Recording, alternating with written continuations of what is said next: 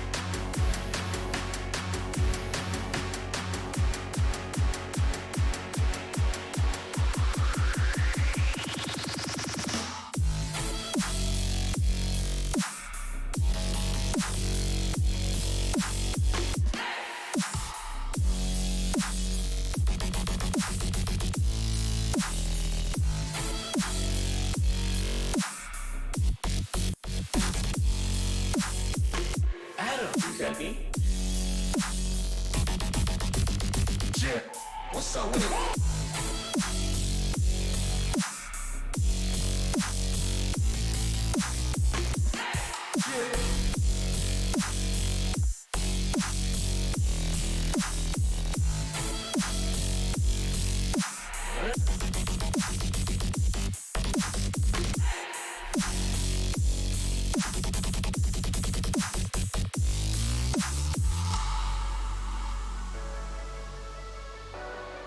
Great Maywall though. Yeah, blocks out the Deadeye. They're going to break a little bit through. Oh no, Myra slept. Still holding on to that Graviton Surge and Earth Shatter out. Shiny Hero going down early is not a good start. Oh yeah, this is backfiring instantly. Taking out Temple.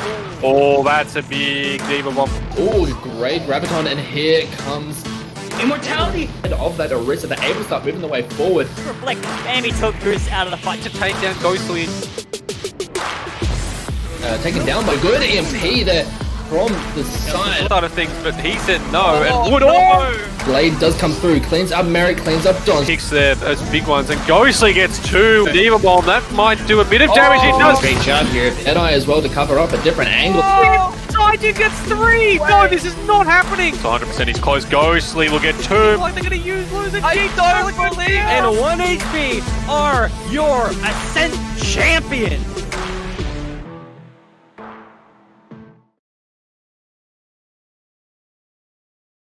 Good evening, everyone, and welcome to the MyRepublic Rockets Cup, proudly presented by AOEsports. My name is Sandshark, and with me is my incredible co-caster, Stranger. Thank you very much for joining us this evening. Stranger, good to see you. What can we expect tonight? Oh, thank you for the introduction there, Sandshark. Well, tonight in the Rocket Cup, we have a tournament here that's open to all players. And these players, they can sign up individually or with a group of 3 others to form a team. The pools of these players is then sorted into teams, and the sorting is then based on their SR and their designated role, of course. So this should create a relatively even playing field between these random teams. Winning is going to come down to good team play, great communication, and perhaps even their internet connection. Speaking of which, this edition of the Rocket Cup is brought to you by MyRepublic. Stay home with the #1 broadband provider for gaming. MyRepublic offers fixed broadband plans and services that provide ultra-stable and ultra-low latency connections, optimizing your gameplay experience. As a MyRepublic member, you can enjoy exciting privileges, special gaming offers, and exclusive access to specialized gamer perks. You can find out more at myrepublic.net. Once again, thank you very much to MyRepublic for sponsoring this edition of the AOE Rocket Cup. So, Stranger, what can we expect for the schedule tonight? We got a lot of games stacked and ready to go. That's right, we have 9 teams here. They're going to be broken up into 2 groups. So we have Group A and Group B. Since there's an odd number of teams, Group A are going to have 5 matches for the round robin, and Group B are going to have 3. The top teams then from that round robin there, 1 from each group, will then go into that final, and they're going to be looking at trying to take home those gold medals and some prize money. Indeed, there will be a prize on the line, and in terms of map structure, each match will be a first-to-2 win series played over a predetermined sequence of maps. It will be Control, followed by Escort, and then Assault. And any ties will be broken at the end on a Control map. There will be no hero pools in play. The only limitation will be the standard 2-2-2 roll lock for tanks, damage, and support. So, with all that being said, Stranger, how are you feeling about tonight? Is any particular team catching your eye? Looking forward to anything you're particularly looking forward to? Well, I'm definitely seeing some familiar names here tonight, but not with their usual teammates. So there's definitely going to be some stars to shine through. It's going to be interesting to see how these players figure out working with strangers, funny enough there, and how they come together to make the team work. Yeah, I honestly agree with you there. And usually when I cast matches or watch matches, these people have been playing together for a while. What's really fun about this is that these people haven't really had much time to get to know each other. So to see kind of people trying to adapt on the fly and see what kind of comps they come up with, it'll be really, really exciting. But I think the lack of any hero pools, it relaxes that a little bit. So instead of having to suddenly conform to a hero they're not very good with, there are absolutely no limits. But we do head into beautiful Oasis first, with both teams lining up. We have...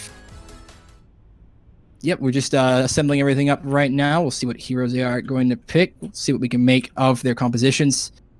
So this first match, it's going to be pretty important to try and get the head start here, I think, while people, like you say, are still getting used to their teammates. It's a great opportunity to try and capitalize on that early start and definitely get into the opponent's head straight away. So let's just see how they handle it and see what kind of comps we got going on here. We've got a bit of a different support line here. We've got the Brigand the Baptiste versus Brigand the Ana, so maybe going for some distance heals there. But the gates are about to be opened. Athena is calling the shots, and here we go. The Bulls have been unleashed, making their way. They use a Symmetra teleporter, and Bunny switches straight back over to the Mage just to get a bit of a head start, slowly clawing their way around the point. Blue team manages to reach there first. Just kind of strong arms their way straight onto the point. So not really putting up much resistance here at the moment, the red team. Rusty does fall down though and is absolutely cornered. Sergeant bullies him and says, see you later. Tries to take them all on at once. Doesn't really actually succeed there. Chases them all into the side room. Kills are fallen. And it looks like Sergeant is leading the charge here and gets first flip here on Oasis. Wow, that was a great anti-nade to come out. Looks like they are going to reset now. But look at the aggression to come out there. They just hop straight on that point, going swinging in. The Reinhardt kill early in there was massive. Very crucial moment right there. Coming through though for the next push here, so they have pretty comfortable control over here. Ult charge is stacking up quite nicely. Holding around the corner here, and they're still trying to fall behind Rusty's shield. Oh, Kevin comes out with your shatter, but the experimental batter carrier comes out to save the day. Maywall also kind of blocks and delays, even though Cryoxic gets a pick on the Kevin. Oh, Ash, that's good dynamite out here. Again, arching around. I think with the pick, they're just trying to reach right onto the point. Cryoxic is really doing a good job with his Peacekeeper here. Gets a few picks, leads the charge, and kind of just charges their way through the point. So Rusty is being aggressive for the better, for the greater good. Manages to get a bunch of picks. Oh, a bit of a stagger on this Legion here as well, so they'd be able to flip it over almost just as easily. Yeah, that Earth Shatter coming down, being fully blocked off was a big moment for them. They managed to keep everyone on their feet, and it really showed there as they just basically walked them off the site one by one. Huge stuff. A great retake, I must say, and they actually look like they might catch up percentage-wise here. Cryoxic, you legend. He's just getting these picks. Very, very reliable. Oh, tries to put down the shield, Rusty, but the Maywall, again, was there to save the day. And yeah, this is another reset here. Few very good ults used. And Cryoxic, again, is really good with these engagements. Getting the early picks and forcing the team to just readapt and buying them more time on the point. And Latte managed to sneak that Bob up on top of the Maywall there. That was pretty good positioning. May not going to be unhappy about that one for sure. Indeed, but they're coming through again. They're not giving up just yet. They've got their own Bob, actually. Legion's got their own Bob they can compete with. Still poking around this right corner. Here comes their first dynamite here. Gets a few people on the back line. Cryoxic is suffering. Here comes a Bob. But the May will... Oh, no. They block off their own Bob. They get a pretty okay angle. Oh, I stand corrected. So the window comes up here as well. Oh, Cryoxic. Cryoxic trying to take revenge, but... I was actually a bit bamboozled there. I thought the ball was in a bad position, but they used the Maywall to stop him right in the corner and then place the Magnification Matrix here. So great synergy there between Sligion and Mutnik. Yeah, they're obviously communicating well there, managing to pull that one off. The Maywall was a bit touch and go for sure. I thought Bob might end up in the wrong spot as well, but it worked out. And that field ended up being in a great position to just clean up. We've seen a very similar pattern here with each team opting to go all through one doorway. So not much flanking going here, but considering they've had a little time to prepare, just go kind of trusty, all on the same page. Oh, Imperial is trying to go through with the, I forgot what the ability is called, he's eating everything, but it doesn't work out. So he goes on and gets the slam, but Mutnik comes through with the Immortality Field, and they're still able to get these picks and charge through. So fortunately, Imperial doesn't find much success with the Gravitic Flux. Well, they actually managed to hold that off there. That's pretty crazy stuff. Here it is, rolling up to 90% as well. So they're going to have to run in pretty hard here. Are they going to have the time to? Yeah, we'll have to find out and see what they can do. They got one more push here. Oh, and the Shatter's there to stop everyone in their tracks. But Rusty returns serve with another Shatter. Is able to walk on. Oh, but the grabs here from Fungasm to keep everyone pinned up and a bit of lag on the point. So at this point, it's just a matter of eliminating all the other stagglers. So they did a really good job there, despite the bit of discoordination. And here comes the Bob in the room. Fires a bunch of bullets onto the Ash. Mutnik follows up, getting the kill. And it'll be first tick going in favor of Blue Team. And please do forgive me, I gotta familiarize themselves with the names. I pressed the P button, they usually come up, but it's not. So I gotta figure out what teams are playing where. Please excuse me. We got lamb sauce on that. Where is the lamb sauce on that red side? Man, they just could not deal with that Maywall there. Bunny just kept cutting them off one by one. I mean, they even managing to split them up well and then forcing them into a trickle there. I mean, they had to anyway with that time left. They just knew they had to get onto the point, and it just wasn't really a good way to end it. No matter what they did, I think. Yeah, I mean, both teams put up quite a bit of a fight, but they were able to. The team was able to just strong arm their way through. Let's say that the gates are opened again. Another charge to the point. No Symmetra boost this time, but they do opt for the Fire Mercy, both teams. So a lot of aerial space here at this point of Oasis. So probably pretty good call here. Zildjian and Cryoxic are both firing rockets, seeing if they can try and get a direct hit. Not much success so far. Rusty's taking a big ride on the trampoline, trying to get a few kills, but Kevin meets him with the Tesla cannon, says, nope, No trampoline rides around. You got to pay for that. And the other kills follow up from that. And it looks like it'll be easy flip here. Wow, yeah, just hitting that shot there was pretty crucial. Finding that early pick onto the tank really makes the battle a whole lot easier without that pressure from the frontline shield. Okay, just to clarify here, blue team right now is just a fan club 43, and the red team is Where's the Lamb Sauce. So for those who don't know, and just so I can remind myself here, so just a fan club 43 do get the first engagement here, up to 14%. Lamb Sauce, Cryoxic, still sticking with Fire Mercy. Fire and Rockets just above the archway over here. They're maintaining a bit of high ground here, just trying to monitor who's coming through where and making sure, keeping an eye on the Fire Mercy at all times. As I say that though, Rusty makes his way with Imperial, trying to get contest here. But there's enough. Yeah, the Fire Mercy is not really being contested up here.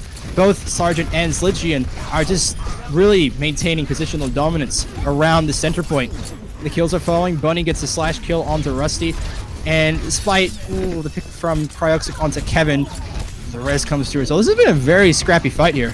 Yeah, the two Pharaohs have essentially just forgotten about each other at this point. I think they have realized it's just a bit of wasted damage output if they try and hit each other directly. So they're just being given so much freedom. Look at that rocket to come out there, does find him as well. Yeah, I didn't expect the fight to flip, to be honest. It looks like just a fan club had that one in the bag, but they were able to come around, and I think it's because the Flowers are too busy focusing on other things instead of the main point. So now they have it. Good ult economies on both sides here. Vitaki 232 has their Valkyrie ready to try and... yeah, it's a tough pick there. Legion looks like they're going to use a res on that, though. Pretty safe res. Gonna get the res while they're down there. Here come the mines, so Fungaza just gets right into the breadth of it, puts them all up. Bomb comes through from Imperial, though, and grabs Legion. So, despite the mine picks, they're still fighting on the point here, and the mines are still here, allowing them to have a bit more room for the fight. Oh, they're not blocking Vitaki, though. Vitaki's able to get a free res on the Rusty. And they're still not really giving up here. Kevin is very stubborn right here. He's just getting a bunch of swings here, but without much other team support, don't think they'll find much success. Vitaki is able to just fly away. Yep, he's able to bounce up there. Good luck getting me there, Kevin. And yeah, again, the fight's continuing, mate. Oh, the Shatter didn't get him. He's able to dodge that somehow. Just gets one pick onto Weewood, who's hiding up on the ceiling. But the fight is still percentage points up for Where's the Lamb Sauce. Yeah, well, they just keep rolling in on it. They even get the res on Mutnik to keep the fight rolling. But to lose their Pharaoh here, that's going to be pretty major. Yeah, they've had so many opportunities here, just a fan club, to actually flip the point, but the fights have been very scattered. There hasn't really been much sustained support. Even with the Nano Blade, they're only able to get one pick. Oh, that's a good shutdown on the Cryoxic over there. But again, there's no percentage here. Managed to find the one, but they rezzed them, so I guess it doesn't really matter in the end. Here comes out a bomb as well. They're all trying to flee away from it. Luckily, they're able to hide around the walls. Imperial gets back in. Oh, Zijian tries to go for a Justice Barrage and gets Rusty, but Latte comes, fires some pistols in the face, taken out. Again, I'm not really seeing too much cohesion here. Everyone's kind of going on their own accord. I think now because it's become an overtime, everyone's just trying to get to the point and flipping over. And Floodgas has even more mines. It takes out Vitaki. But they're all scattered near the side here, and Cryoxic is able to fire some rockets. Oh, Legion got very close, but wasn't able to get to the point to flip it back over. So this one will go over to Where's the Lamb Sauce? Yeah, what a chaotic game. It just felt like an endless team fight. And definitely the cohesion wasn't there for Jezza this time around, I must say. They were a bit more all over the place. Go ahead. I mean, even Kevin there, he was trying his hardest to deal with that Pharaoh. I think he could see that his teammates were struggling with that oppression from above. Like you were saying, they just had so much freedom to fly around and like continue to put damage out. He got to the point where I think he just took it upon himself to follow him with the monkey. But like you saw, he got picked up for it, left alone on the point. It wasn't going to go well for him. Yeah, we're here now on the last point here on Oasis. Both teams charging through. Kevin being very aggressive, charging straight through. They're able to sneak around the corner, but it's Where's the Lamb Sauce that'll be getting first touch of the point before it unlocks. Here we are, Rusty and Kevin eyeing each other off. Who's going to get first blood? Just staring each other down like two warriors trying to get the first contact. Kevin again, they're kind of just going toe-to-toe here. They're sparring with each other. actually make their way up on the top balcony and are able to let Laser Lamsauce get the first pick. But Zijian gets a bullet into the head of Weewood. So 1 kill apiece, now 2 kills apiece. Yeah, they're able to get the point first flip, and despite a few kills coming out from just a fan club, it looks like the takes here are a lot of health, so it's kind of hard to get them down. But they haven't flipped the point, so first tick and fight one from Where's Lime Sauce. Yeah, some great play by them. I mean, but it's good to see Bunny trying to pull out the McCree. I think he really knows how important it is to try shut down this Pharaoh, but he just got completely zoned out by those tanks on Lamb Sauce's side, so it's a bit hard for him right now. Look, they're even going to roll out with the Ash McCree combo to try and deal with it. Well, they did take out Cryoxic, so they're trying to get their way onto the point before Cryoxic can come back. Cryoxic has a firing impact to the point pretty quickly, but they just want to try and get that advantage where they can. And there they go around the first set of stairs, trying for through. Here comes the Lamp to try and give him a little bit of immunity. Oh, nice shatter. Weewood can't do anything, but nothing really is done to follow up. Oh, Fungasm does a good job of Sigma eating everything up, and here comes a High Noon, able to find Rusty, so quite a good engagement here. Sneak around the corner, Cryoxic's not giving up, it's quickly taken out. Fungasm's really been leading this fight, doing a very good job, eating everything, trying, but it's just been a bit of an orchestrator of this fight, actually, getting quite a few kills, and they're able to flip this over with the timer at 70%. Yeah, both teams have been doing quite a good job of at least dealing with Farah. Even after she manages to get the 1 pick, they've mostly shut them down tonight.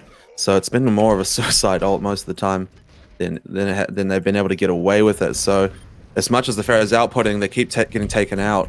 You gotta try stay in that fight as much as possible. Indeed, it can be very tempting to just use the barrage on your own, but if there's no support, or even if the other team... Oh, wow, this is a great bomb. They're trying to get away. Oh, wow, Immortality Field and Experimental Barrier come out there to save the day. So very good read there to protect the team. But the aerial dominance, I don't think they fall down quick enough. The bomb comes down to try and help everyone else. Oh, again, this is what I'm talking about. Fungasm doing a really good job. Just getting in everyone's faces, using his accretion and kinetic grasp almost perfectly here. Now it's just Cryoxic and Vitaki here. Safar Mercy trying to fire bullets into here. Lottie comes in support. There's a fist to the face. Kevin out of nowhere. Nice charge on the Vitaki. And even though this fight's kind of been falling top one like dominoes both sides, it looks like just a fan club will be able to get the will be able to hold this one. Yeah, man, Fungasm's been playing absolutely insane, saving Mutnik from that Diva bomb by just placing the shield perfectly. It was a crucial moment, managing to keep their sustain up for the whole fight. Absolutely good stuff from them.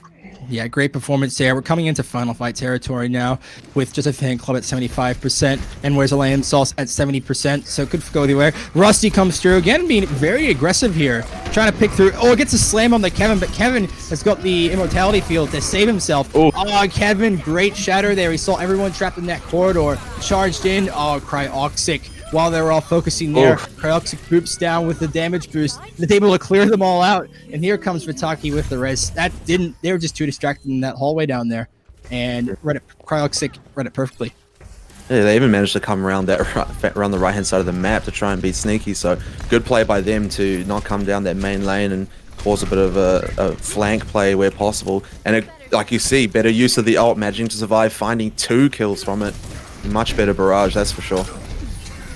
Well, here comes the Amplification Matrix trying to seek them all out before they come through. Oh, Rusty again with the very, very aggressive play. But they're able to get the quick kill there. Kevin read him again, and there he goes.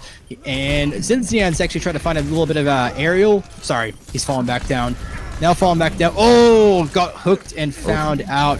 So it's just very tough here. Both tanks are still alive here, and Sergeant gets to get 1 kill. Kevin comes in with a great Earth Shatter, keeping everyone in this room. And it's not really much healing on him at this point, but there's enough health on him. Not many people there to take him down. Now, Cryoxic tends a rocket to the face and says, see you later. And here comes another shatter here from a Rusty. Oh, man, I don't really know what to make of this fight, to be honest. It still feels like it can go either way. Zligian, Bunny, and Fungasm aren't giving up. Oh, look at the retake here. They actually have way better numbers all of a sudden. They do. They got 96%, and they still have the Roadhog here, so he'll come up. Imperial will come in to get a touch, and here comes Weewood, but is found out very, very promptly, fades in, and disappears as quickly, and there you go. Just the tactical bias here to put the icing on the cake, stop any trespassers, just like that. Just a Fan Club 43 take the first map on the poll after a very tooth and nail set of fights here. Wow, that was crazy. I mean, they managed to hold on site at the end there for so long, stalling, gave their DPS a chance to get back on, even where Cryox had so much space. Literally no one on the team could deal with them at that moment. Still not able to make really good use of it and then clean up the tanks as they continue to just hold off. Yeah, I honestly must really give props to all the tanks. So Rusty was doing a fantastic job, as well as Kevin. They're really sparring each other as the Reinhardts there.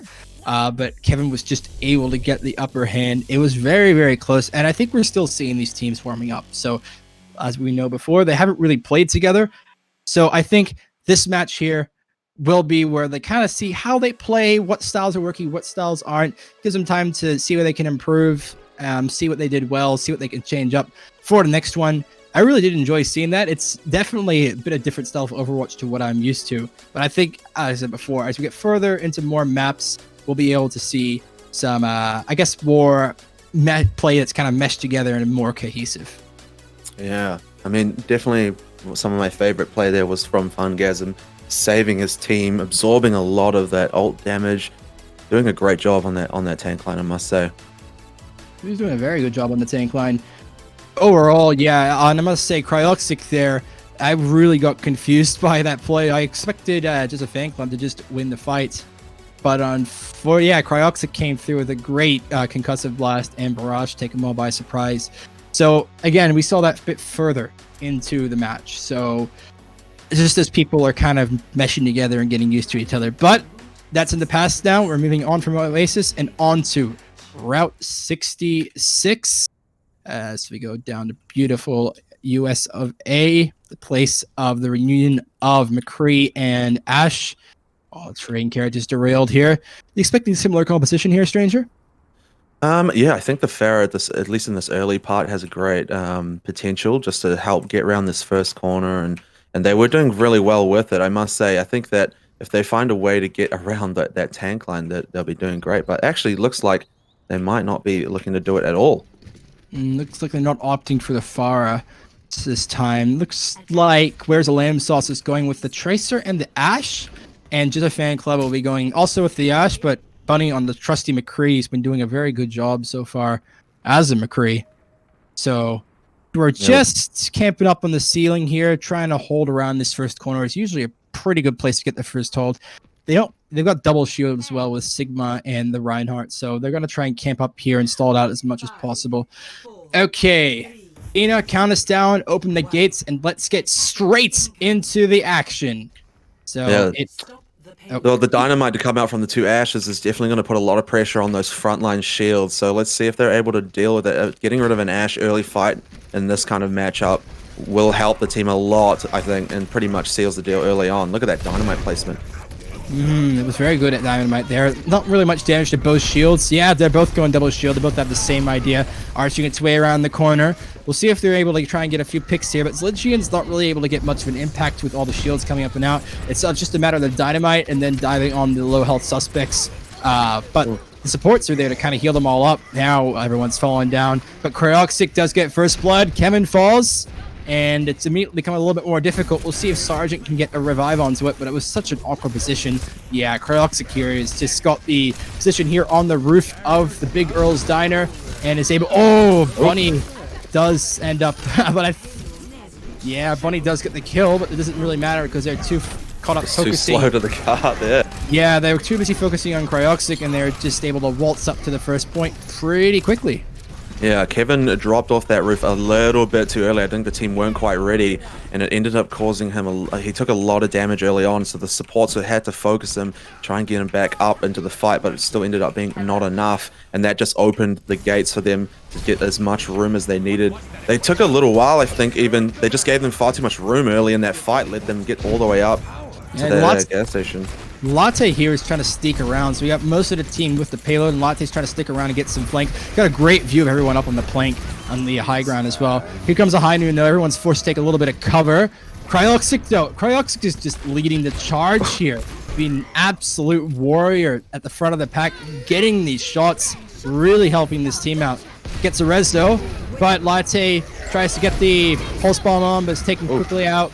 No, they're gonna take it out. Only takes out the immortality field. Doesn't matter though. They're really working well together. The Bob comes out here all the way in the back actually, but they're able to just stand in front of the payload to block the shots. So again, a very quick fight here. The other Bob here guarding the entrance to the second point, really causing both teams a headache. Works a lot more in favor of Where's the Lamb Sauce. This is a very quick 2 points here, Stranger. Yeah, a lot of ults burnt there, but I guess it was totally worth it. I mean, I'm not sure if the Bob was completely necessary at the end, but definitely the pressure on that front line with that nano boost onto the Reinhardt. Just so much pressure all at once. Fungasm gets the first pick. Oh, wow. Imperial is stunned, but I'm not able to get to him quick enough, so he just waltzes behind the payload. They might try and use this opportunity to get a bit of ult charge, and Kevin with the healing from the Valkyrie tries to charge in with a little less risk of dying. Doesn't able to get many ticks. Oh, nice charge in from Rusty. Again, these two are just at each other's throats, and Rusty's really thirsty. They're there for blood. Getting the kills though. Rusty mildly inconvenienced by Fungasm's Gravitic Flux. Doesn't really, just kind of shakes it off though. It is but a flesh wound. Still walking up though. Not much resistance to this payload yet. Waltzing forward here. And Rusty really picked that charge. I think he was waiting for it to happen. But here we go again with the nano boost. Is he going to make good use of it? They have to just barely hold off from the McCree ult. Here comes another Bob here from Cryoxic. It stands right near the payload. That's a great position. Takes down the immortality field, and Fungasm is caught completely unaware. He's also mowed down. They're just backing in the corner here. Sergeant actually gets the fire strike kill. Rusty gets this kill onto Sergeant while they're still in spawn. So trying to run away, but unfortunately still can't escape, and that is a very quick 3 points taken there. We're at 66 with 4 minutes and 13 seconds left on the time bank. That is a great 3 points there from Where's the Lamb Sauce. Yeah, man, the team play there was definitely much better than anything we've seen so far. It didn't really seem like just a fan club were able to put up much resistance, and despite a little bit of stop and start with the payload, it's a very, very good time. So it comes down to see if they can do it any quicker or can do it with some time left in the bank. As we know, the rules are if there are more than 6. Actually, no, is this a escort, not hybrid? My bad. I was thinking of an escort or a 2CP map. But yeah, we'll see if they can try and get all 3 points with some time on the bank. We'll have to see what team compositions they will opt to go for. Bunny's now going for the Genji on attack, which should probably be good to dive the top. We haven't actually seen much dive today so far. Yeah, it might actually be what they need, though. I think mixing it up a bit here could make all the difference. But Latte coming out with the Sombra could just help with this double shield line. Just shutting that down really quickly can be a major assist to the team fight. Definitely can. And we got the Ana as well, so the Nano Blade most likely be nested if they can get some ult charge. But I see Latte here as the sneaky Sombra, just trying to find out, okay, what heroes are they going to need to make any quick hero changes. Dynamite comes out on the roof. I think that was a bit of a high shot. But Bunny, I thought they were going to find Latte out, but Latte is being very, very sneaky. Very just aggressive push here, going straight for it. Cryoxic throws out more Dynamite. Doesn't really scope anyone else out. So the team is kind of split. Half between. Oh, gets a quick hack on the Sergeant. So Sergeant is caught without any of their abilities. And they're like, oh, where's the Sombra? Where's the Sombra? Where's the Sombra? Can't find it though. We got to focus on pushing the payload. Half's on the payload, half's on the upper game plank here. Both experimental barriers almost kissing each other up there. So very close to each other. Yep, and this is what I was talking about. So Bunny's just kind of wrap around trying to get a few picks, and Cryoxic and Weewood are a little bit vulnerable, but not really much damage on them as of yet. They still got quite a bit of progress on the payload here though. Just slice and dice, bit of damage here. Cryoxic again gets first blood. So a pick onto Mutnik, who is caught a bit off guard there. And yeah, everything else just falling into place. It'll have to be a quick restart here. Fungasm's still out here. Gets an accretion to the face. Trying to bully him as much as possible, and yeah, there he goes. So good staggered kill there. It'll be a reset here. Yeah, that was great. Like the way that Rusty just dropped off onto the point, but joined by Imperial at the same moment with their brigade at their back. That's all the difference. Having that extra help at your back just pushes them off, and then the aggression switch. So that's the difference between these two teams right now as they hold off. Where's the Lamb Sauce? They're just trying to keep holding the strong. And it's just a fan club are opting to go through the top tunnel with the experimental barrier, trying to protect them from the shots from the top of the diner. And this Stygian's trying to do it all on their own, but with the shield in place, it's gonna be kind of hard to find a pick through here. But okay, well, and here comes a Nano Blade. Oh wow, boulder to the face. Stops the momentum in their tracks. It doesn't actually knock down though, so it's actually healed up by Mutnik and is able to get 1 kill, and it's just enough for them to keep pushing the payload uncontested. The bomb comes in the bad space there as well from Cryoxix, so it just gets trapped in the corridor. So yeah, the fight fell in their favor, and Bunny got knocked down but got straight back up. Ah boy, rusty. It was a bit rusty there, but the nano boost was found out quickly and naded and put back in his place. Here you are. Well placed anti-nade. Yeah, relatively quick first point capture from Jizza Fan Club here. Yeah, that unfortunate misuse of the Bob there ended up in that tunnel, and Kevin was just able to just completely zone it out, and they just couldn't make any use with it there. So as we see, we've got quite a bit of a long engagement here. They're trying to catch them all in the spawn, and Mutnik's just being the only one staying on the payload for distance heals. Oh, here we go. That's a great Gravitic Flux, actually. Slams them all down. But, oh, look at that shatter. Rusty does return, though. Stygian's taken out as they're deploying the Bob. I don't even know where the Bob... Yep. The Bob did get hacked. It actually landed in quite a good place in the middle of the highway here. And Cryoxix is forced to kind of just sneak back a little bit, so as to not face the wrath of Bob.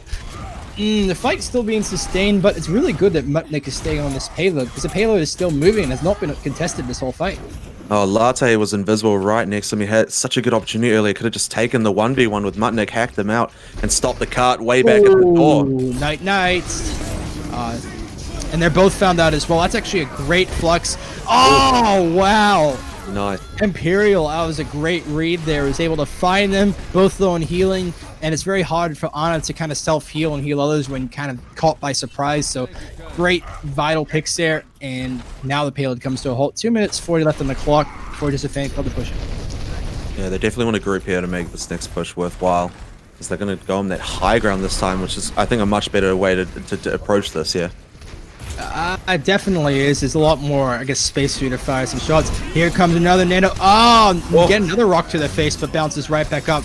High Noon comes up. Oh, wow. I don't know if he saw that there, but he waited just for the reflection to be done, and Cryoxix, as soon as he realized it was done, fired the shot to kill Bunny. So, great Such start. good patience.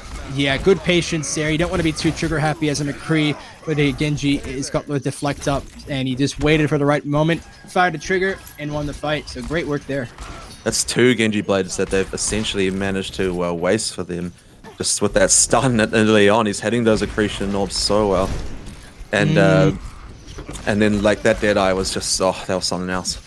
Yeah, it was a very good Deadeye indeed. I was expecting him to dive it, but he was kind of hesitant, you know. But either way, here comes a shatter here from Rusty. That's actually very aggressive play there, and gets 2 of them. The fight doesn't really, he only gets out before Mutnik takes him down, so they're still around this corner trying to get a few picks, but there's not really much room for them to move towards a payload, especially with only, I believe, yeah, only a couple tanks there, no damage heroes. And as I say that, Cryoxix gets another High Noon, doesn't manage to find anyone this time, but yeah, the fight just, unfortunately, they're just caught way too off guard here. And Bunny comes in just a little too late here, trying to creep back here, heal themselves, creep out. I don't know if Rusty is going to try and go for a charge. They've just completely retreated. Kevin comes in very aggressively here. So, again, it's a very, I guess it's a deadlocked fight here. Well, Yeah, one that- deadlock fight, but That yeah. early entry was a bit touch and go there. Luckily, his team had his back well and managed to hold it off while he was gone. But Here comes a Gravitic Flexo, finds 3 of them, but the healing comes from, now that doesn't help at all. Bunny and Stygian come out with a bunch of, comes out with the Bob, and Bunny is just slicing and dicing his way through. Wow, that's a great play from Bunny. So I think there'll probably be one more fight here before, for them to actually stop the payload completely. We'll have to find out, though. they'll definitely be trickling if they go for it. Oh, yeah. Wow, Kevin's put himself in a great spot, though. I don't think they're going to be able to get to it now. With him there to hold them off. And the shatter. There we go. Oh, yes. That's what I love to see. Great shatter there. Stops them long enough for them to focus on the kills. 4 people from Where's the Lamb Sauce who going down the bottom route. And yeah, pretty easy fight there, all off the back of one ultimate. So great use there. There comes the team kill bell, and minute 20 left. Let's see if they can cap it. These Fungasm and Kevin really holding it out for the team here, that's for sure. The tank line is so good here. But what an Earthshatter, managed to hit 2. Like I said, the pressure there, trying to push through a Reinhardt is never going to end well for your team. Definitely won't, and Kevin was very well positioned up there. So they need to be actually pretty aggressive here. They only have 56 seconds to try and push it to the end. We'll have to see what can come out. Rusty comes out with a nano boost, pushing everyone back. They don't want to mess with him. And Rusty pushes through and finds a great Earth Shatter. Oh, he comes off second best, though. Kevin's able to walk up and get right back up. Hammer to the face. And here comes another reverse Earth Shatter. That one's even better. We're seeing some great Earth Shatters here. And Kevin here, he pushes a bit too far with ult. I thought he was going to be taken down, but Mutnik's doing a great job to keep the healing up. So now they're really aggressively pushing. Is anyone even going to be able to touch? 3.36 meters. Here we go. Cryoxic gets the first few picks. The more fall for Bunny. Whoa. Great stun. Yeah, that was happening faster than I could think. But Bunny was just getting the support kills for the DPS heroes. So they're able to push with time left. They were in overtime, but they get a minute extra, so they now have another round to try and push it as far as they can. And this is where we can see some really exciting Overwatch here with a very limited time bake. Because as you know, once it goes to 0 seconds, you can't leave that payload, otherwise the wick will go down to the bottom, and boom, round 3 complete. So we'll have to see what happens there. Stranger, what did you make of all that? Oh man, well, the Earth Shatters for days, that's for sure. But Rusty hit a great one, I must say, but because of the Genji blade in the backline, no one could help him out. And he kind of just got caught out on his own there, which is rather unfortunate. He definitely. Right, yeah. Well, I think that it looks like the teams are just going to kind of roll with the same kind of idea, and it's really backwards and forwards at times. That was a bit of a roll towards the end there, but I think that was off the back of those Earth Shatters that really made all the difference. It definitely was. The tanks have been doing really, really well for both teams. I must emphasize, though, the difficulty here. So they got a minute to push. They can't have many mistakes. They can only really afford time for one reset. So if they get around this corner and get killed swiftly, they can come back for one more attempt. But they really want to try and just keep the momentum going. So it'll be interesting to see what they do. Zildjian actually opts for the Hanzo to get a few sonic arrows to try and scope out what heroes are up there and where they are. So pretty good pick there. The Shimada brothers are there to help themselves push the payload further and further. Slowly arching around the corner. Again, another rooftop battle here. Latte has gone for the McCree here, trying to fire some thoughts through. Again, with quite a few shields up here from Reinhardt and the Brigida, it'll be a bit difficult. But here comes the Dynamite out. They're just trying to leech some of that health off them to dive down. Fungasm that's having none of it, though. Grabs the first laser beam kill. And Bunny is also trying to find opportunities here to be very aggressive. And does so. Takes out Vitaki. Haven't really found that Cryoxic, though. Cryosic's still sitting up the top here, trying to get a few shots here with Viper Gun. Kevin finds him out. Bye-bye, Cryoxic. Here we are. So the momentum's pretty good. They've only lost one player here, and they're making their way up to the payload. Latte, again, they're trying to go up onto the top of the diner and fire shots from a higher position. What a great sleep! Oh, they're both having a nap. But him says, oh, no. A sleep and then the shatter. Rusty's going to wake up with a headache tomorrow, I'll say that much. So, Anna's here on their own. That's going to be a great stagger kill right there. Cryoxic also charges through and able to try to get a pick, but unfortunately caught out without team support. So here we go. That's what I meant. They're able to push through with little hesitation. And now if you're an overtime push, it's going to get exciting, Stranger. Yeah, Latte managed to space themselves really well in that fight. Stayed up right towards the end there. It was a bit of a shame that Cryox got caught out so early, but look at the aggression to come out from these tanks. They know they want that space. They want the space, and they get the first pick. Lidjian fires through the door and gets Latte. Great pick there. Again, a bit of a balcony battle here. And Kevin is still being aggressive. And here comes the blade from Bunny. Oh, wow. This is just fantastic. They are fired up. They got fire in their belly, and they are not one to lose the momentum. I believe that was a nano blade as well. Yes, fantastic work there. There's no way they're giving this up. They do not want to lose. Yeah, pushing ahead there really worked out well for them. I think that the opposite really didn't know how to deal with the spacing there. They wanted to push towards the cart, but then they were being hit in the back. They got rather confused, and I think it kind of split them up in that moment, which just cost them big time with that blade. And I don't think they'll be able to touch the point here. Oh, they're going to try to go through the right side, but unfortunately, when you come up against the Reinhardt, against the Brigitte, I think you know he's going to come up on top. Rusty follows suit after that. Wow, the very rare sleep dart kill on the bunny. I think it was already very low and just going for a bit of a nice long nap. It's interesting to see Sergeant here, the one on the payload, because you ideally want line of sight for your healers. It's usually the opposite where the Ana's on the payload, but seems to be working. Ana wants to be up there to get some more consistent heals now that they're coming back and peeling back to the point, get a bit of a faster push. The barriers are coming out here. Imperial just peeking the experimental barrier here now. Oh, that's a very, very good gravitic flux. Slams it both down. Enough heals though. And here comes, I think this is where it's going to come to a stop. And it's off the back of that great gravitic flux from Imperial. Catches them all in the air. Gives them enough time to focus down the heroes they need to. So there we'll stop. 2 extra points. It's 5-3. And now Where's the Lamb Sauce have almost 5 minutes to push it. An extra 2 points in 35 meters.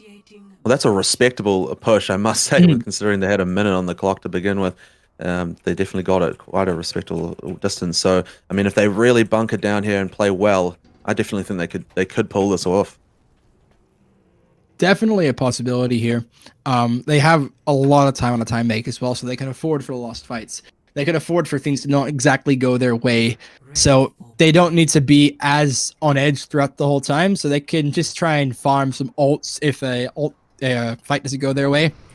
But as we see him quickly getting ready, Weewood is going the Ana. So again, sticking with the Brig Ana heals.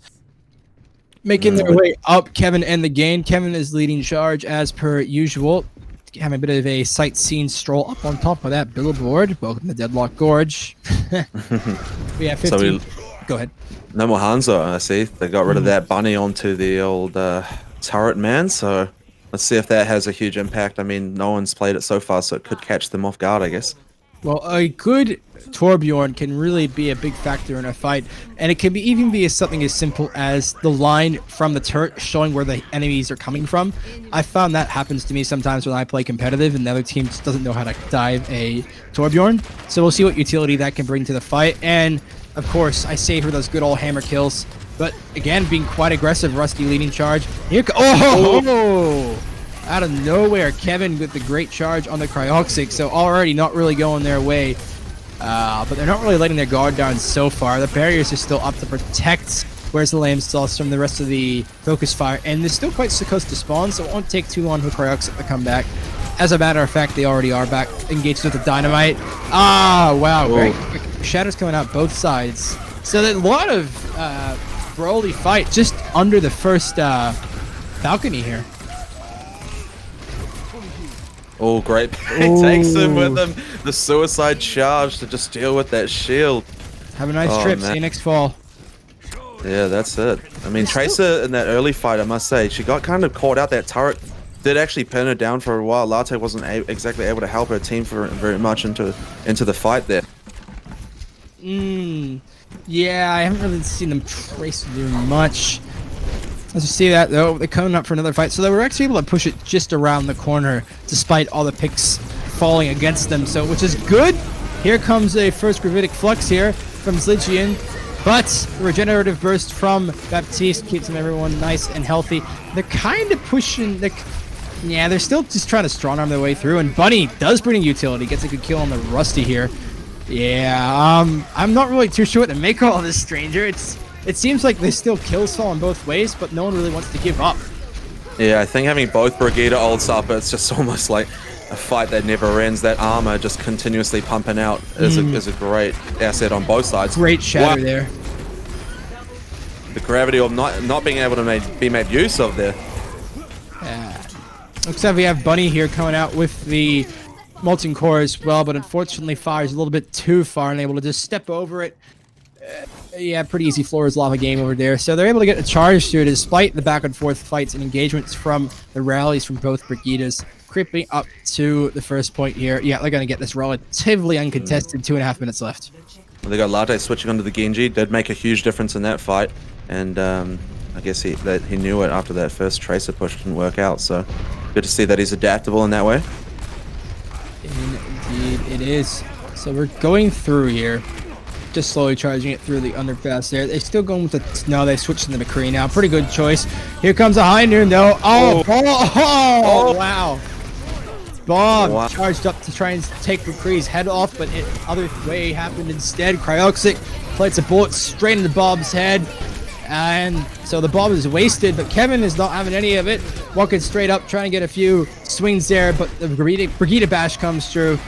As they return serve. Yeah, Cryoxic is just really having fun with this Peacemaker here. Oh man, if that Bob was an inch to the right, that fight probably would have gone very differently, I think. Yeah, I didn't even throw him up. I'm not too sure what happened there. I didn't even throw, kind of stopped right next to McCree instead of throwing him up. Yeah, the spacing I think might have just been absolutely perfect. If you look at our ult economies here, we got quite a few ults. Well, 3 ults for both teams, about to be 4 for Rusty. And it's just trying to use them one by one here. They fall off from the balcony here. They just want to stop it in a check. Here comes Dragon Blade. Here comes the Shatter. Yep. Good coordination there. You can't really do much if you're laying down and see a big blade in your face. That'll be a very painful and quick death. Well, So, they've... It's going to be close. Yeah, it will be very close. They've capped here, and there's only 50 seconds left, so now they're in a position where they can't really afford to lose any team fights. Imperial has the Gravitic Flux, so might see a little bit of aggression here from Imperial, trying to stop everyone with the Flux, and a bit of follow-up maybe from Cryoxic. A major shatter from Kevin could really seal this game, though, if he plays his card right. Indeed, and Sergeant starts off with the engagement with the Inspire. Brings it all up. Oh, it actually kind of assists Bunny. Bunny's able to get a kill on the Weewood, but Imperial does get the kill on the Sergeant as the armor all decays away. Oh, wow. Comes out a grab with 16 seconds left, and Kevin does follow up on that grab quite well. And this is a really tough spot here. Oh, no. I don't know if they'll be able to touch again. Cryoxic was caught out.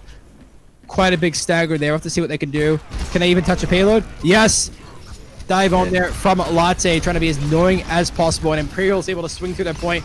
This is what we live for here, Stranger. A lot of brawling on the point, but there's been a switch to the Reaper here from Slidgen. Quickly eliminated, though. Zarya comes out fully charged. Funga firing the beam there, but the armor comes out from the rally. What a shatter, and another shatter. This is just going crazy. They're so determined. Oh, no, that's it. Sergeant, oh, wow. And where's the lamb sauce? After an intense final 30 seconds there, manages to take Route 66. And to be perfectly honest, that last fight could have gone any way, but it was just the touch there from the Genji to be able to trigger the overtime and let everyone else get back to the point. And you had a few ults there to continue the engagement. And you'd think they'd be able to get to that last point a little bit quicker, but they're able to just use a time bake wisely, and when they needed to, they pulled through and got the map win. So here we go. It's 1-1, and we're coming up to our next and final map for this match of the round robin. Man, what a game! I mean, like you said, the early ult from Brigitte just to join in that fight there, that armor just so helpful to hold that front line, blocking off that shatter from Reinhardt on that side is just. That just makes all the difference right there in that moment. Again, the tanks are really shining through here. Really, they've seen a lot of great shatters here, and they've got a lot of great tank play, especially with Sigma. If he uses ult well, it gives you time to orient where everyone is, get everyone on low health. You can slam them all down to the ground. So great work there. But we are moving on to our final map, which will be Volskaya Industries. The scores are all locked up 1 apiece. Yeah, I am excited to see what it'll boil down to for this last one here. What do you think, Stranger? Well, Volskaya is pretty interesting one. I mean, that early part of the map here is very typical of that. Whoever gets that first entry to get in onto that point, they can hold that choke out longer. Indeed, it can snowball really quickly if you're not careful here on Volskaya Industries. Looks like we have Where's the Lamb Sauce getting the first attacking opportunity, though. And so the timer ticks down. We can find out what exactly they've got in store for the attacking push.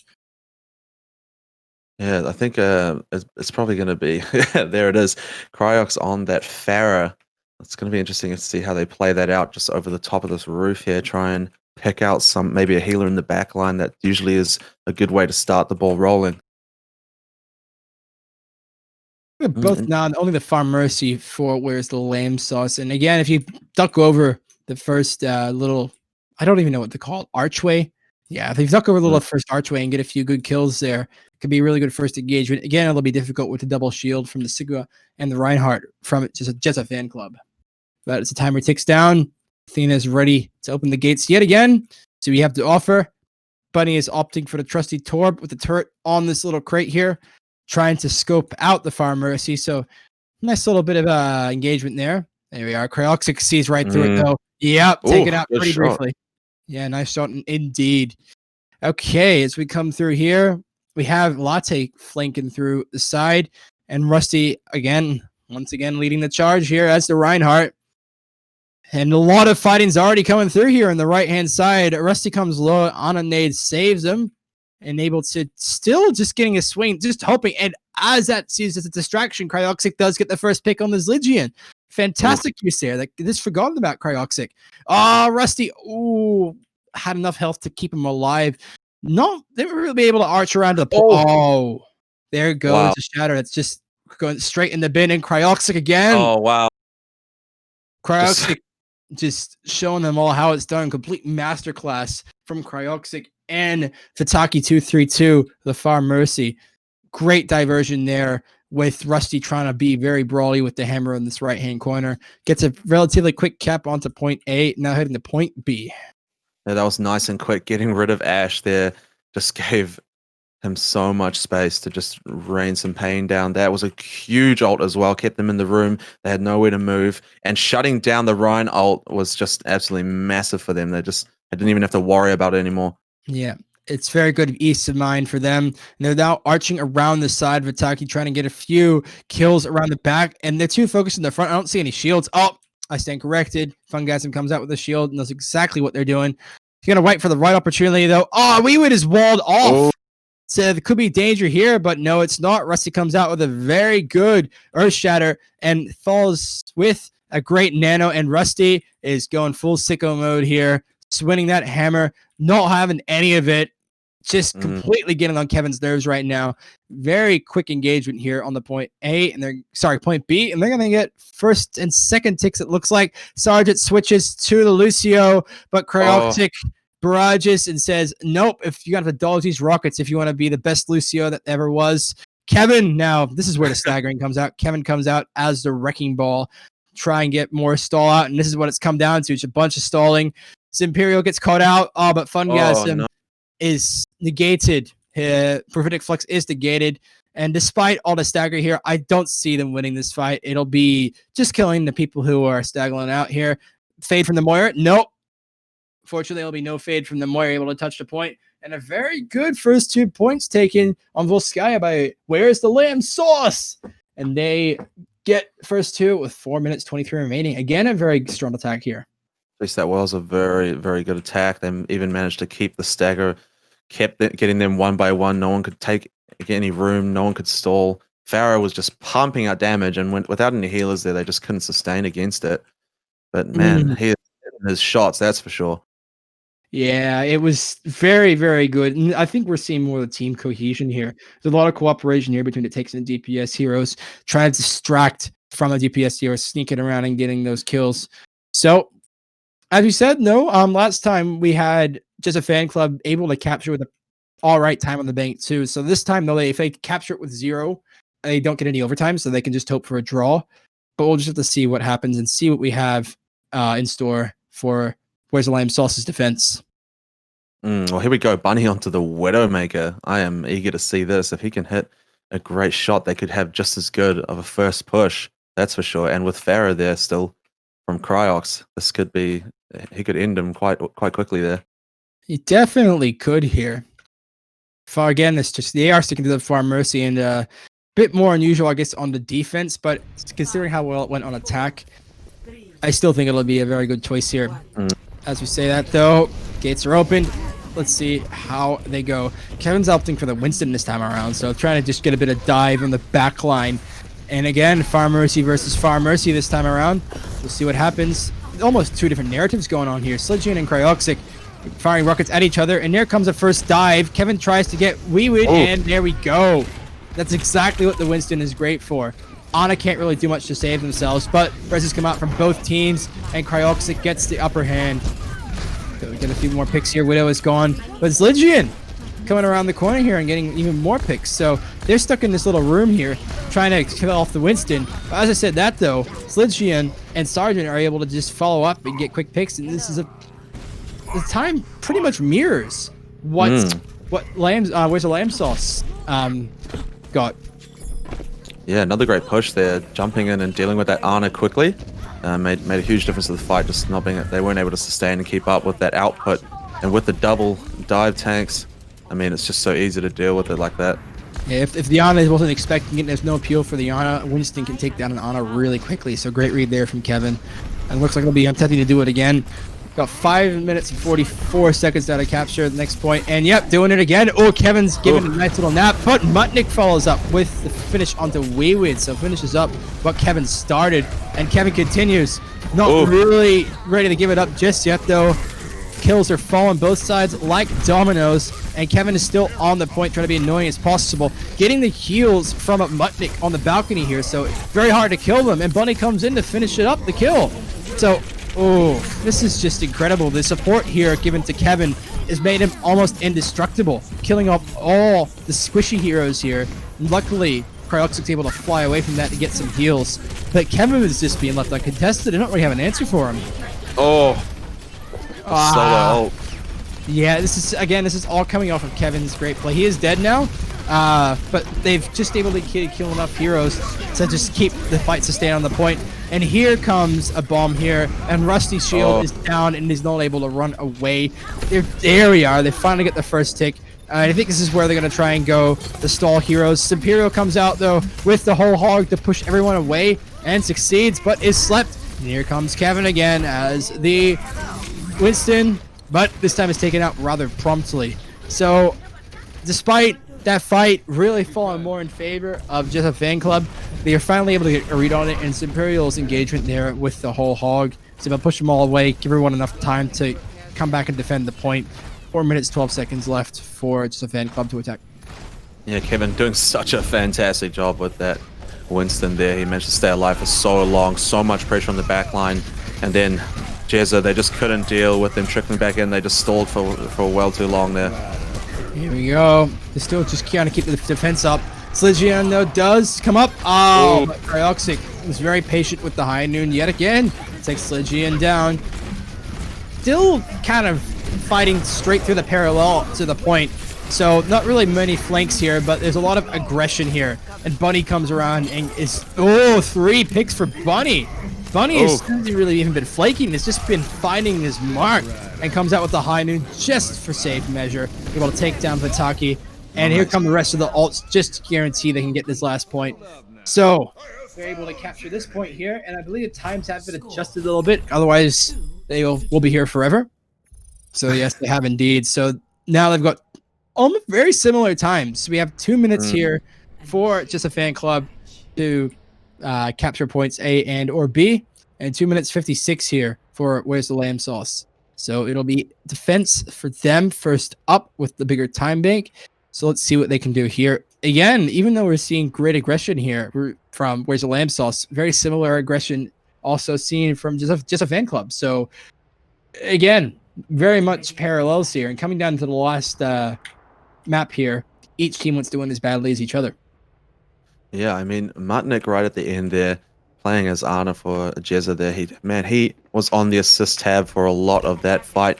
That anti onto the Roadhog really made good use of that. The team actually focusing well, and he did such a good job to keep his team up there. So got to give him a shout out for that one. Definitely. I mean, we're seeing a lot of great play here. I must say the beginning plays from Kevin to completely take Where's the Lamb Sauce off guard and kill the backline. Great engagement there, and they're sticking for the trusty Winston again. So we'll see if we can get any more kills onto the support backline. Here we are, the gates open, and Kevin comes out, very enthusiastic to capture this first point. We are seeing Rusty on the Orisa, though, so a few good holds and can really help get the team together and get a few kills. You're arching around the left-hand side over here. Kevin trying to be very sneaky about it. Is found out, though, so they're probably screwing their mics. Hey, there's Kevin. But Kevin goes for the dive. Oh, wow, what a great flail whip from Pitakia to completely get him off course and gives enough space for Cryoxic to get the first kill. Oh, boy. Cryoxic's doing a great job over here. So, yeah, it'll be a very quick reset here for Just a Fan Club. Yeah, he just got way too much room there to do as he pleased, and Farah was forced to run away. Just hiding in the backline, waiting for his teammates to get back into the fight now, I guess. Hopefully he doesn't get found out. It seems like they're a bit more prepared to deal with the Winston now. So they're still going to opt for the Winston. No, it'll be switched to the Reinhardt for the shield protection. Cryoxic is maintaining territorial possession of this roof up here. Getting a few picks. Yeah, nice dynamic boost there. Gets quite a bit of ult charge from that too. So very close to a Bob, which will be very, very useful. And there we go. Bob right in the corner. Try and get... Oh, good night, Bob. It was nice knowing you. And Imperial's caught in a really bad position. Tries to take a breather, but is naded. So... There it is. Yeah, Nick with that nade. They're still holding this corner pretty well despite the pick on this Imperial. Here comes a charge though. Fungasm, fully charged. Zarya, nano boosted. Very scary. Doing their best to bully them. And is naded. So despite the full charge, they're... Oh! Beautiful. Cryoxic. Deadly, deadly dynamite. So... I must say, Fungasm was just being bullied there. Even with the fully charged nano boosted Zarya, I wasn't able to do much at all. And Cryoxic was able to follow up that with a beautiful dynamite, take out their heroes. So now it comes down to if anyone can touch the point, it'll be a bit of a race here. No, they will not be able to touch the point. So no extra points here for Just a Fan Club. And players the Lamb Sauce will now have just under 3 minutes to capture one tick. If they don't, it goes to a draw and we go to a tiebreaker map. But great defense there. And if they manage to hold this off and we have to go to the tiebreaker, man, these teams are neck and neck. This is such good play. Best that Just a Fan Club would hope for is that they hope they can hold it to go to the tiebreaker. Because if they get the one tick, Where's the Lamb Sauce will win this match. So it's the time ticks down a bit quickly here. We'll see. A lot of pressure. And they got a lot of time to build ults here as well. So they've got that extra minute to get some more ult charge and coordinate with 6 ults. And Krelix here going for the Reapers. The Reaper's very good against tanks. So maybe that's the whole their idea, to try and sneak up and kill the tanks while they don't expect it. So I'll have to just sit back and find out. Well, Lato's been quite good with that wall, managing to like block some people off earlier. So maybe they'll go for like the wall to block off, and Cry can just clean up the kill. Perhaps might give them the way into sight. It'll be very interesting to see how it plays out over here. We wait for both teams. Comes down, 5 seconds. Athena, you know how it's done. Open the doors and let's get this last push on the road. Here come Where's the Lamb Sauce charging through. And defense-wise, we got a very similar composition here, barring the May. They're going for McCree. Buddy's been very trusty on the McCree. Yep, both shields coming out, trying to get a bunch of poke, hoping for that first pick. Accretion does delay a little bit, and a great dynamite from this Legion. Oh, there's the wall. Yep, there comes the wall. Great work there. And then you've got a... Kevin does get the first pick.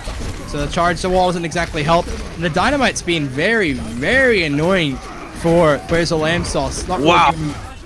That was a very quick ult charge there for both Mutnik and Kevin. They're able to get their ults up and just deny everyone the chance. 40-second ult. That is insane.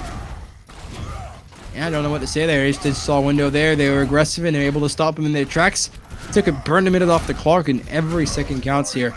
And hasn't really given a chance for Where's the Lamb Sauce to build many ultimates. So they closest is 52% for the Reinhardt charge. So they have to hope they get a pick here or an event where they can get quite a bit of ult charge. Opting to go the opposite way, the left-hand corner. Shield pokes up. They read through it though. They meet them there at the other end with both shields. Here's a nice wall. Kevin's slightly blocked off there, but the Immortality Field keeps him alive. Here comes the first Bob here. Oh, jeez. Yeah, Bob here just cards everyone. And again, they got the ults they just have the ults to use to keep everyone off the point. Very good ult economy there. And they've burned another minute off the clock. So now we're coming up to the point where the Lamb Sauce do have more ults coming up. But they only got like 1, maybe 2 chances to use it here. They've got an Amplification Matrix, a Rally, and a Nurse Shatter. And Rusty's going to have to hope he can flank and do something spectacular with it, because Fungasm and Kevin have been very ergonomic with their shields, making sure they're up at the most essential times. And Kevin's almost at ult again as well, so I mean it's going to be really important how Rusty uses the Shatter. I think it's going to make all the difference. And David Sligian again, paying the team no favors and opposite shatters, but look at that one from Kevin. Just wipes the floor with Where's the Lamb Sauce. Everyone else is forced to retreat. They try and get the aggressive charge here, and they do. This has been a masterclass defense. 30 seconds left. They only have 2 ults now. They've held off on using the Amplification Matrix. They've got a Blizzard up their sleeves. They got 1 chance to do it. 20 seconds remaining. Wow, what a defensive ult. They didn't even need to use Fungasm's ult there to hold it off, so they've still got some cards in their hands for this last push. They sure do, and here comes, oh, what a delay there. Wow. Here comes a Blizzard, but it threw them off their tracks. The Gravitic Flux threw the Blizzard off its tracks, and they get the first few picks here. It'll be really hard for Where's the Lamb Sauce to recover, and there's another Bob there just to finish it all off. Tataki tries to hide behind, but Cryoxic is there to stop him. And ladies and gentlemen, we got a tie here on Volskaya Industries after a great defense here from Jizza Fan Club. And we're going to a control map to break off the tie and see who will be the rightful winner of this match. Play of the game. Wow, that is some absolutely crazy stuff. That was, like you say, a masterclass in defense. They used their ults perfectly managed, made really good use of every single one of them, and you could just see how important it was. And the team play was just tight as everything. It honestly was. I was expecting them with the extra time to be able to go in, but they never really felt like Where's the Lamb Sauce really completely meshed together. They're going in with ults. It was just completely negated. Very, very good ult economy from Jizza Fan Club there. And they're able to use an ult to counter every time or catch them off guard. And the Ash there as well is just sticking behind the back and getting those unsuspecting kills onto the support line. So, no chance for a tie here though. The next control map. So we'll have to see where we head off and who will be the victor in this first game of the Rocket Cup. And it just goes to show how close these two teams really are. Yeah, I mean, the tanks right now have been playing some impressive games, I must say. They're really showing their stuff right now. So, but the healing on them, equally important. I mean, we don't often get to see it, but the sustain coming out at the end there from Jezza was just crazy. They're just so tight, managing to keep themselves up. It was great stuff. It honestly was. They were very determined to not let that slip. So it looks like we are going to a little bit of a quick break here as the teams rest up. And our next map will be Ilios. So we got some good environmental kill opportunities here. Roadhog, Lucio, and Farah. All very popular picks on Ilios, especially Ilios well. But we'll have to sit back and find out who the winner will be after that. And it's been very hard to decipher why I've been seeing some great attacks here from Where's the Lamb Sauce, but the defense hasn't been, I guess, as great. And then the second time around, their attacks haven't really been able to get through. It might be a case of just a fan club just firing up and being, all right, this is what they're doing. This is what we can do to prevent it.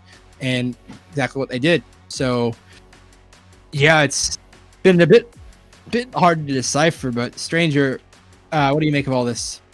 I definitely think that they were feeling the pressure, and actually that might have played into their hands a little bit. Being the underdog in that moment, kind of, like you say, it fires you up, makes you just want to play.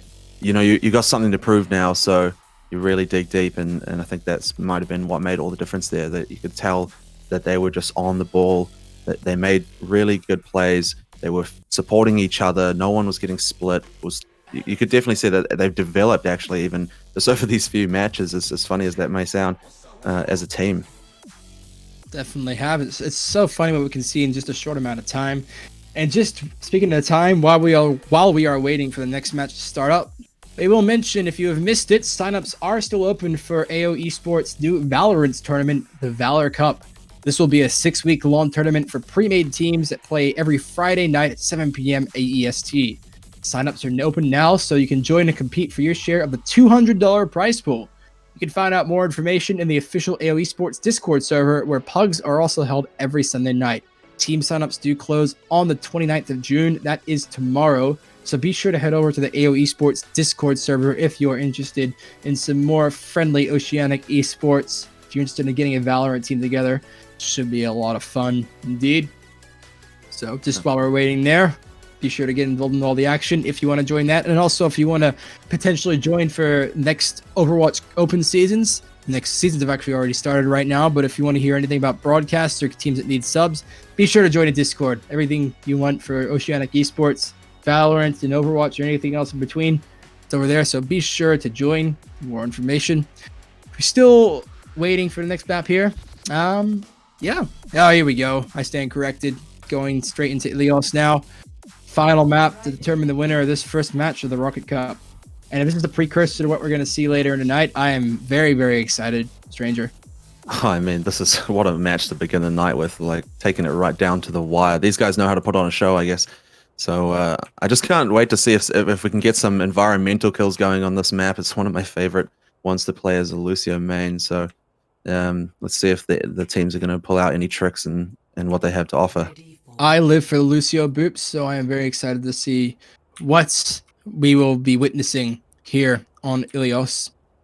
Both teams still getting their heroes picked and teams ready. Here we go. Latte is opting for the Tracer for some good old in your face. Where did I go? Oh, here I am. Flank kills as the timer ticks down. The gates are here to be opened yet again. Bunny's opting to go for the Symmetra for the quick push onto the point. Very smart idea indeed. Everyone just getting there quicker and then quick switch over to the McCree. So they'll be getting there first thanks to the teleporter. But Vitaki and Cryoxid are going the trusty and tried Pharmacy composition, firing rockets over the rooftop here, dividing both sides. And Rusty actually dives where the other heroes are, just kind of waiting and able to just chase them away. They are here on the point though, and Bunny does get the first pick. Wow. So yeah, great engagement and rotation from there, but Kryoxic returns with a kill onto Kevin. Kryoxic's doing a good job here. Oh, see you later, Kryoxic. It was nice knowing you. Bunny, what are you doing, my friend? What are you doing, Bunny? Oh my lord, Bunny. Bunny, calm down, all right? You're killing people faster than I can see it. I was gonna say that Bunny actually had a lot of pressure on him trying to take on the pharmacy kind of on his own, really, but it looks like he can handle himself fine, taking out 3 there. Bunny seems like the kind of person that can perform well under pressure, so Bunny's opting to go for the turnaround here to get a few picks without being contested. So very good rotation onto that point and follow up from Bunny. Tracer here, Latte's kind of just peeking around the side, seeing what people are doing. Mutnik doing the same with Lucio, trying to scope out the team. Still going the Fire Mercy, firing the rockets onto the point from a distance. Just trying to... They're really bunkering down here. Kevin's got the shield up, preventing any fire from the rockets from Cryoxic.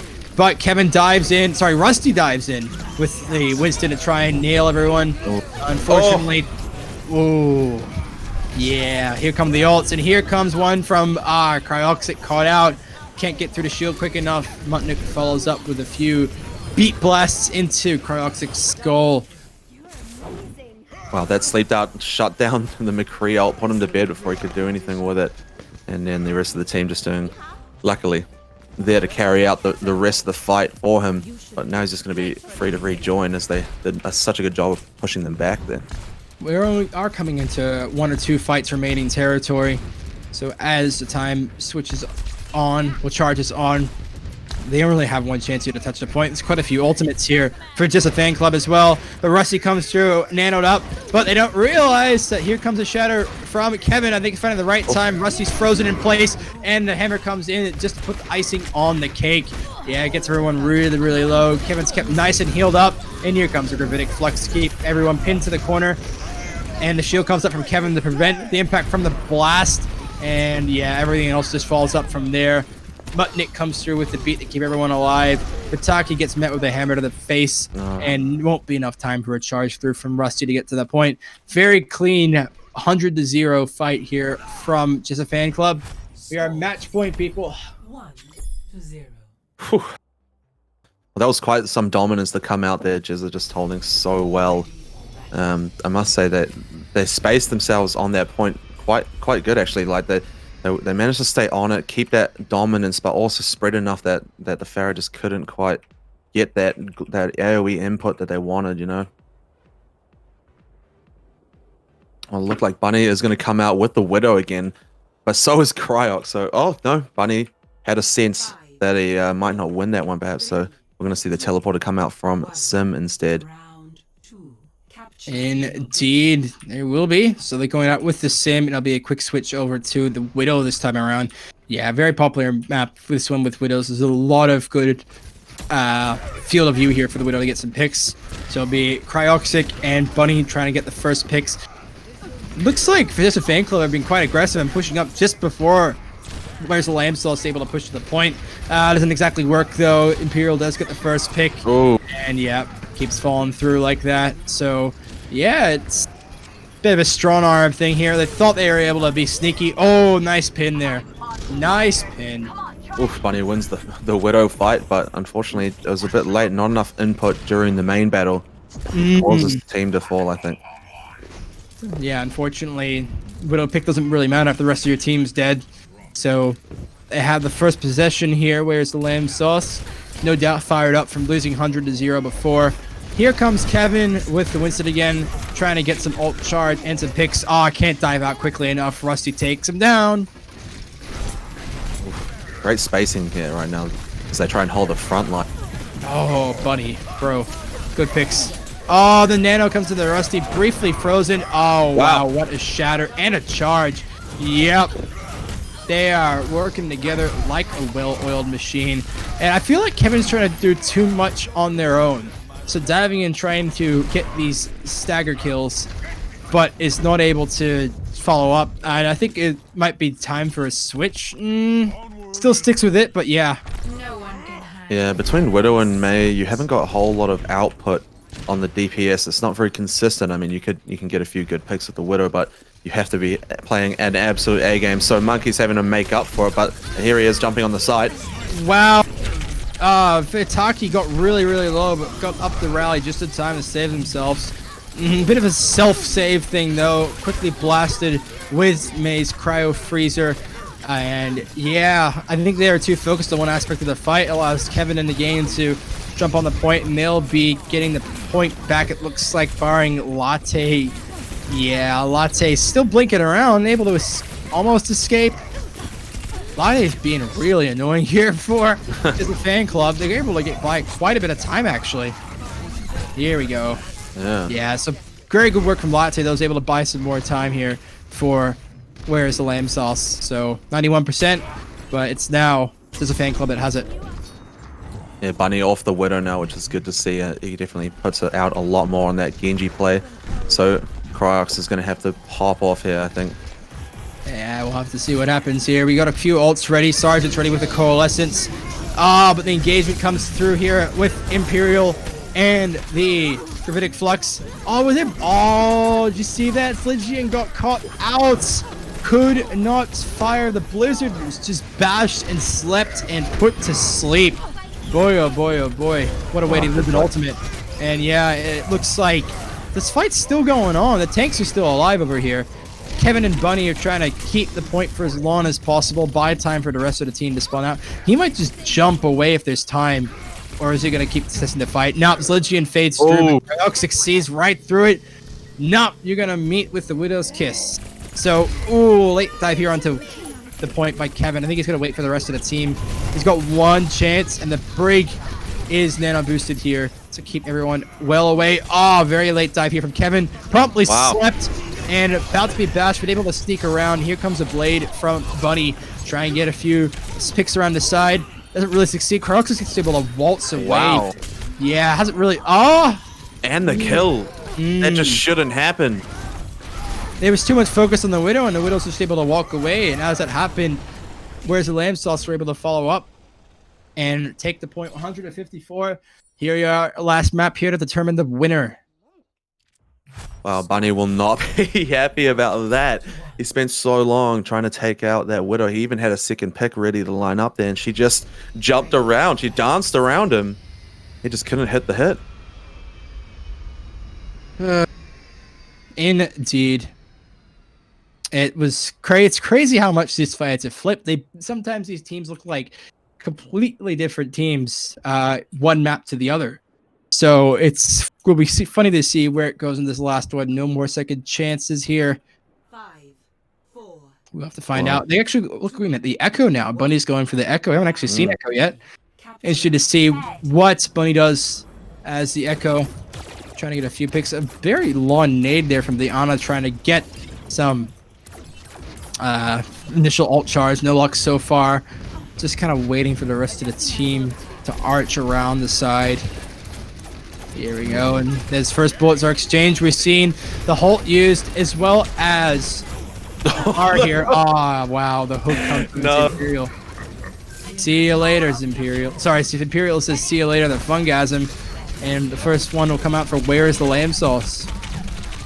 Yeah, the people back home wouldn't have seen the chat since it's off, but Imperial wrote at the beginning around this one's for the people back home, so he definitely had that in the mind from the spawn point even. So they've got first control here, and they've got got a good ultimate charge here as well.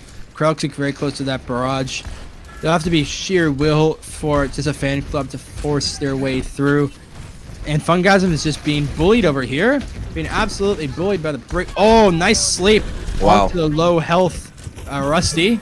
Able to be kept alive though by the immortality field. Yeah. Here comes. Oh, Cryoxic. Bit of friendly self-fire there. As able to take down 2.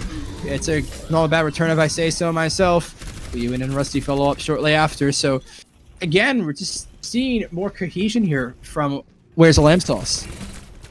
Yeah, you definitely see how much pressure Imperial's putting on with that Hog. They just feel the need to focus on him so much that the front line kind of fell to pieces there in the making of it. Certainly did. We have more ult charge here, and Mutnik is up to... Oh, what a nice hook there. Kevin comes out with a long hook to grab Rusty. See what else Kevin's doing. Nano comes out onto Bunny to try and get a few picks here. Firing that Peacemaker, trying to kill a bunch of other people. Gets quite a bit of position here. Oh, what a nice pick onto Imperial. Imperial is taken down, and yeah, great positioning here. It's able to get an eagle eye over everyone coming from the other side. And yeah, oh no, see you later, Bataki. Hole in one into the well down there. So at 80%, they are able to flip the point over, and it was great play from Bunny to make sure that happens. Yeah, they definitely need to now hold this as long as possible. 80% is a lot to give that opposition side, especially when they're playing this well.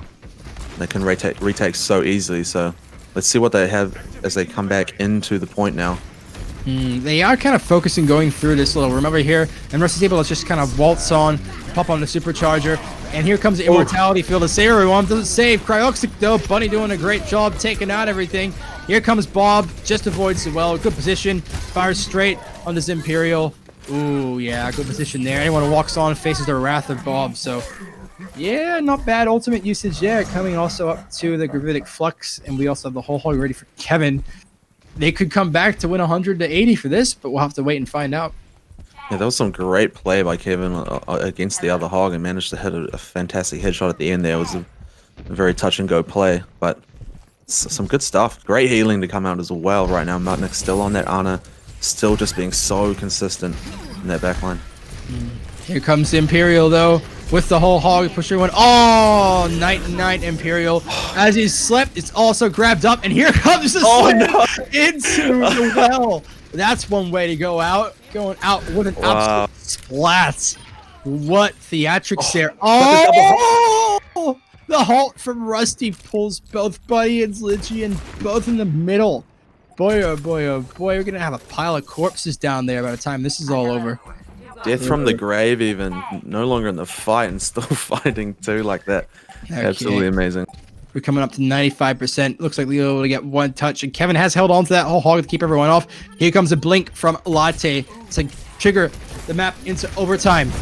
come around this corner as Imperial misses the hook, unfortunately. Here comes Sergeant to keep the healing up with the Valkyrie, and Zildjian pulls out a perfect bomb sitting right in the corner. Oh, tries to hook him, but Bob Oh, it actually doesn't able do it. Yeah, Bob actually just stays on the lid there and has forced everyone to work around the corner. Here comes the window, but they're walking right through it like it's a wet piece of paper towel. Yeah, that just were no fear there. They are determined to win that. And just a fan club win this first game of the AOE Rocket Cup. And what a fierce competition it was, Stranger. Oh man, that was we definitely got to see some fun hooks involving that pit, that double halt. So great, but look at this. Some of the play here was just impressive stuff. Honestly, indeed, I agree with you there. It was, again, it just kind of seemed to seesaw one side to the other. At one map or one point of the map, one team would be doing really well and aggressively, and the other time they just don't seem to get their defense or attack together. And we've seen quite a bit, but it falls in the favor of just a fan club who gets the first win here, and it's a 2-1 win. And yeah, I really like what I saw here. And if this is competitive with these teams who only just met each other, I am very excited for the remaining games. I hope you are as excited as I am, Stranger. Oh man, if they're anything like this one, yeah, definitely. Like these guys took it neck and neck. What a fight. They just took it down to the last map. Really fought it. It was 90% for both teams. It was just down to the wire, really. And such great play. I mean, some of the best tank play I've seen in a long time. So, like Kevin and Fungasm just appearing on those cards at the end of the matches consistently. So, props to those two guys for just having absolutely crazy games. Congratulations indeed. So, yep, heading through all that. Yeah, I believe that you go ahead. The next game, I believe, is already in progress, so we might be having to join in at the second part of it. So let's just hold on for a second here while we get moved over. Yeah, I'm not sure if we'll be heading to a quick break or not, although while we are waiting, I will remind everyone about our incredible sponsor who has sponsored this tournament, MyRepublic. So be sure to stay at home with the #1 broadband provider for gaming. MyRepublic offers fixed broadband plans and services that provide ultra-stable and ultra-low latency connections, optimizing your gameplay experience. As a MyRepublic member, you can enjoy exciting privileges, special gaming offers, and exclusive access to specialized gamer perks. Be sure to go to myrepublic.net to find out more, find out how you can join the MyRepublic team. Here we go. As we move over to the next match, which is already in progress, there will not be a break. We'll be jumping straight into it here. Heading into Rialto. I need to join the game. But yeah, we will... Yeah, having over here, we got... Sorry, gotta get the bracket up. Not really too sure what to expect, because I'll just be coming straight into it. So, yeah, we might even already be diving into it already in progress. So we're going to have a look over here and see exactly what is heading off over here. Honestly, not really too sure what to expect, to be perfectly honest with you. Just gonna get whisked away and see where everything's at. Yeah, so it looks like we've got Team 6 and Team 7 that didn't come up with a team name, I guess, so that's what they're going to have to be referred by. But I'm again seeing some familiar names again, so I can't wait to see some of this gameplay. I believe they might have already played the first map out, just trying to find out the score as we hop back in with them.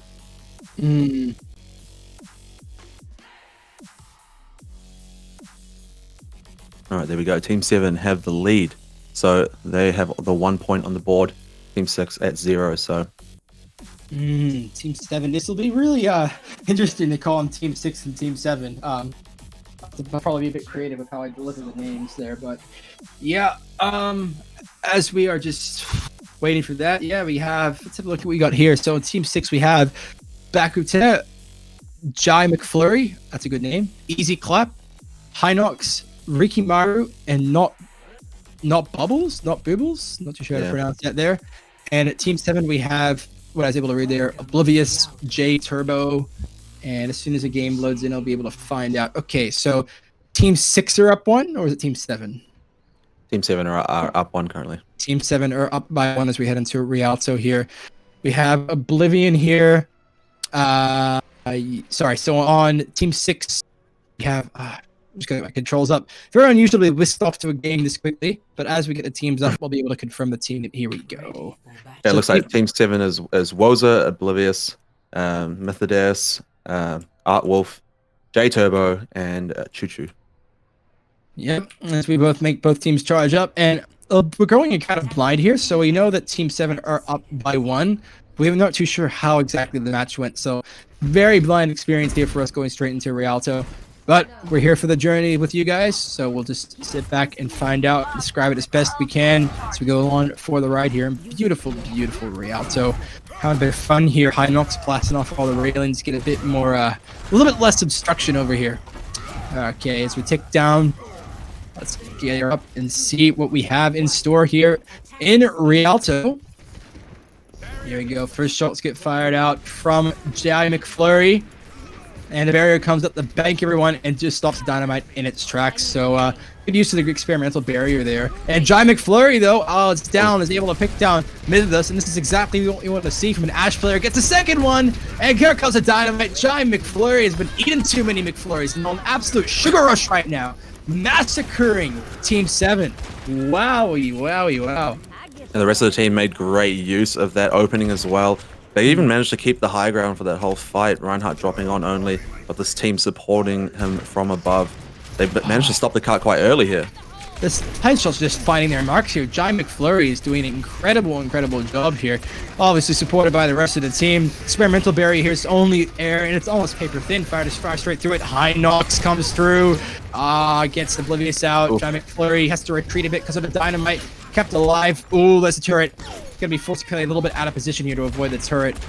But they still maintain a really good line of sight here and are not giving Team 7 a chance at all to push the payload much further. Yeah, look, the DPS pushing up so aggressively. Turbo having to get into the front line on his own even. Definitely will, and they're actually able to push it a little bit further, so I don't really have that complete line of sight. Oh, wow! What are you doing, Oblivious? High Nox is there to see right through it. Fires all the rocks into Oblivious, taken down but rezzed back up, and they're able to maintain that position around the corner, despite the quick sleep onto Bakate, able to push everyone back, and yeah, they're playing a little bit scared here, it looks like Team 7. Been a lot of aggression here from everyone from Team 6, and they not really too sure how to answer. Even Oblivious with the out-of-the-park ball swings, only really able to disrupt them briefly before he retreats back to spawn. Yeah, I mean, these DPS on Team 6 are just pressuring them so hard right now that they just have no space. Look, they might think about changing it up. Warzone has gone to Monkey here, so let's see if it makes a big difference as he'll be able to disrupt their line. Oblivious is back here again as a Wrecking Ball tries for everyone off their guard. Both tanks are up here.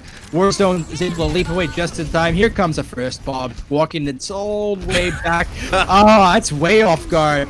The experimental barrier comes out from Rikamaru to stop it, and Jai McFlurry fires out the Bob to stop everyone from Team 6 getting through the payload, and yeah, they're not really to be able to push it much further. Oblivious again is trying to swing around, being disrupted to the back line, but it's just too much pressure on the rest of the front line. So not really having much impact here as Warzone tries to run away. Does not have much success, so taken out by Rikimaru. And it'll be another reset here. They've only pushed it halfway with 1 minute left.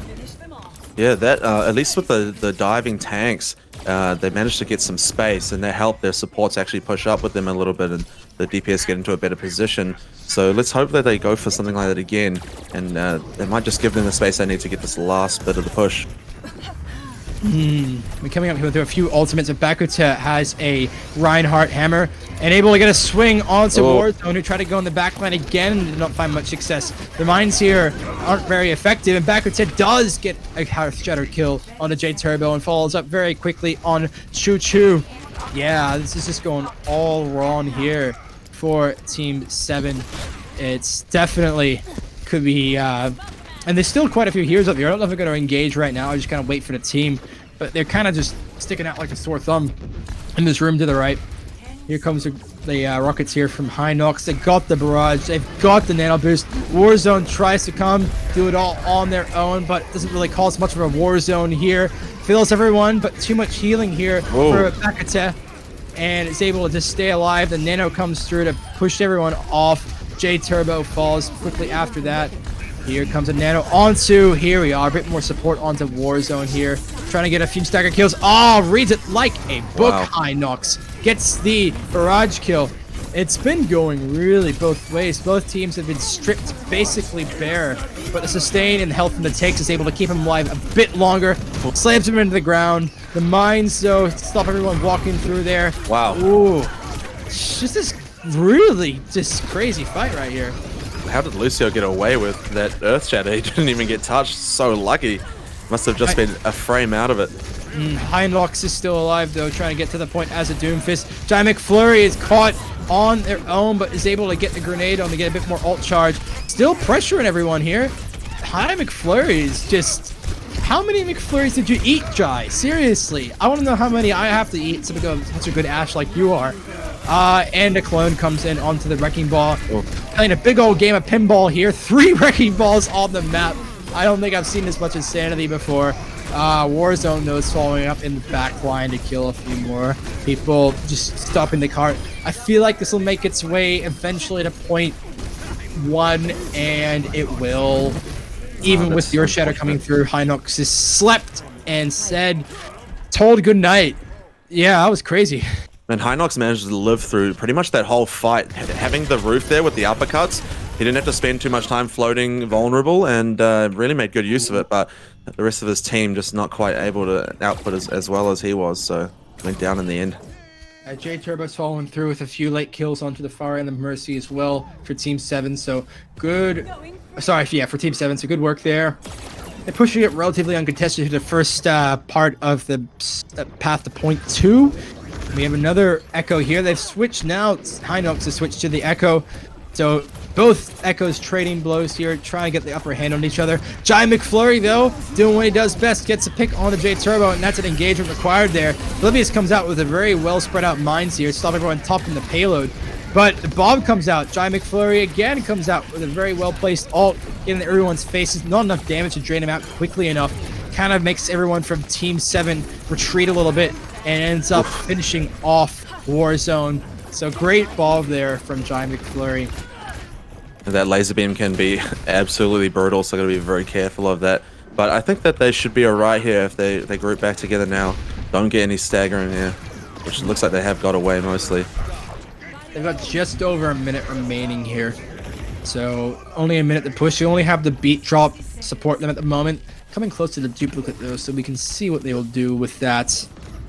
First ones are fired through though, from the sticky bombs are fired from J Turbo, not really finding much success. Arching through this middle hallway here. Firing I like through the stairs. Oh, very aggressive push here. Experimental barrier tries to save everyone's bacon.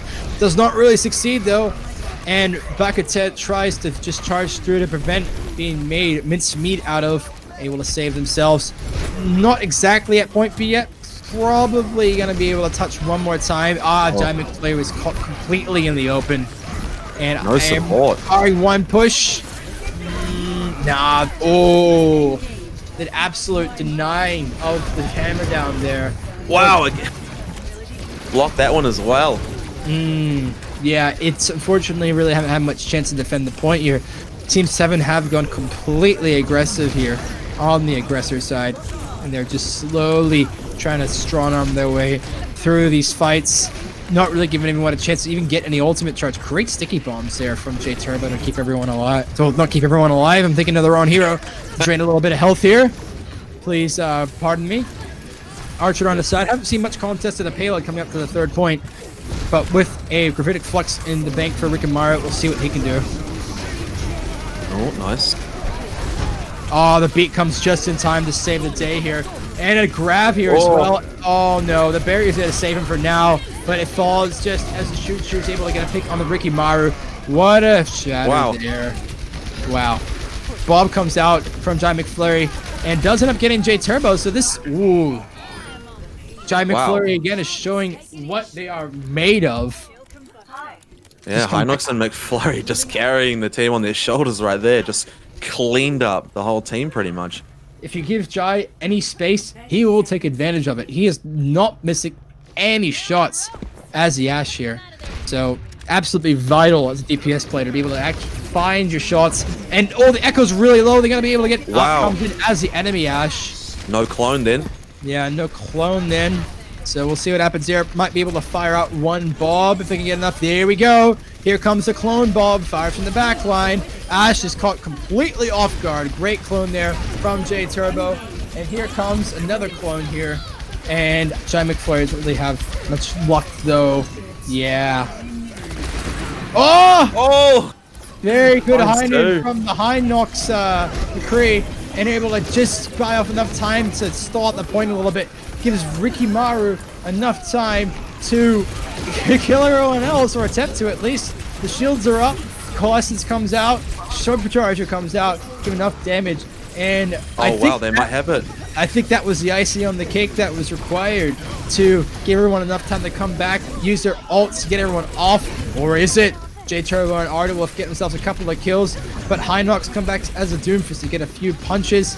Hits a one uppercut, but the Moira Artewolf's able to fade away. Still. That's got the sound barrier. Yeah, the sound barrier is ready for Mythodos. Oh, only the Wrecking Ball, Tracer, and the Moira are on the point here. It's very, and they're stalling out just enough though to stop the point. Warzone though is not really being followed through with enough. He's just able to hammer everyone through. They're still not killing everyone quickly enough though. They're giving everyone enough time to just come back and just stall at the point as much as possible here. And High Nox is caught out on their own. There we go. Absolutely drained out of. There we go. Wow. That was needed. Ooh, I need a freaking Strepsil after that. And they managed to capture all 3 points of Rialto with no time left in overtime. That was some fantastic stall. I'll give them that. They held that for a long time. It was unfortunate in there that Lucio got caught up a little bit off the point. I mean, Myth didn't even end up using a sound barrier. I guess he was just saving it for that just-in-case moment.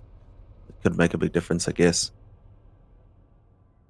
Honestly, yeah, it was just... They could have captured a bit more time left in the bank there, Team 7. But it was just, especially from High Nox, the duplicate High Noon kills were very, very good. They just stalled out further enough. Unfortunately, couldn't stop it before getting the 3rd point. But good to stall it out to have no time left in the time bank. Okie dokie, what do we got here? Backer opting for the Diva this time around. And as the timer ticks down, we'll see if they can do any better here. Yeah, no Echo to come out onto Team 7 this time around in defense, so that's interesting. Gonna get the Torbjorn out here, the turret, and see where they place that and how they're gonna set up here. It will be interesting to see how the setup occurs over here. Will be definitely a... I also didn't even know what to say. My voice is still shot from the... we got a pause here. We have a quick lever just holding us on the edge of our seats. So we'll switch scenes very quickly while they get it all sorted out. Jai McFlurry is now going the Echo. So bit of a different weapon utility there. So not so much hit scan, but kind of more like the Genji projectiles. So it'll be interesting to see how Jai McFlurry operates as the Echo. But if he's as good as an Echo as he is an Ash, then I'm very excited. Yeah, they'll have to watch out for Zen and that Discord orb though. That can definitely put a huge bummer down onto players that play that Echo or Pharaoh kind of style, you know. The Discord orb just leaves you so open to taking huge amounts of damage, especially with the enemy team having J Turbo on that Ash who can just pick you off in a second. Indeed, you really want to be wary of that Discord orb. If you're not careful, you can be wiped out just like that. Looks like we do have one team member joining the game again, so we'll just wait for that to get sorted out before we come back. Boy, oh boy, oh boy, I'm just... Oh man, so anyone in chat have a Strepsil, please? If they're able to just pass it to the mortar to me, that would be that'd be really cool. But as I say that though, we are counting down, so I'm gonna have to just live with it for now. Okay, so 5, 4, 3, 2, 1, let's go. Here we go. Team 6 walk their way around the corner here and start pushing this payload rather quickly. We do have a dual shield set up here with Warzone and Oblivious sitting on the balcony of the Grand Hotel. Up to wrap around the side though and plant down the shields just to stop them coming through that right side there. Not really much engagement here. Here we go. Discord on the Ricky Mara doesn't stop him. Tries to get a dive in the back line. Realizes how sticky the situation he's in. Let's take it out. And this is what you're speaking about. Mythidus just reads it, put the Discord orb on him. He's caught with no support and eliminated. Yeah, they'll have to make sure they keep that good communication up, that good focus, and as long as they play as a team like that, that Discord combination will work out well for them. But look how quickly Monkey's back into that fight. Yeah, you're still very close to spawn, so you can afford to lose a couple people here. Wow. He's eliminated just as soon as he comes back, so I have to wait a little bit longer. Ricky Myru having no fun in this attack. Man, they are picking on him tonight. Where's the rest of his team, though, really? They're not getting aggressive enough, I think. He was forced into the front line on his own there, almost, and the rest of the team, I don't know what they're waiting for, but they need to get that cart rolling and some kills out. They're still pushing it ever so slightly, but they've got a real big camp set up here with double shields and the Torb turret as well. Jai McFlurry's firing some shots on it, but Choo Choo comes through with the hammer to keep it nice and healthy, opting to go through the back line here now, actually. And it does end up, Jai McFlurry does come up and get the kill onto Oblivious. Still pushing the payload. This turret's still up. It's been up there, and Ricky Mara is taken down. Nano comes out onto high. They're not really ready to get up this fight just yet, but with Bob there and no heals there, Bob is slept. But there's no real support here for Hinox to do anything. So fortunately, the Nail Boost does wither away, and they have to be forced to reset here. And they left that turret up for far too long, and it output quite a lot of damage. It even found the kill onto our gorilla friends. So that's unfortunate. I don't know what's going on, but their focus right now has gone a little bit haywire. Definitely has. We got a few different movements here. Some are sitting up on the top balcony here. Others are going up and to go the lower routes. Oh, easy clap gets a great kill on the J Turbo. Akutet just charges him with a shield to try and take down that turret. And it's bashed down though by the accretion. He doesn't use the self-destruct to get the mech back quickly. Choo Choo comes out with a beautifully placed Molten Core to kill a few people. They're still not giving up here. Resilient, but Team 6 are. Despite some of the picks, they are still pushing this payload, but yeah, Ricky Myra again, not really having much luck today with the turret. Twice now he's been taken out. We do have another pause here, though. Looks like a few more technical difficulties. Might be pin related. But yeah, again, a similar position. And I'm really curious to see if it'll be the same situation for Team 6 as it was for Team 7. Team 7 were able to... They were caught there in the choke for a long time, and they were able to push through the rest of the point. And now we're in a similar position, Team 6. So there's a minute and 8 remaining. Ult does kind of fall in favor. Ult charge does kind of fall in favor for Team 7. It looks like we got a few coming up here. Team 6 as well. So it's hard to predict what will happen next. Stranger, what'd you make of all that? I could just tell that Ricky Mario's not really having a good afternoon right now. He might even need to just consider a switch, honestly. If it's not working, you just can't force it sometimes. But losing the two supports there to that Tor bolt, they should have known to back out, but I guess they maybe thought they had an opportunity there. The DPS got stuck in the back, and so they just full committed, but didn't end very well, obviously. So I think they're having a little bit of communication and focus issues. They're not sure who to focus on right now. I guess Turbo's putting out so much damage. The Zen orbing people constantly is a huge off-putting moment, and of course there's a turret that's just endlessly shooting them, and only Monkey really went for it in that fight there, and we know what his damage output is like. It's going to take quite a long time to get rid of it. So the team need to just, I don't know, have a chat, figure out what they want out of this, and focus on that. Oh, here we go. The match does come back. Doesn't exactly pay attention to the pause timer there. So here we go. Let's see what they have in store. Hinox against with the Doom Fist. Ricky Mario does a Primal Rage ready, so able to die the back, but oh, Hinox did get found out by Jade Turbo. Don't come in the line of sight of an Ash because he can get decimated really, really quickly there. So down to 30 seconds now. They do have a few more ults falling in their way, so they are about to get the duplicate ear for Jai McFlurry. And Bakutek, good bomb here, could change the fight. They still got quite a ways to go to capture the first point, though. They're just over halfway there. Oh, again! Here we have Ricky Maru, who opts to go in the back line and is quickly decimated by almost... Wow. Oh, yeah. Through his ult. I guess Ricky Maru was oblivious to the fact that Oblivious was there to find him out. But yeah, Giant McFlurry does get the duplicate onto the Sigma. Doesn't find much luck though. Jade Turbo having absolutely none of it. Yeah, this is just going all wrong, and despite the stagger kill onto Ricky Maru, yeah, this is going to be a very... Oh, AC Clap gets the stagger onto the point. Sleep dart on the Oblivion. Yeah, with the raise done with Transcendence, but it's quickly taken out. Easy Clap trying to kick and throw balls his way to... Yeah, this is going all wrong. And here comes the bomb as well. Fortunately, no cigar there, and Team 7 will win this one despite a strong-looking defense from the first 3 minutes from Team 6.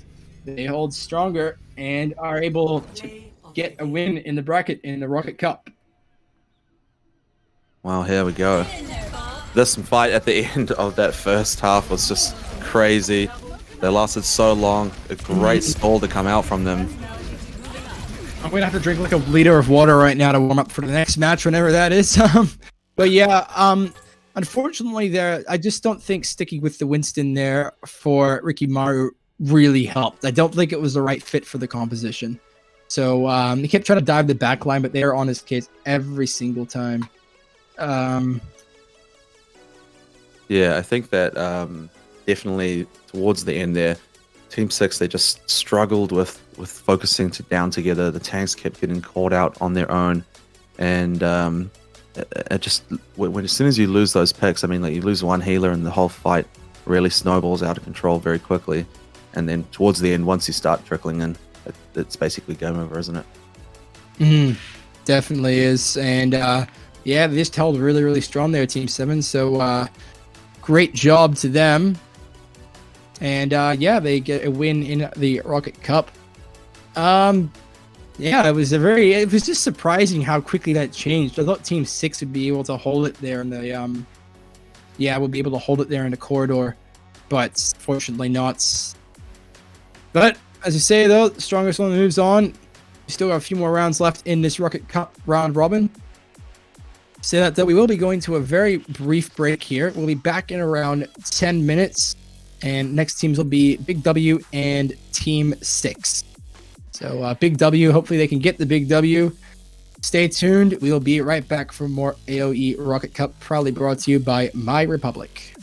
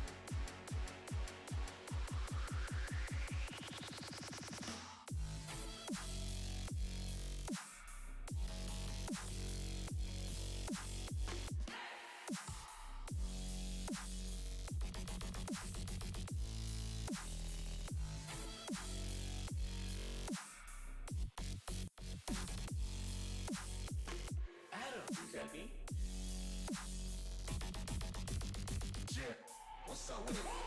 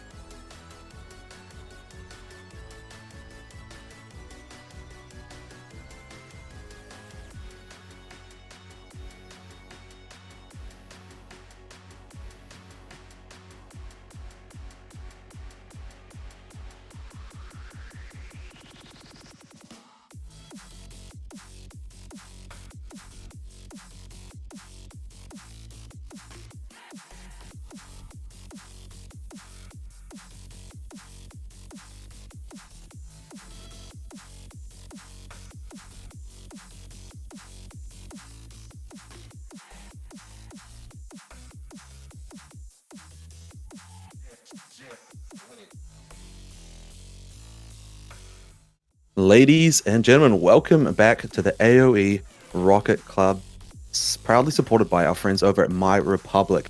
We're going to be coming into our third match for the night. It's Team 6 versus Big W, and I've got some interesting people here on Big W. I must say, a lot of tank players on their side, but of course, since it's all randomized, some of them are going to have to play support and DPS roles.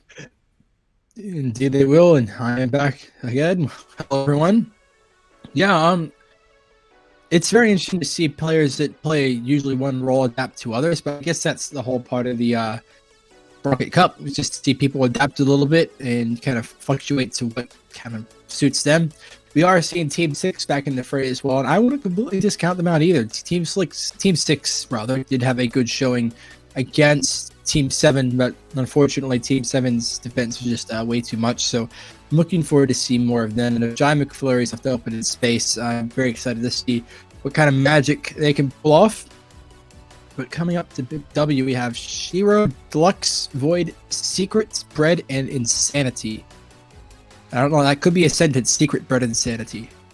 It's just me being an idiot. Okay. But yeah, we'll have to sit back. It looks like we are going Legion Tower first map. All the players are readying up. Do you have any expectations at all for the next few games at all, or not really?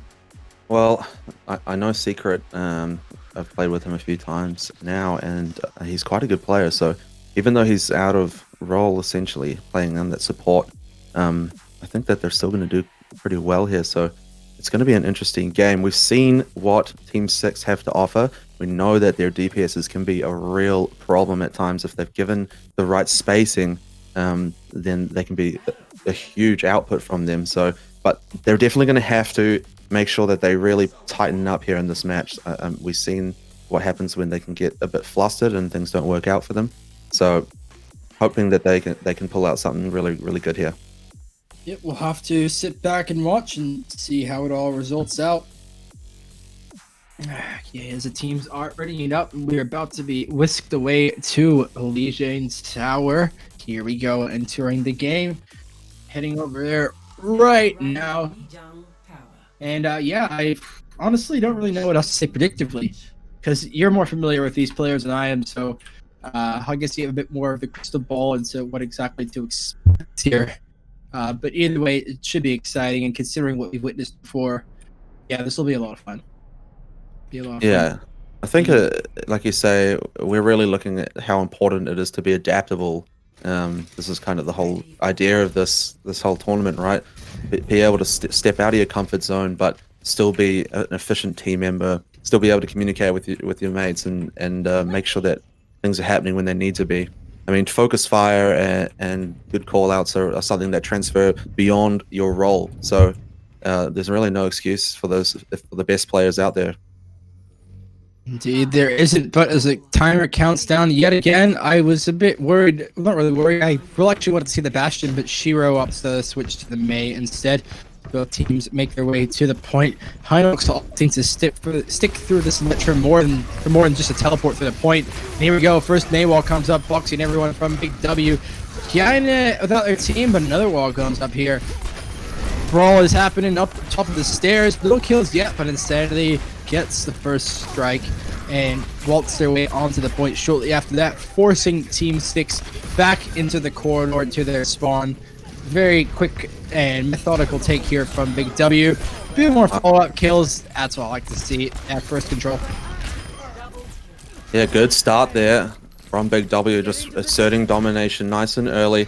Good aggression, and look at Bread. He's just spacing himself behind those tanks so well, getting great line of sight and hitting good headshots as well. You see most of his kills have come out as headshots there. And that's what you want to see with a DPS play. You need to land those headshots. Here comes lateral Earth Shatters. Instead of these finds for success and stops everyone at the gate. You may as well shut the gate there, despite them all burning. May's able to cool them all down a little bit. Secret pops out the Moira healing orb, and able to get another quick, basically team wipe there. Yeah, that's going to get them all the way up to 40% now easily. So good, really good start here. Let's see if they can do it once more. I'm sure we'll get another Mei wall to hold off. find out. These main walls are fun to watch, definitely. Just peeking around the corner. In the back line, we got Brett with the high noon. The main wall predictably blocks it all off, but he'll try and he'll cancel that out and wait for a better opportunity here. So we give them enough time to push them all out this, but they're still not going to the payload. And good main wall there. Rikimaru tries to walk forward, but is just frozen by Shiro. What a frosty reception there. Out comes the Bob here. Good positioning here, actually. Able to just fight away. Able to outrun the Bob. Yes, Boops Bob away. Flex Boops Bob away from the hallway, and they're able to just fall back there. Ooh, I think they'll have to peel back to the main point to keep defending it, which is what they do. Yeah, it's just been a pretty interesting turn of events here, Stranger. Oh, that Moira ult actually holding them off like pretty well. They've managed to get Insanity back in the line. Team 6 really should have just W'd straight in on that. Look at the time on the percentage. They can't afford to be giving up all this space like this. Indeed, and they just they've just given up precious time. They have to touch us the loot to make it into overtime. But it looks like it's under control. We have the opposing Blizzard coming out from Jai McFlurry, but they're all able to just walk out of that like it was just a gentle breeze. Great grab here. Oh, good response from Deluxe with the sound barrier, but Jai is taken out quite quickly. Ooh, Insanity Shatter is negated by Easy Clap. But there's enough follow-up from Bread. Turn the point around. Oh, backward tech. Frozen in place. Placed firmly in his skull. Yeah, very strong showing here from a Big W. And they do get one half of the Big W, taking the first point here on to Lee Shane Tower. Yeah, definitely some great play by McCree. Honestly, he's just been hitting some amazing shots. He found the 4 kills at the end there. Huge control over the map. With that kind of pressure, I mean, your team is forced behind that shield, and when Reinhardt has your only front line and he gets more walled off consistently, the pressure is just really on. I mean, the teams are trying, Team 6 is trying their hardest to push through, but I feel like they're very hesitant. Shiro is doing a great job of splitting them up really well, and it's you can see it showing. It's really getting in their heads a little bit. So let's just see if they're able to deal with it. This map a little bit more open. It's a bit harder to hold people into a choke since the center is so open like that. So Shiro opting to go to Doomfist here. He can get a bit of environmental kills on the bridge, actually. Gets the one punch and really knocks the D.Va around. Almost the mech forces Bakutet to just peel back here. Yeah, very aggressive. Oh, wow, the triple uppercut there. Great work there. Jai McFlurry does try to get a flank around over the bridge to distract everyone. Bit of a tracer duel over here. If only they had lightsabers, it'd be a bit more fun. But they're able to just slowly edge your way onto the center tower over here.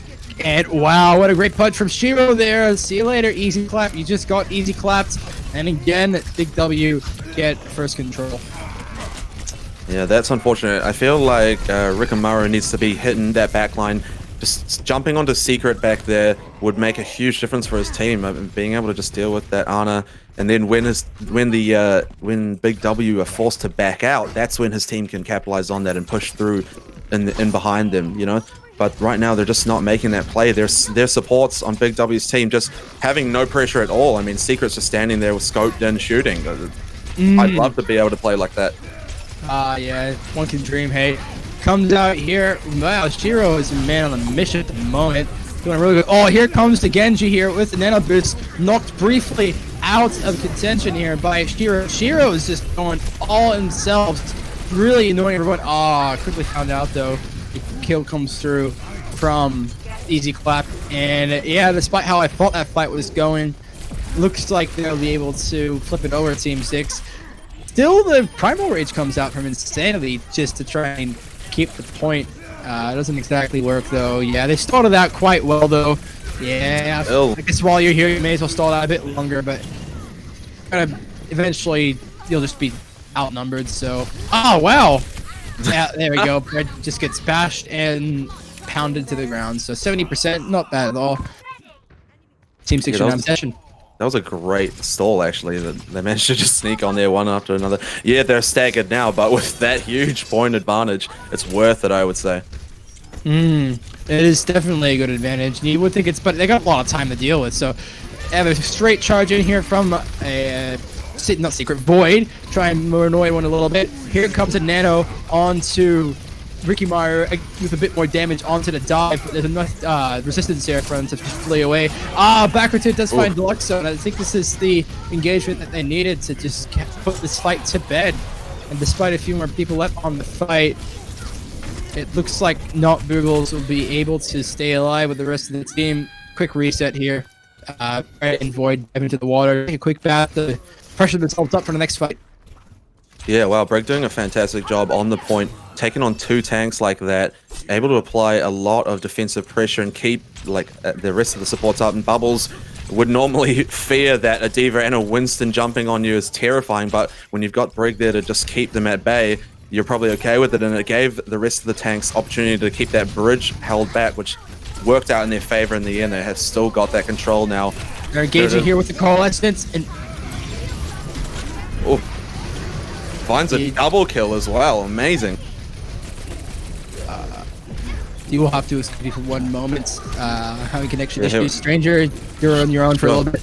All right, well, here we go now. Tracer hopping, and she is going to try and get that kill, managing to output a lot of damage, doing a fantastic job. They retake the point here now. So this is just some amazing stuff. I mean, look at these percents. They have to play out of their minds to get back on this now, as they just slowly roll up to that 80% mark. Looks like Team 6 are going to have to go out on that left-hand side of the map. But look, they answered quickly. Big W jumping into the front line. Riku knows that he wants to get onto the back there, but his team just struggling to push through. The Meteor Strike to come out. Where's it going to land? He has to use it to retreat back onto the point, but a couple of ults in hand means that Big W are able to push in. Here's the nano boosted monkey though, and that's a lot of pressure. Hinox finds the entry kill onto Deluxe, and along with that, hops in with the blade, but he gets shut down. Void. Wow, some great stuff there to just deal with that. My lord, can Steve Bomb make all the difference? It finds 2. Secret to clean up Monkey as well means that they might actually have a good opportunity here to just hold them off. Nicely done, Doomfist. So much pressure onto that Brig, but she just slams him and says no thank you, and that's going to be enough for them to take it. What a play. I am still waiting on getting invited back in. I do apologize, everyone. Fortunately, technical issues can happen sometimes. So did Team 6 or Big W end up taking that one? So Big W managed to hold off really well there. A lot of good ult use to just shut down. I mean, dealing with Hinox like that, absolutely massive stuff from them. They managed to get rid of a mid-blade, which just so much pressure off that backline. Yeah, that was some great stuff. We'll have to hopefully get my Sandshark just back into this lobby so he can... Okay, there we go. All right, so first win comes through for Big W, and I wish I was there to see the rest of it, but unfortunately, technical issues. Yeah, they can attack you at the worst of times, unfortunately. Sounds like you might need to switch to MyRepublic, my friend. Yeah, I might have to indeed. I think switching over to the next game, I might need to switch over to MyRepublic indeed, our kind, incredible sponsors of today's Rocket Cup. Oh boy, oh boy, oh boy. Okay, I'm back now.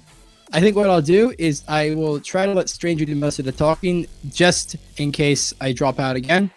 And I'll try to opt towards more of a color analysis-ish role, just for a few matches, because I wouldn't want to be talking all of a sudden and get disconnected. So, Stranger, you're at the helms for a little bit, my friend. I'll be taking a bit of a backseat, just pending getting all these connection issues sorted out. But I stay corrected. That's wrong phrase, sorry. Disregarding all that, we're heading to Junkertown now, and we have Big W on the attack here. And considering how strong they were on the Jane Tower, excited to see what they'll do. I'm not too sure if Shiro here is trying to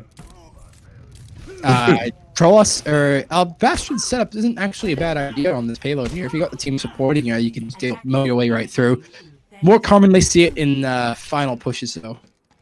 Yeah, I definitely think it looks like they're going to go with the Baptiste as well. So I think that they are going to have to go for the bunker here. The Widow is actually a very good pick, because being able to pull away the rest of the team, come in from a different angle, it helps split the focus up, because obviously Bastion bunker is very focused in on a single point of the map, and it can be quite easy for the enemy team to focus a lot of damage into that. So the Widow might be a great opportunity to just put that pressure elsewhere and split them up a little bit.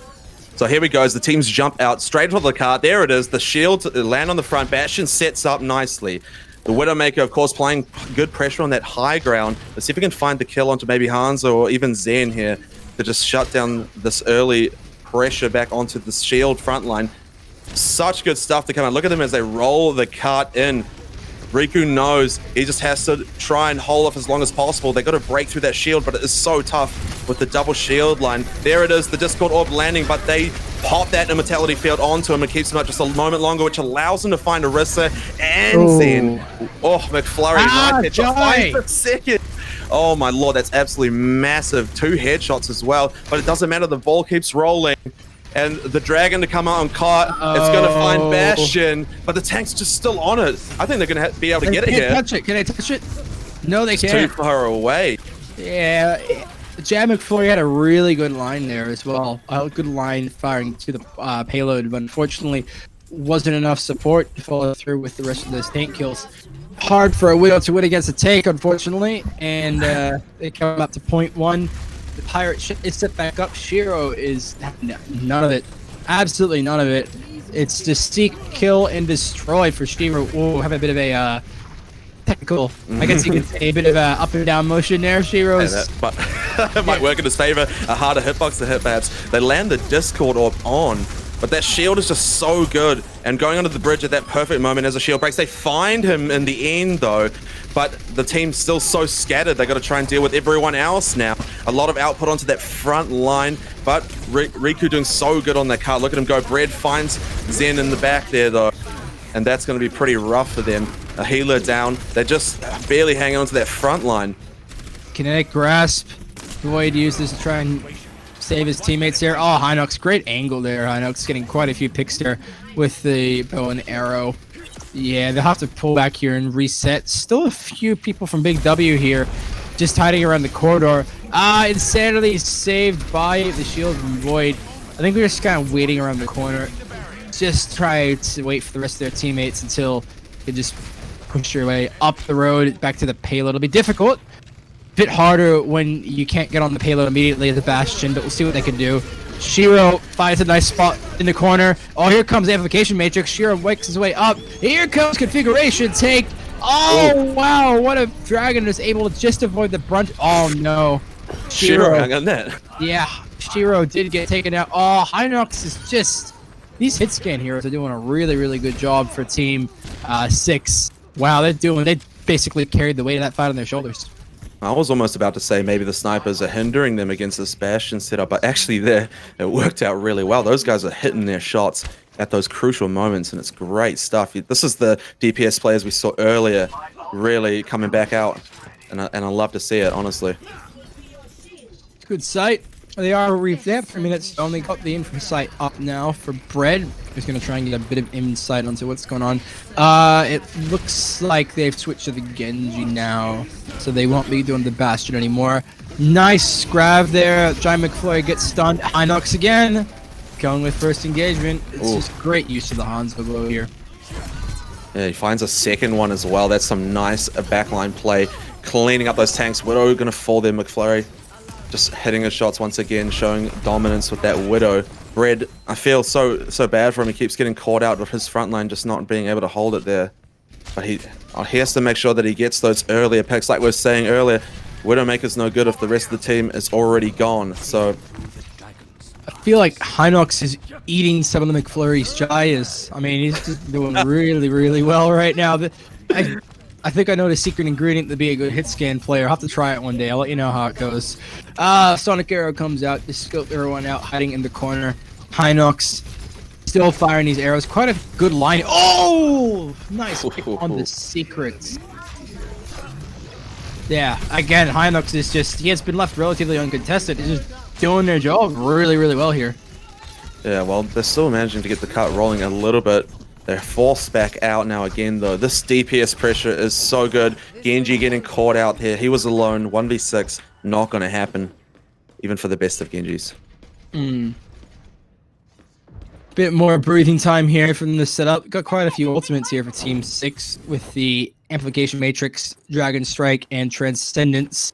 So it'll be actually hard to push through here. They can really just spread these ults out and burn the whole minute and 20 seconds left remaining on the clock. A few coming up here as well, though. Go up the stairway, though. Big W. Void leading the charge with Insanity and does get first pick here. And, oh, wow. And Void eats the Dragon Strike as well. Love having myself some dragons for breakfast. Void found out very quickly, though, trying to get a few kills with the little pistol. Somehow managing to stay alive through all this. Not for too much longer. So, yeah, Not Bubbles follows through and gets some good kills there. And Shiro is taken out relatively quickly as well, so well staggered. Shiro, he needed to make better use of that Genji blade. He got stalled out of it pretty much the whole time, not finding those supports at the back line, and that just left room for the rest of the team to keep up in a solid position. They were doing so well. This high ground really working out super well for them. I mean, they're set up nicely. Haven't really been knocked off at all. They've been pretty comfy up there, so they up to go from the charge up the stairs, though. There was a shield them all. And they charge through. Bakutet not having any of it, though. Fires the gravity. What are they? Gravity orbs? I don't know what they're called. And the rest of the team follows suit. So again, they're just not really having much luck. If they're quick, they can possibly get one more push. As Voids kind of glue themselves to the payload here. Probably DMAX, though. Oh, this interesting dragon. But they're just going to barely try hang in there. Great gravity. Oh, my lord.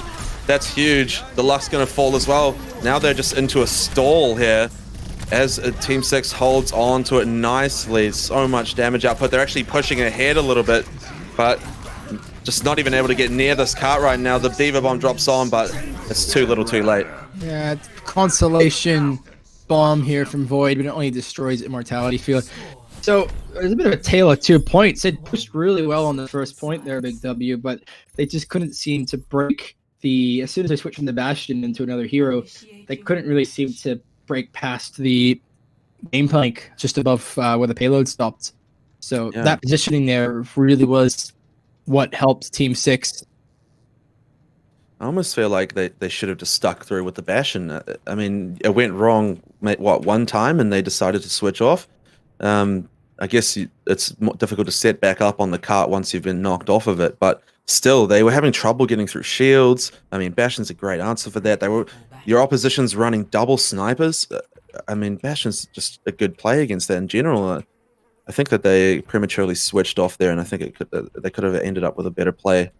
But even so, they just weren't jumping onto that backline in the right way. They ended up chasing McCree at one point there, walking past the Zenyatta and leaving him be. I mean, that just shouldn't be happening at all, you know? So definitely some focus needed. Could be down to tank players playing out of their usual position, well, usual role. So it might be a few, I guess, things that they're not exactly used to in terms of, I guess, mechanical play and even tactical play of support and or damage heroes. But they still managed to push it one point. Insanity! Wow. Cheeky. Just I like to see it. Hungry for just blood for the first second. And also opting for a cheeky set of turrets and teleporter here. So anyone walks out the front, they have to deal with the turrets. Yeah, I think they're just trying to stop this before it even starts. Yeah, this is actually working for them. I mean, Flurry needs to get into a position where he can just get the one pick, and I think he can get the ball rolling. Here it is with the Farah jumping up high Nox. He knows, he might have caught out Ana here, using that spawn point really well. Gets back in there, the teleporter goes down. He might have a chance to catch out Void even, but Void's smarter than that. Drops the shield. Here's Bastion to drop out, but he gets pinned, and that's going to be the kill out onto him as well. And Insanity managing to stay on the map. Huge play by him, but off the front line now. Hinox going to find him. Yeah, guess it was a good way to burn a minute there, but all good things must come to an end. So they opted for the same kind of strategy here. Giant McFlurry going to the Bastion, hopping onto the payload, get the old treasure pirate ship moving along. But the minute burning there is actually pretty good, so we'll see what happens. Oh, Insanity comes out for another serving. Don't think they realize that Bastion's glued on the point. Does end up getting the hammer, but Bakutet puts a ball to the face before Insanity can even follow up there. Yeah, it's not really turning out too well there. Even Bread's trying to get in the fun, but you can't really come too close to a Gatling gun without really being turned into mincemeat or Swiss cheese or whatever analogy you could think of. He needed some support there, and it wasn't quite getting it. That shield placement from the Orisa so good, kept Ash at bay, and so it was basically Reaper versus 3, and that it just doesn't go so well. Like you say, with a Gatling gun down your throat, you're gonna have a hard time. That's gotta hurt indeed, but they've got to the next point here with 4 minutes 25 on the clock. They only need to push it halfway to win the map. So Team 6 have got some pretty good momentum going up here, opting to go just sliding underneath the archway here. Here comes configuration take, and Brett is a first casualty. And they basket their Raise the Sun and not Bubbles. Transcendence to stay nice and healthy. Very good use of a lot of ultimates here. It's just overwhelmed Big W. Nice. And it'll be very difficult for them to actually come back to get the next point. We'll try and stop them. We'll have to see what happens. I don't think they're going to make it. I mean, Reaper might just, but he's already getting stalled off. He has to Wraith onto the point even. Giant Murray's locked onto them like a heat-seeking missile. No mercy at all. Giant Flurry is a friggin' rogue robot right now. Oof. Ha! And just like that, Team 6 gets point on the board. It is 1-all. It takes Junkertown quite convincingly. The Bastion setup working quite much better for them. We're now on to the third map as Giant McFlurry does get a well-deserved play of the game. I gotta see this. Yep. Point and left click. There's Reaper getting caught. Yeah. Doesn't get much more dominant than that, Stranger, does it? Just easily given the opportunity to take one fight at a time, and that's the problem there. Well, like I said, that Bastion sealed the deal for them. They just kept rolling through. The shield break, so powerful against that double shield or even just single shield lineup. It just suffers. It's sometimes it can work and sometimes it can, and Giant McFlurry just seem to be. Yeah, I'm really impressed with Giant McFlurry. I mean, you've heard me talking about him before, but they've been doing an absolutely fantastic job on any damage hero they've been playing, hitting those things as Ash. They've played McCree before as well, the Echo. Very well rounded. So the teams around the support Jai, they seem to be doing really well, and they were all behind him as the Bastion, and they were just getting heads. So let's see what happens. So on a less mobile map, 2CP Hanamura, and down to the Cherry Blossoms in beautiful Japan. Heroes are assembled, and we'll definitely won't be seeing any of the pirate ship here unless there's a glitch involving something you can move the Bastion on. But as the heroes assemble, we shall soon see what they are opting to go for the next fight. So we are on match point here, and as you know, if we do a draw here, we go to control map to figure out the winner. Ready for battle. Yeah, 2CP is a notoriously fun game type, so let's see how the teams manage to hold. I mean, if someone's able to hold that first point, it's going to be a really crucial play by them, especially with these teams and how neck and neck they've been playing so far. Like you say, you think that no Bastion will come out, but nonetheless, Shiro going on to it. Maybe he's just giving us a little bit of a tease pre-match. Maybe. Shiro looks like you're trying to warm up the gears a little bit on a very light speed stretch flexibility program. If I did that, I'd probably break my neck. So life lesson, don't do that. Only robots can do that. And it was a tease. So thanks, Shiro. I appreciate that. All right. So opt to go for the May instead. And the Symmetra here. Get a quick teleport to the point can be really, really helpful. So you can see some really, really cool flank teleports here as Symmetra. As Big W come out here, and yep, they just go straight to point, put the wall behind to stop anyone else coming through. Yeah, it's a great idea. So they're already getting almost the first tick, are they? Yep, that's a great idea. So even if they lose, they get one tick. They draw conditions out. There's a win condition there. So Lux does get the first kill, and yeah, everyone's just kind of scattered. Bakutez there trying to get some kills, but not. Kinetic Grasp won't save you from the big Zarya gun, and yeah.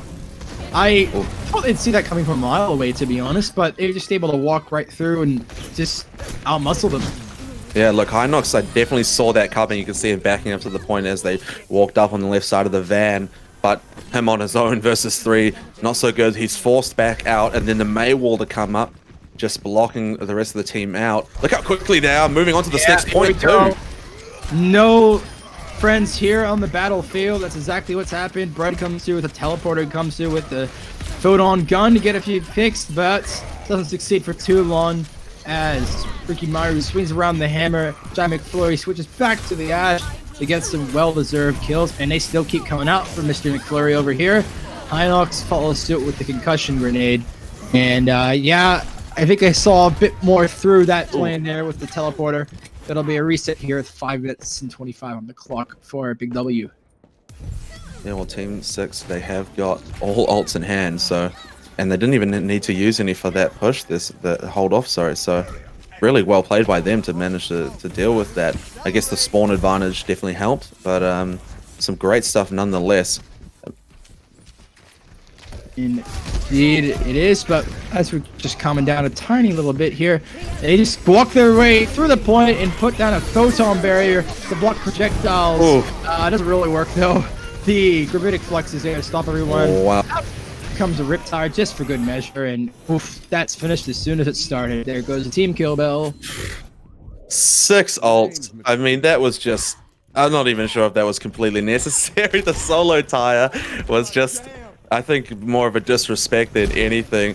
The gravitic flux almost had the team on its own. So that was an interesting decision. Let's see if that really hinders them into this next fight, since there are 2 ults here onto Big W's side. Yeah, the 6 ult, I only just realized afterwards. Maybe a little bit too trigger happy. I mean, it's good to kill the whole team, but you need to worry about the rest of the game as well. So still 4 minutes left of this attack. Opting to go underneath again, I think. I'll have to have a look. Yep, Void is trying to sneak through underneath. Yeah, going through the stairway, trying to sneak through it. Oh, wow, Secret. His Secret of the Coalescence just found out immediately and loses it. So they've barely been able to start using the Coalescence before it's just deleted. And there comes another team kill bell with no ultimates this time. Jeez, okay, there you go. It just proves that even more that they didn't need to use all of them last fight. But great play by McFlurry. Look at the positioning up on the high ground. Won his fight against the opposition. You know, Shiro didn't even know he was there. Gets popped off before he can assist much more than with the fight. Just some great stuff. They're split, but they're still playing very tight, if you know what I mean. They're focusing well, and they just dealt with them as they walked onto that point so quickly. Losing Secret right at the beginning of the fight, though, that was brutal. He forgot he's not a tank right now. Has to be a bit more careful with that health bar. I'm looking at the kill feed. I'm just seeing all blue. Team 6 are just over all of this. They are just, when I say over it, they're all over it, rather. Rikimaru is coming through with the kills. The bit of a safety nano boost there onto Rikimaru to get some follow-up kills. Yeah, I'm not really seeing much of a fight here from Big W. They've just been able to be shut down every single time. Once again, Secret going down early in that fight. He needs to be a bit more careful. He has so much healing, especially on Ana, so he needs to stay up for as long as he can in the fight. He should be the last one to go, if anything. But he's very aggressive in his playstyle, so maybe if the team get on the point with him and they can get a solid lockdown, they'll be alright. Here comes a dive from Insanity. Insanity opts to go the high ground, but the Zarya bubble saves a day, and there we go again. It just is not going well at all. Even a nano boost here on the Jai McFlurry. Not on the Jai McFlurry. Tries to take down Jai McFlurry, but survives. Good peel there from the healers. It's just nothing's going right now. Yeah, Rikimaru actually played that really well. He dropped in while they were running in, split them, and got the kills onto a support. So, I mean, that's a huge play by him to just big brain it and get in. They didn't even turn around to help their teammates. They were just so busy thinking about walking in. Coming up the right-hand stairway now. It looks like they'll try to get another dive. Just slowly poking their way through. They do have Up to work with, but not really much else unless Brad can get another pulse bomb.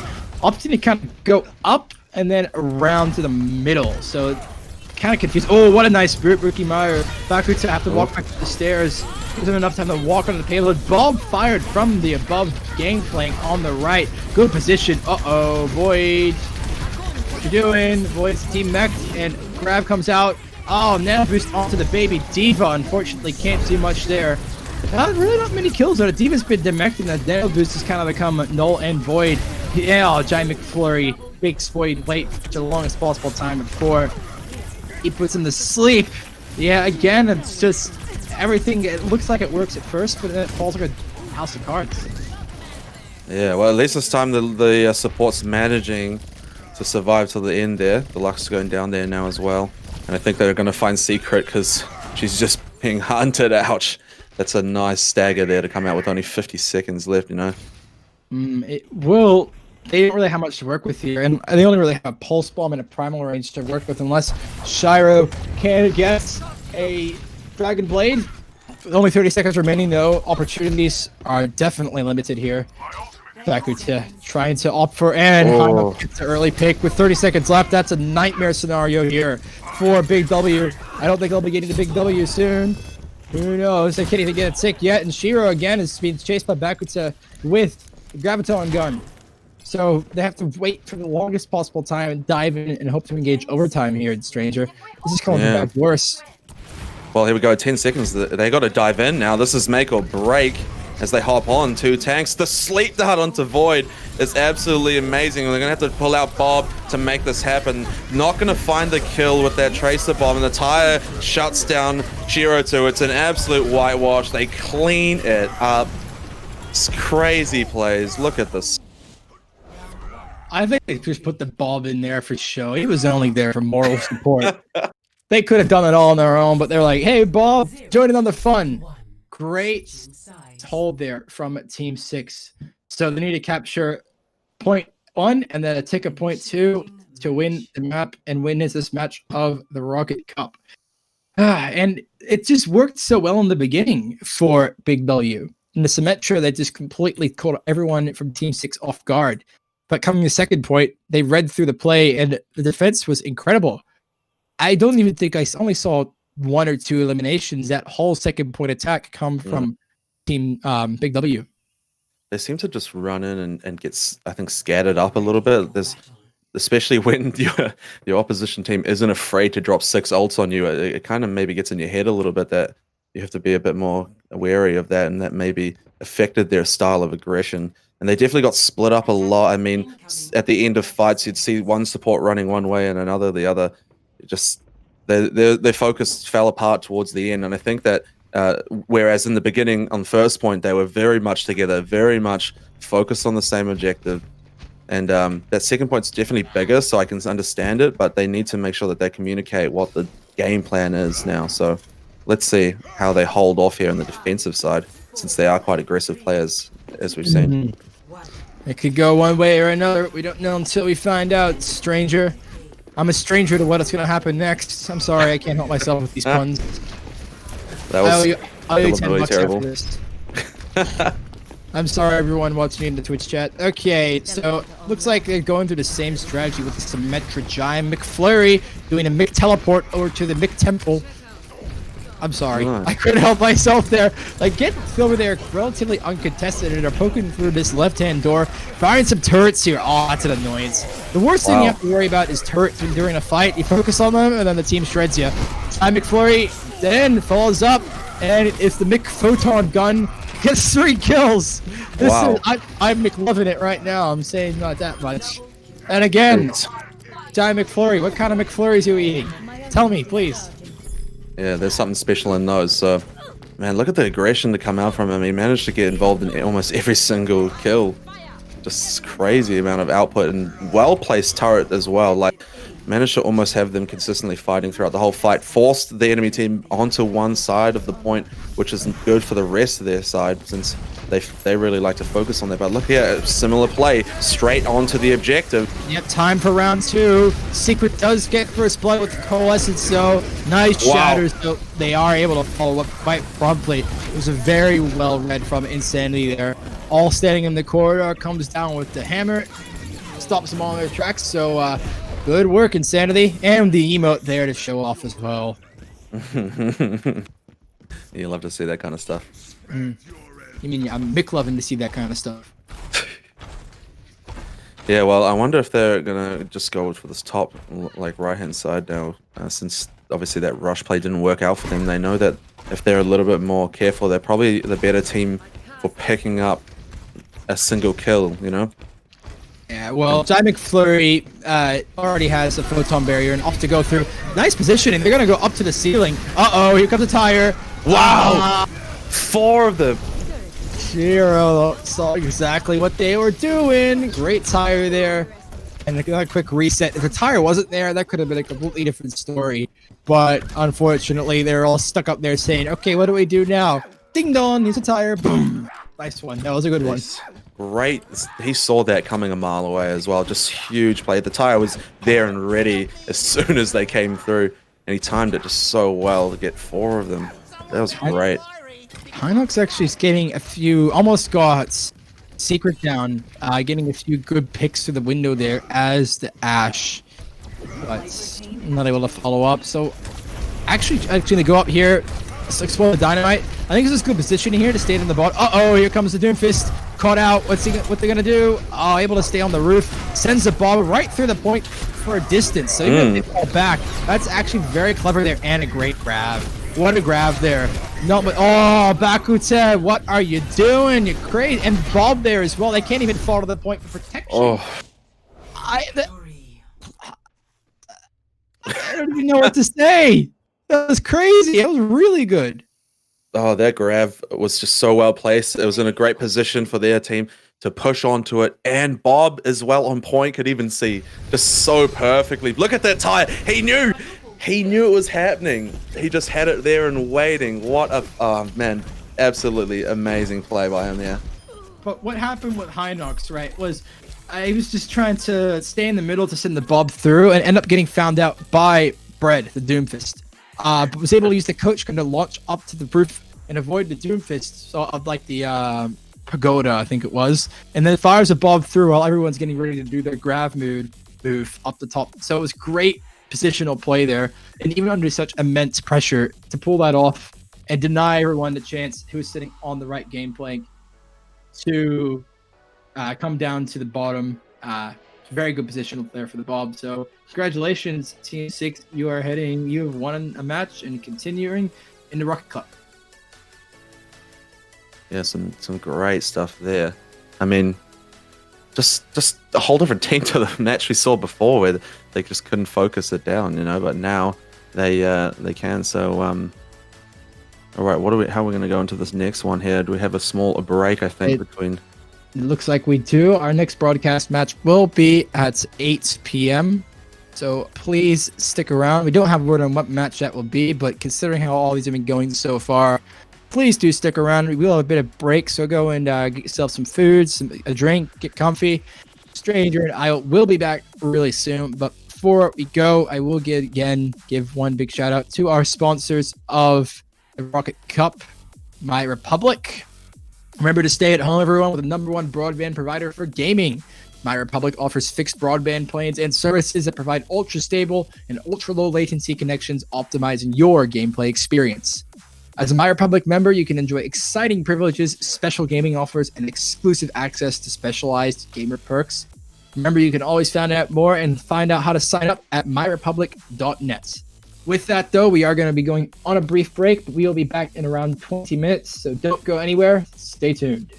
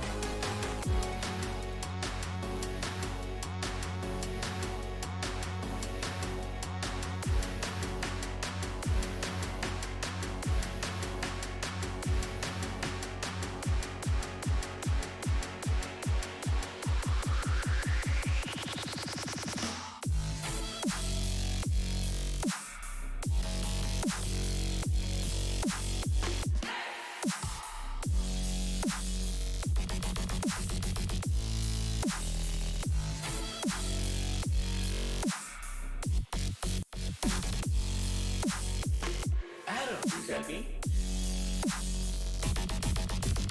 Yeah, what's up with it?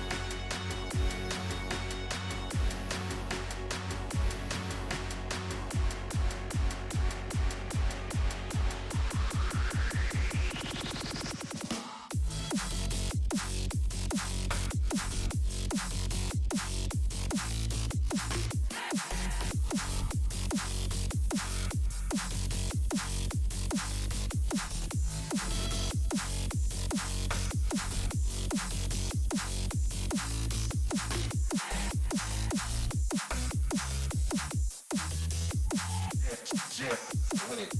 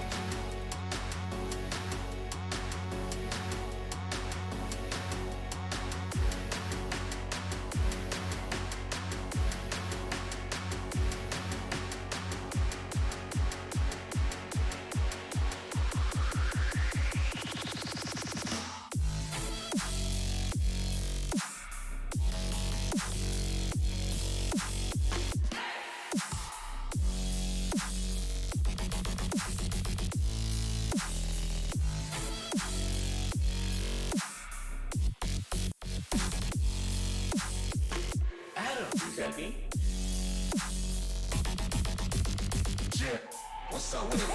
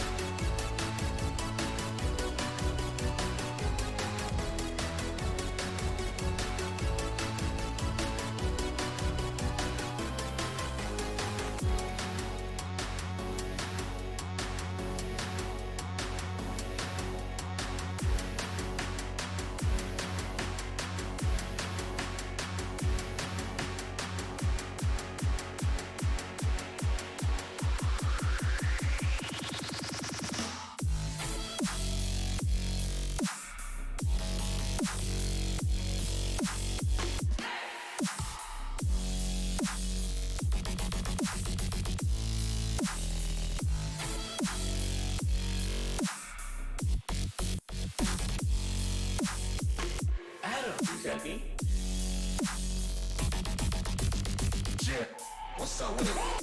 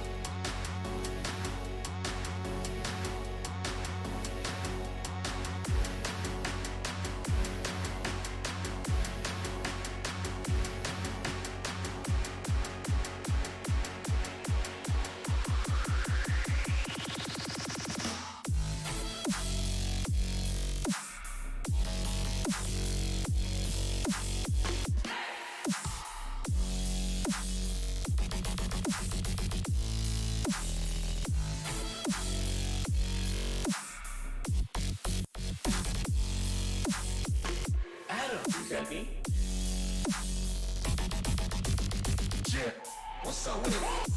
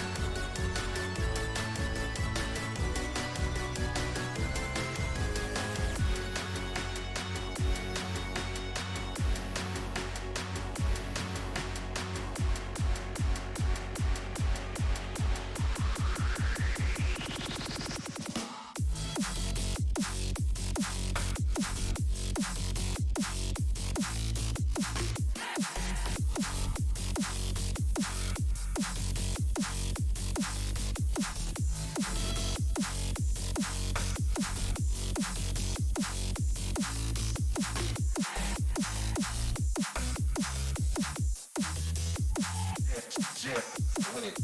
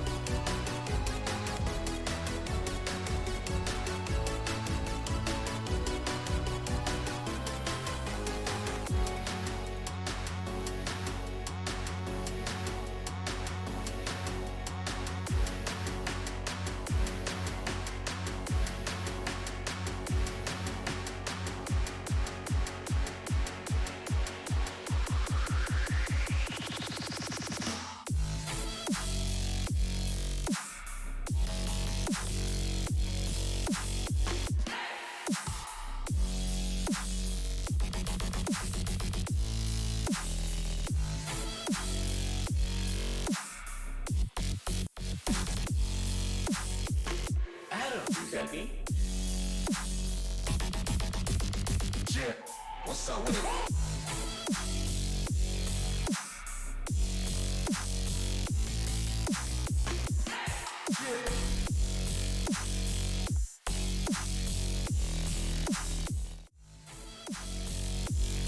Welcome back, ladies and gentlemen. It's AOEsports Rocket Cup, proudly brought to you by MyRepublic. After a quick intermission, myself and Stranger are back and ready to cast some more matches in this very exciting event tonight.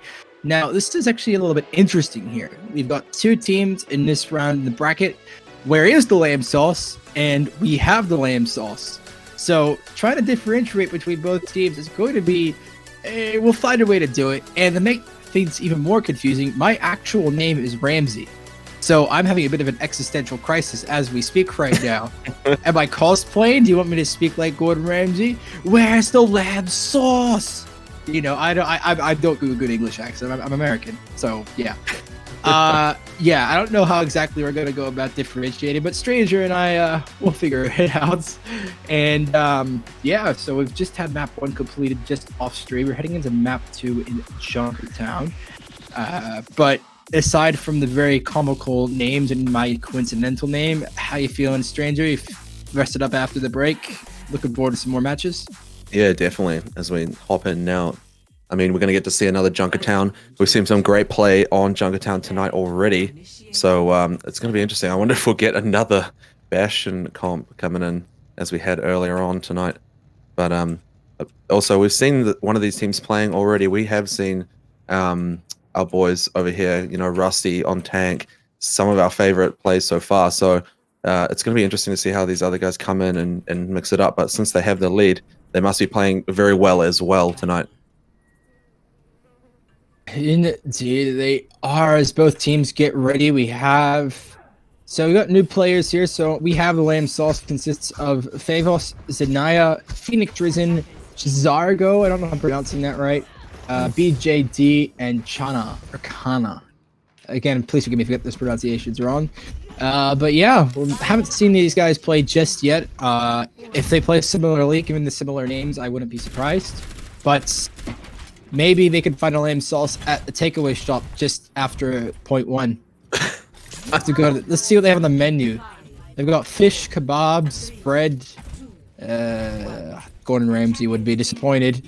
I digress, so as the gates are opened and the match begins. we have the lamb sauce on the attack. No Bastion this time around. Imperial gets the first pick, quickly resed up by Chana. Nice res there. Ooh, Zargo kind of jolted by an accretion. Still slowly pushing that payload though.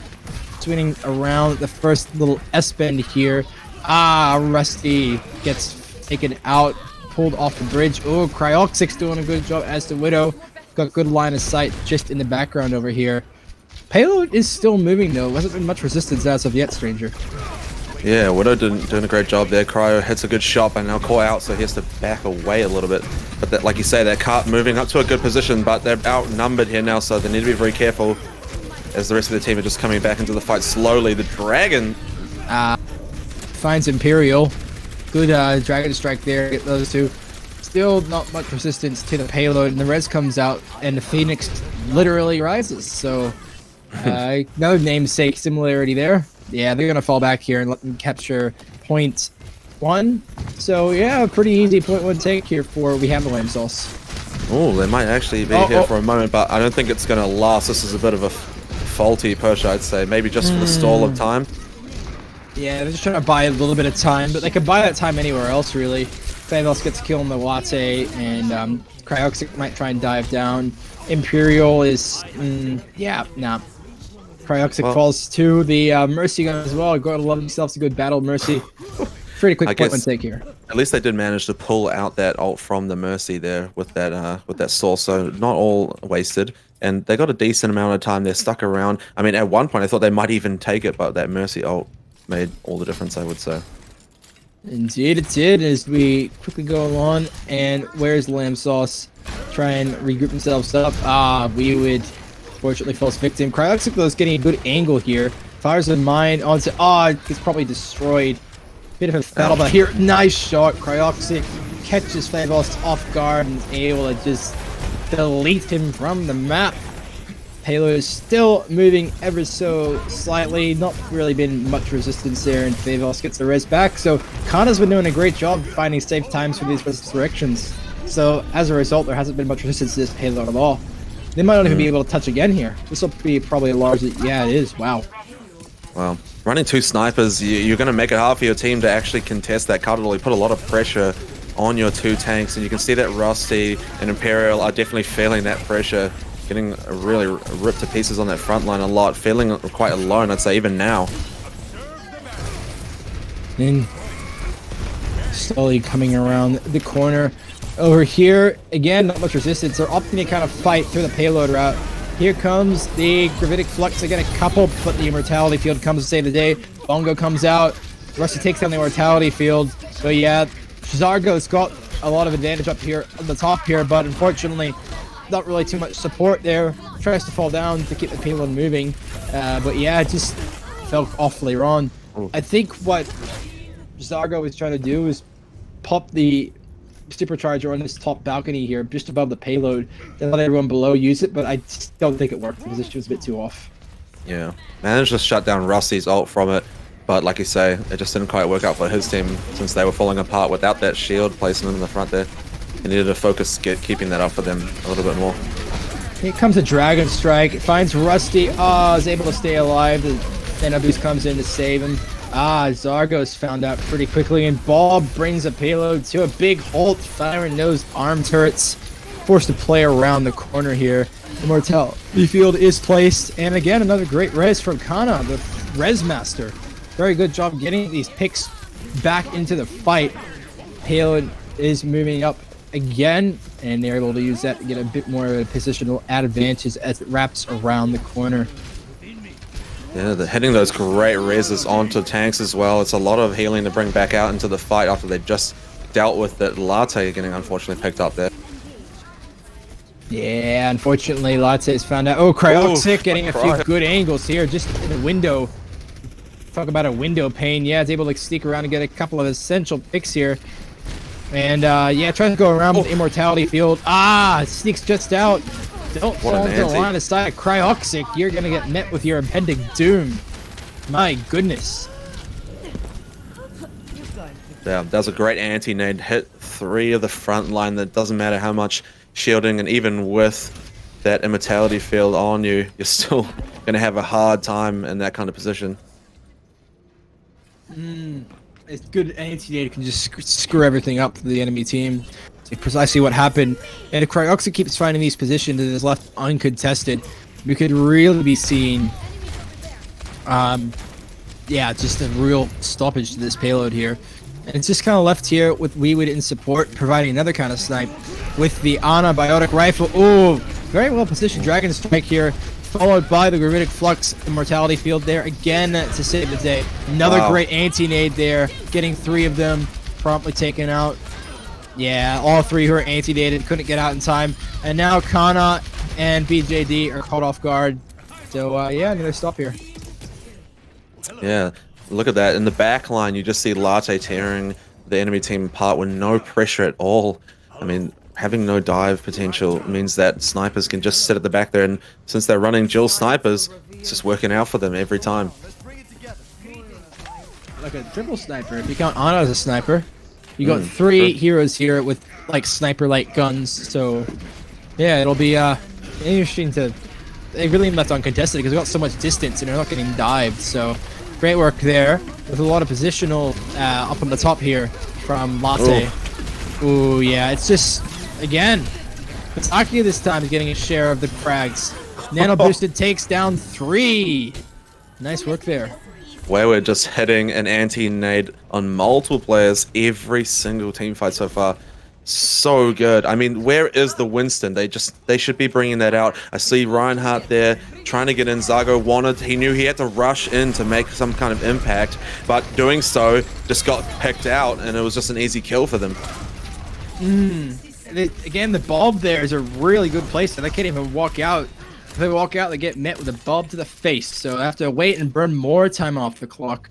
We have the lamb sauce. Doesn't have the lamb sauce just yet. It's really being with a lot of resistance. That's a great Gravitic Flux right there. Slams straight into the ground. Stalls them all up a little bit. They're able to walk to the payload. And BJD does get the first pick, which is really actually exactly what they needed. Oh, wow. The extra damage here from the Hellfire shotguns is really working in their favor. Weewood's caught out on their own as well. So looks like they're finally getting a little bit more momentum heading into the last point here. With Phoenix risen, well, both tanks are now at the last point. Trying a little bit of, they're healing back now, but yeah, let's see if they can get it to the end. You see how quickly that switch there, bringing out the Genji to just dive onto those snipers, and then there you go, they were in. Look at them go, they're off. Here they go. Oh, Rusty and Weewood come out with almost kills that were parallel to each other. So it'll be hard to come back from this one. And yeah, Weewood's following up with this one. The Supercharger really gave everyone the extra ante to take down everyone, and even with the Graviton Surge, no one there to follow up with it. So great use of the Supercharger there from Rusty. And the payload stops at 2 points, 92.04 meters before we have the lamb sauce. Looks like they found where it was. 0-2. That's why I stopped the payload. Now it's up to the other, where is the lamb sauce to find the lamb sauce? We're basically playing a game of hide and seek here. Yeah, the payload is just secretly, it's just a huge package of lamb sauce, and that's what we've been fighting for all these years. No, it's the money to buy all the lamb sauce. I don't know. I don't know what the lore of lamb sauce is. If you want to buy a lamb sauce shirt, no, I can't. I'm not going to advertise. I'm not going to do save a self promote. No, you can find it yourself. Although if these guys aren't wearing lamb sauce t-shirts right now, I'm going to be very disappointed. When is AOEsports going to get cameras for like people who are playing? Maybe it's a bit too much to ask. Scuffed webcam. Yeah, just to see that t-shirt. Anyway, sides are switched, and where is the lamb sauce? Are on the attack this time after a very convincing 0.3 defense there. I was very impressed with how they were able to hold it, especially after the very frantic 0.1 and 2 attack from we have the lamb sauce. So they're keeping a similar composition here. They're still opting for a triple sniperish comp with the Ashe, the Widowmaker, and the Ana. So I think it's working for them quite well. So we'll have to see how it progresses throughout the map as the gates open, and here we go. Yeah, a bit of a snipe off. We got the Hanzo Ashe on we have, so let's see if who's going to hit who. It's basically going to come down to who hits the best headshots. But look, once again, no one on the cart to compete against it. So they just roll it up. Yeah, cart's just rolling up. They're trying to X Imperial.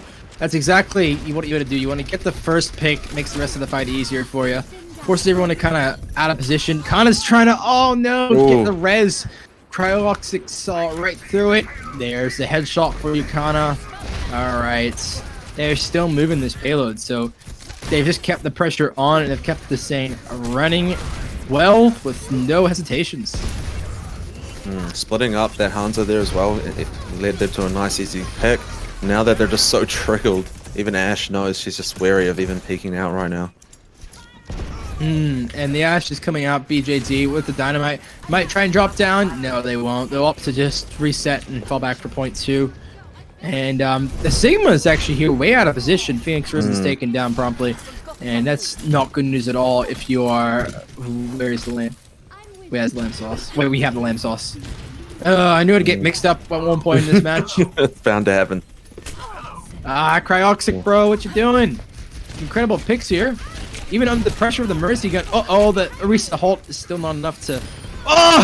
Wow, another. And a third. What are you doing? I've been watching from Cryoxic's perspective, and it's just no mercy at all. You just need to stay away. Basically, eagle eye in the sky right now. Free push all the way to the last point here of point 2, and they're actually pushing quite forward, Rusty and the gang. They're trying to get more picks before they get to point 2. Well, they've created the space they need. I think that they're not even going to be able to compete against that. Cryox just holding off Favos. Cryoxic. That is brutal. Cryoxic, you got to share with me your secret formula with being a good Widow. This is crazy. Haven't seen Widow play this good in a long time. But Rusty, that's just keeping up the aggression. He is dragged up by the Gravitic Flux. The Nano Boost gives him enough damage resistance to keep him alive. Charges in the whole steady, whatever that ability's called, from Orisa, stops him in their tracks. Still pushing the payload though, so a little bit aggressive there. Favos is now returning serve with the headshots here. So it's 3 of them. And another. And another. Wow. Oh man, my kill feed's seeing red right now. That's what we needed long ago. He's got to try and maintain that through all these fights. Not sure why Rusty charged in there again. I guess he probably thought that his teammates were at his back, but unfortunately they weren't. And pushing himself on that corner there, a lot of pressure. Favos, wow. Favos, and now it's a Widow battle here as well. Just on each other's backs right here. Oh no! Fastest finger first, and Cryoxic wins it that time around. Jeez, this is very entertaining. It's just both their own worst enemies. Here comes another Gravitic Flux, and the flotation lets Cryoxic take down BJD. I need to find out what the critical hit accuracy is at the end of this match. This is crazy again. Oh, huge. Switched. Again, they're just on each other so much at the moment. So this is a Widow 1v1 match with a team game happening in the background. Yeah, it's don't even bother focusing everyone else. These Widows are really stealing the show right now. Payload's still moving though, very much greatly in favor. 4 minutes left. They only got to push it a few more meters. Looks like just over 10 meters to go. And Rusty's in here at the front, trying to keep everyone at bay. Bob comes out, but able to get away, and is grouped away actually, so that's a good job there from Mataki. Here comes a Shatter, gets down to Jazargo. Oh wow, the Gravitic Flux does stall everyone out a little bit, and might be able to stop it here. Ooh, the Ananade heals Rusty up, keeps him nice and healthy. They're kind of confined to this little corner here. There's not giving up just yet. Nice charge and nano from Rusty. And he's being very aggressive here, not ready to give up yet. While you still have the Ana up, and he just got down there. I love the aggression there. It was just, not enough there for it to be sustained. This is going crazy, man. Rusty goes full commit, whether it's going to win or lose. He knows it's all or nothing. Yeah, man, that Jargo put that shield up. Phoenix put the shield up just a little too tall, and it let Rusty sneak that Earth Shatter underneath. That was a huge play by him to see that happening. Oh no, it was still up as well, and Favos just wow. The Infrasight definitely helped with that one. They're still gonna proceed with the fight and see if they can get a few. Latte tries to boost himself up with the coach gun and try and take out Favos. Not really very successful though. Rusty is still being the aggressor here, basically acting like a big, I guess, overgrown tracer right now, just getting in the back line, trying to take everyone by surprise, but at significantly less speed. Cryoxic, So bro. let's say Favos is really picking up his game. One Widow headshot just changes all that. This changes everything. It's just crazy. And Cryoxic is just going for these shots. He's backing himself and taking these shots, and his team is luckily there to peel for him most of the time. So they walk around here. They still have 2 minutes here to get it. Just a few short meters. Here comes a Gravitic Flux, gets up a couple, slams it down to the ground. Here comes a nice shatter here from both sides. I'm seeing a flurry of red and blue right now. But Favos, the Trust Widow, gets the first pick after all the crowd control. It'll be another reset here. Oh man, Rossi hit a great shatter there, but just unfortunately so much CC onto him and the rest of the team split. They weren't able to capitalize on any of it, and it's really unfortunate. They do the Bob here. Latte can come through with the Bob to put everyone out of position. And they got a good window that it'll be good to try and capitalize on it and push the payload the few short meters required to win it. You have to remind me, so who's on match point right now? Where is or we have? Oh, so we have, I believe. So we have the Lamb Sauces. Gotta double check that. Okay. We have the Lamb Sauces on match point. Because I was a bit confused here. Similar names. And Favos. Oh boy, it looks like they're on track to win it the way Favos is going. Another headshot just completely prevents him. Oh, Favos. Oh, jeez. Interesting that Cryo went to the McCree. He's obviously knows that there's a little bit more multi-use coming out of a McCree than just the Widow. I feel like Favos is a mispronunciation of Thanos, but that's exactly what Favos is doing. Basically Thanosing all the members of Where's the Lamb Sauce. So, I don't know, man. It could be a coincidence, maybe not. This whole match has been a whole string of conspiracy theories. I digress, though. We have 40 seconds left. Quite a few ults bubbling up here for Where is the Lamb Sauce. We have the Lamb Sauce are holding strong, though. Oh, BJD stunned by the accretion, walks out. Here comes a Bob firing through the underpass. Sanaya's caught a bit off guard, so they have to work around the corner here. Oh, Rusty comes through with the help from the nano boosted Brigida, and here's the aggression we were looking for. Ults are coming out here with the well-placed ball, putting everyone just kind of out of where they'd like to be.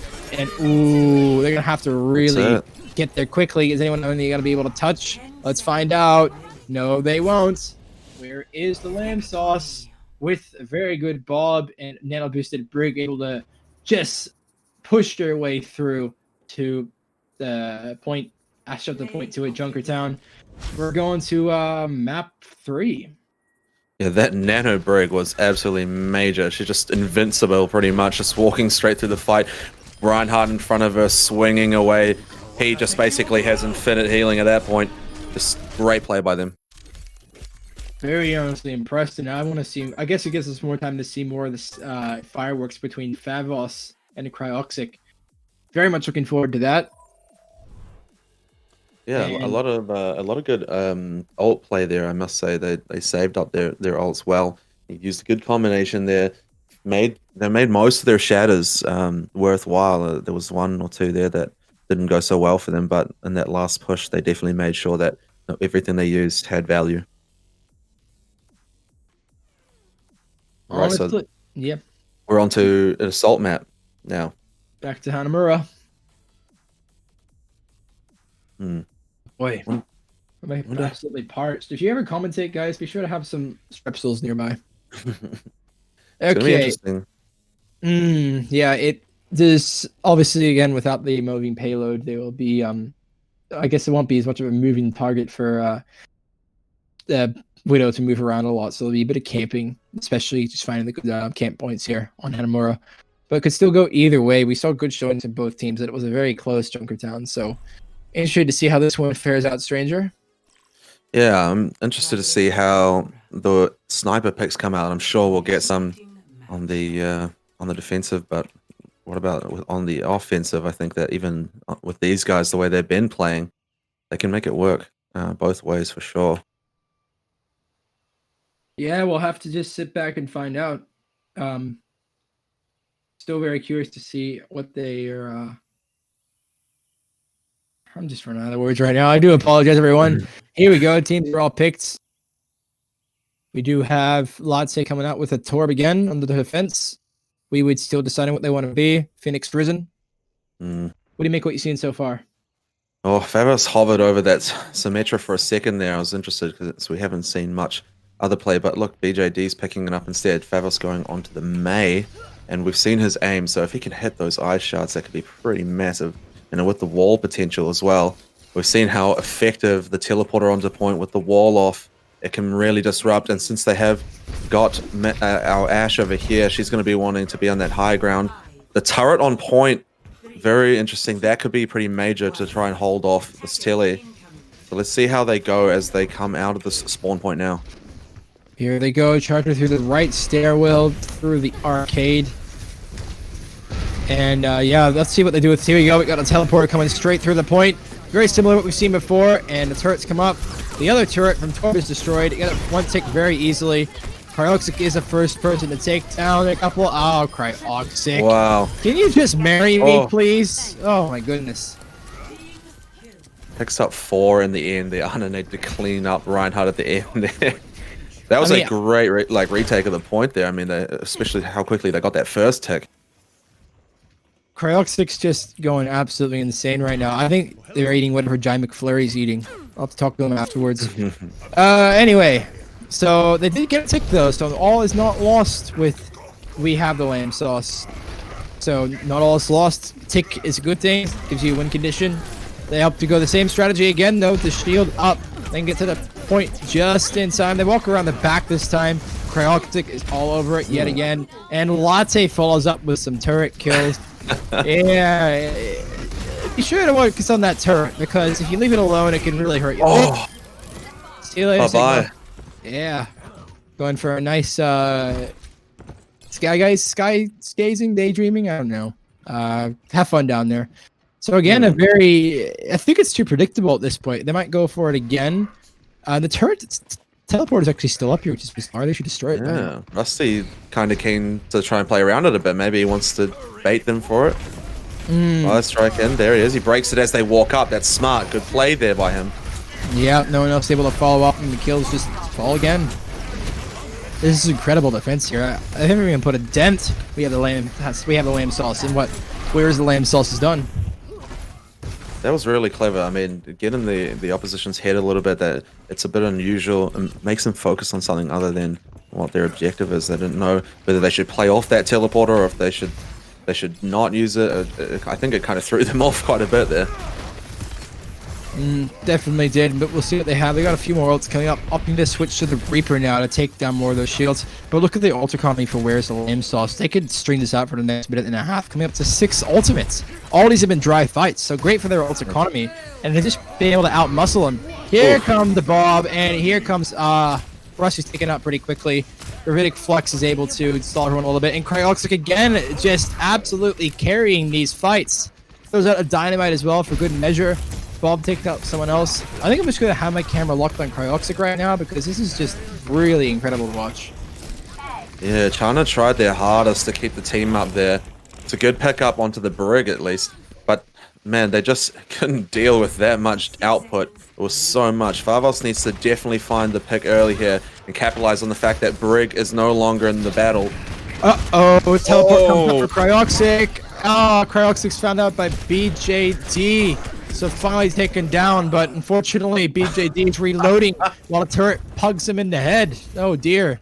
Wow, Rusty big brain that so hard. The shatter across the team found about half of them and then to charge through to just clean up a whole bunch. Massive play by him. He's really thinking outside the box right now on this front line.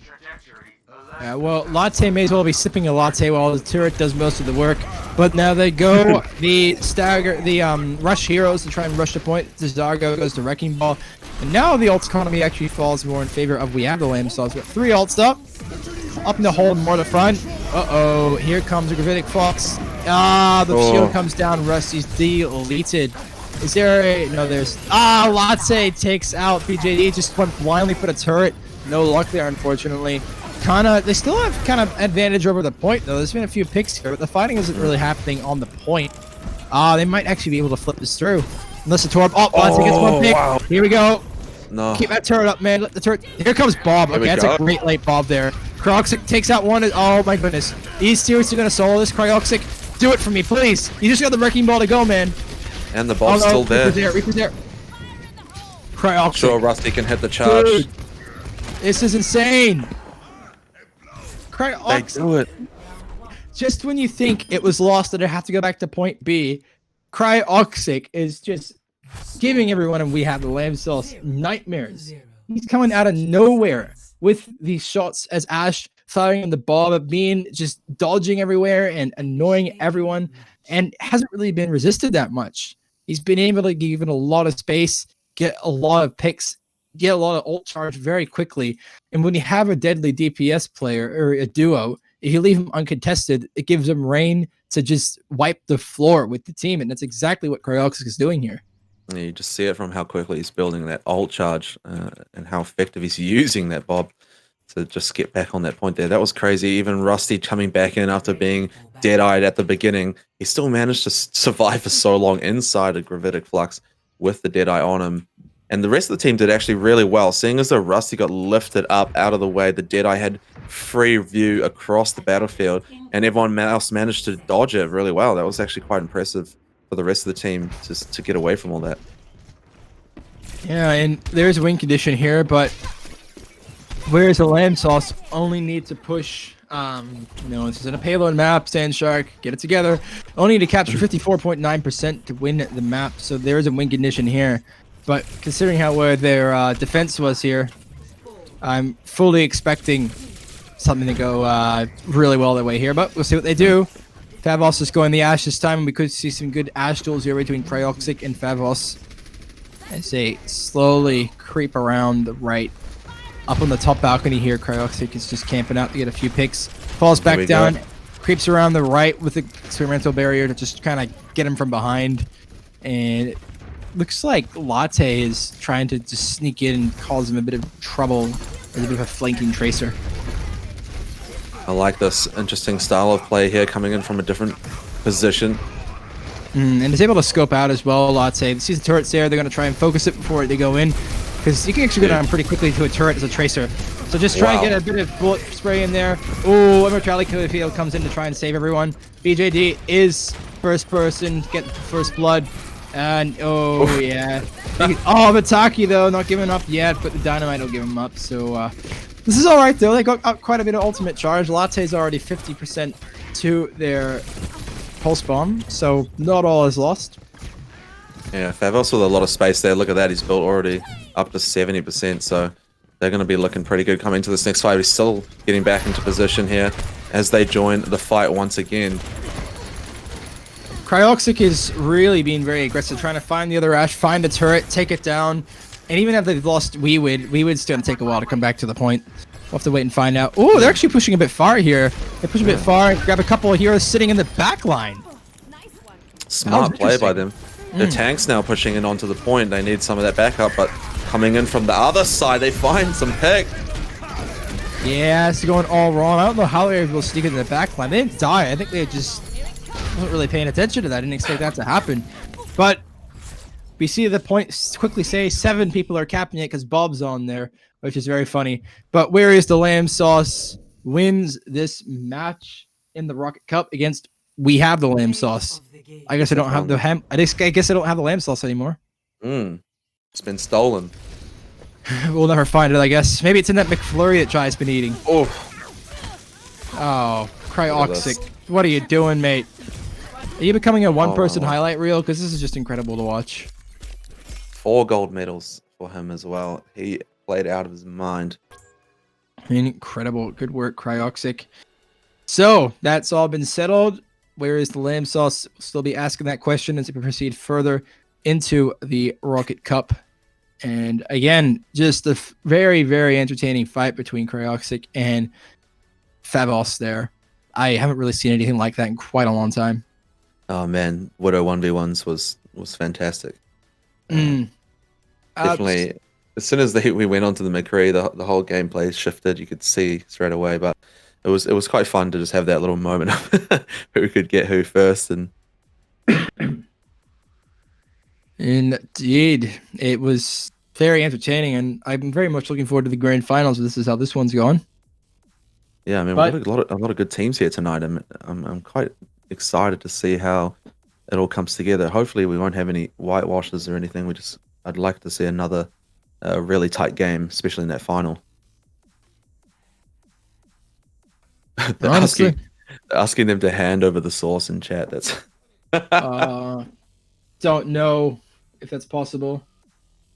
Okay, so right now, I might need to switch because my voice is actually give it out right now. So we're going right now to Vitaki versus Where is the Land Sauce.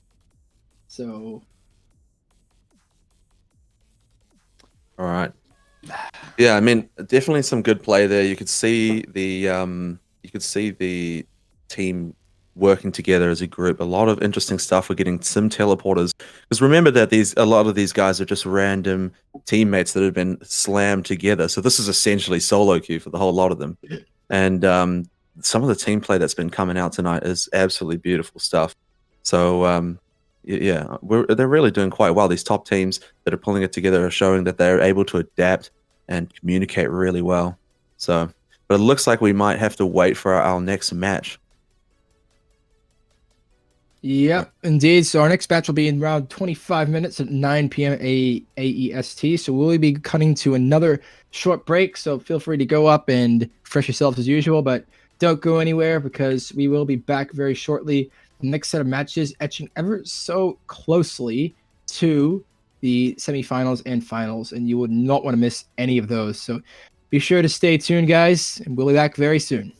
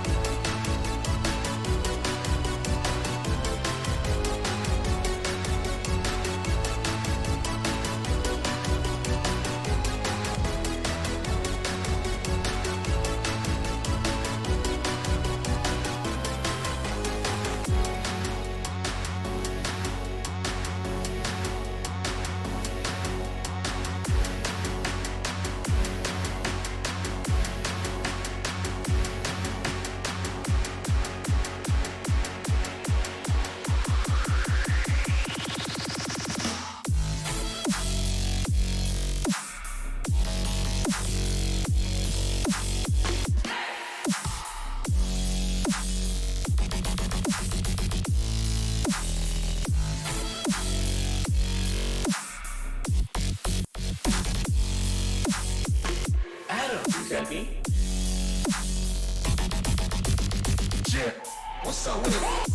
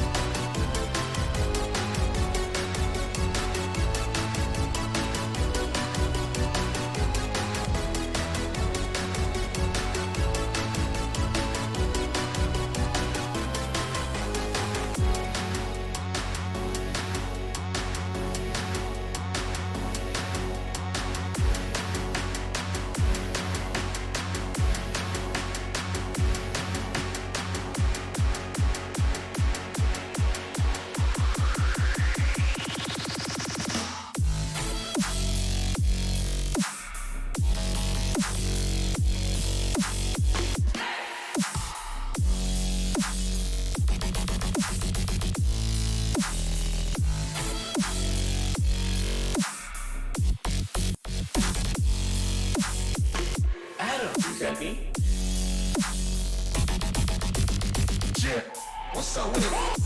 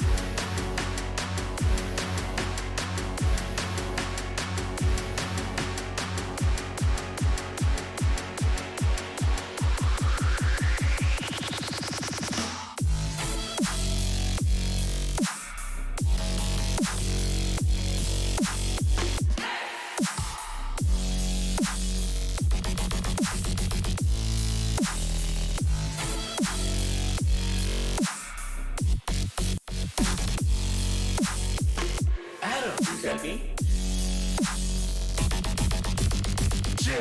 what's up with it?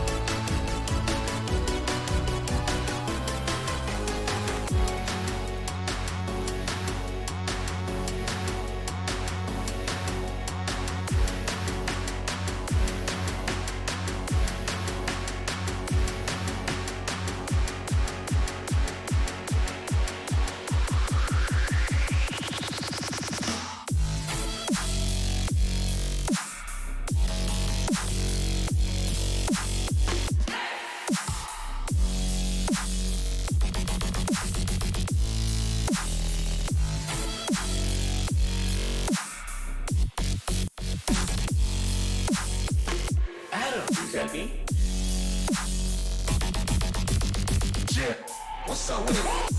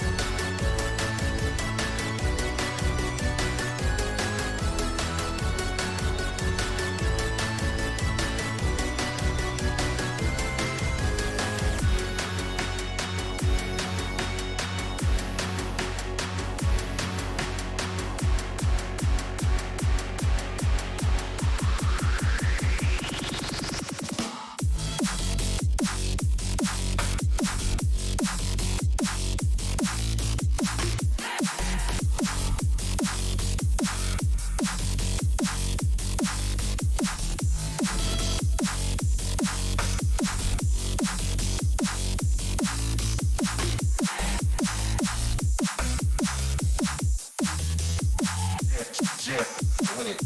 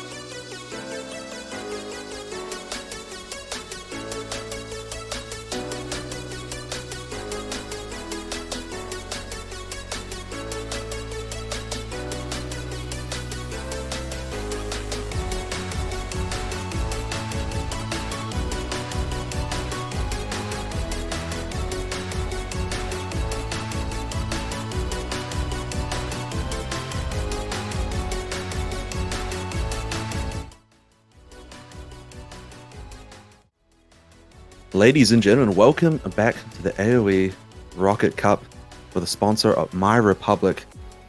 Tonight we've got the final match here in the round robin. It's going to be Where is the Lamb Sauce versus Vitaki Fanboys. And just keep in mind, Vitaki's actually one of the players in Where is the Lamb Sauce, sorry. So we're probably just going to have to call them Fanboys to not get things confused up here. But first map we got here is going to be Control out in Busan. It will be. I don't think. Oh, I'm live, right? I'm sorry, I didn't realize my mic's not muted, is it? No. I do apologize. It's been a long night. Yeah, I haven't actually seen Busan yet for Control, so it'll be a nice little change of scenery here. And yeah, we do have winners from and Cryoxic coming back into the fray, and I'm very excited to see how that will turn out. As well as I just need to wait for the thing to assemble so I can refresh on the other team's name. Do apologize. What we got here? Okay, we have Fanboys. Yeah, Fataki 232 Fanboy. I'll just call them Fanboys. Probably easier that way. Yeah, it should be again. I hope Cryoxic will meet his match with someone in Fanboys because Cryoxic has been absolutely insane this series. So very interested to see if he'll be able to reign supreme or if they'll meet their match. But we don't know yet. We still got a lot of time to wait around, so doors are going to be opened, and here we go. Let's go, Stranger. Let's see what we got. Yeah, if I was Goose, I would definitely be a little bit nervous about this match as he flies in the high ground, dropping a few bits of damage out onto that front line. They're going to go on that left-hand side, and they're met there. Rusty comes in swinging. A lot of damage to come out, though, from the Winston as he just tears through that shield. I said it before, I'm going to say it again. Just freaking marry me, Cryoxic. I swear. That is just, he comes out with the first picks there, and yeah, it looks like it'll turn to a pretty easy take if they make their way back to the point, which they will. Flips it over, relatively little struggle here. Yeah, nice little stagger there from Latte to hit some good damage. Not sure what Mirish was doing. He's gone off the map now as the team stagger away. Infinity finds a great nade to end Tracer there. But they're still being pressured so hard on that front line. Look at Rusty just asserting his dominance as Winston jumps in on him to push him back a little bit. CLK really is the one to take down our boy Cryox, but oh no, Apollo gets found quickly. Cryox sending CLK back to the spawn point quickly. Even Ghost finds the Ana in the back line. That's going to be pretty crucial. Pick here with the healing reduction. They're just trying to deal with that pharmacy as they fly off back to the high ground. But no, Mercy couldn't get away from it. Oh, that is unfortunate for her. They're going to be staggered a little bit here now and forced to wait. 40% on the board. It hasn't really been going well for Fanboys at all, though CLK does come in with the Seismic Slam.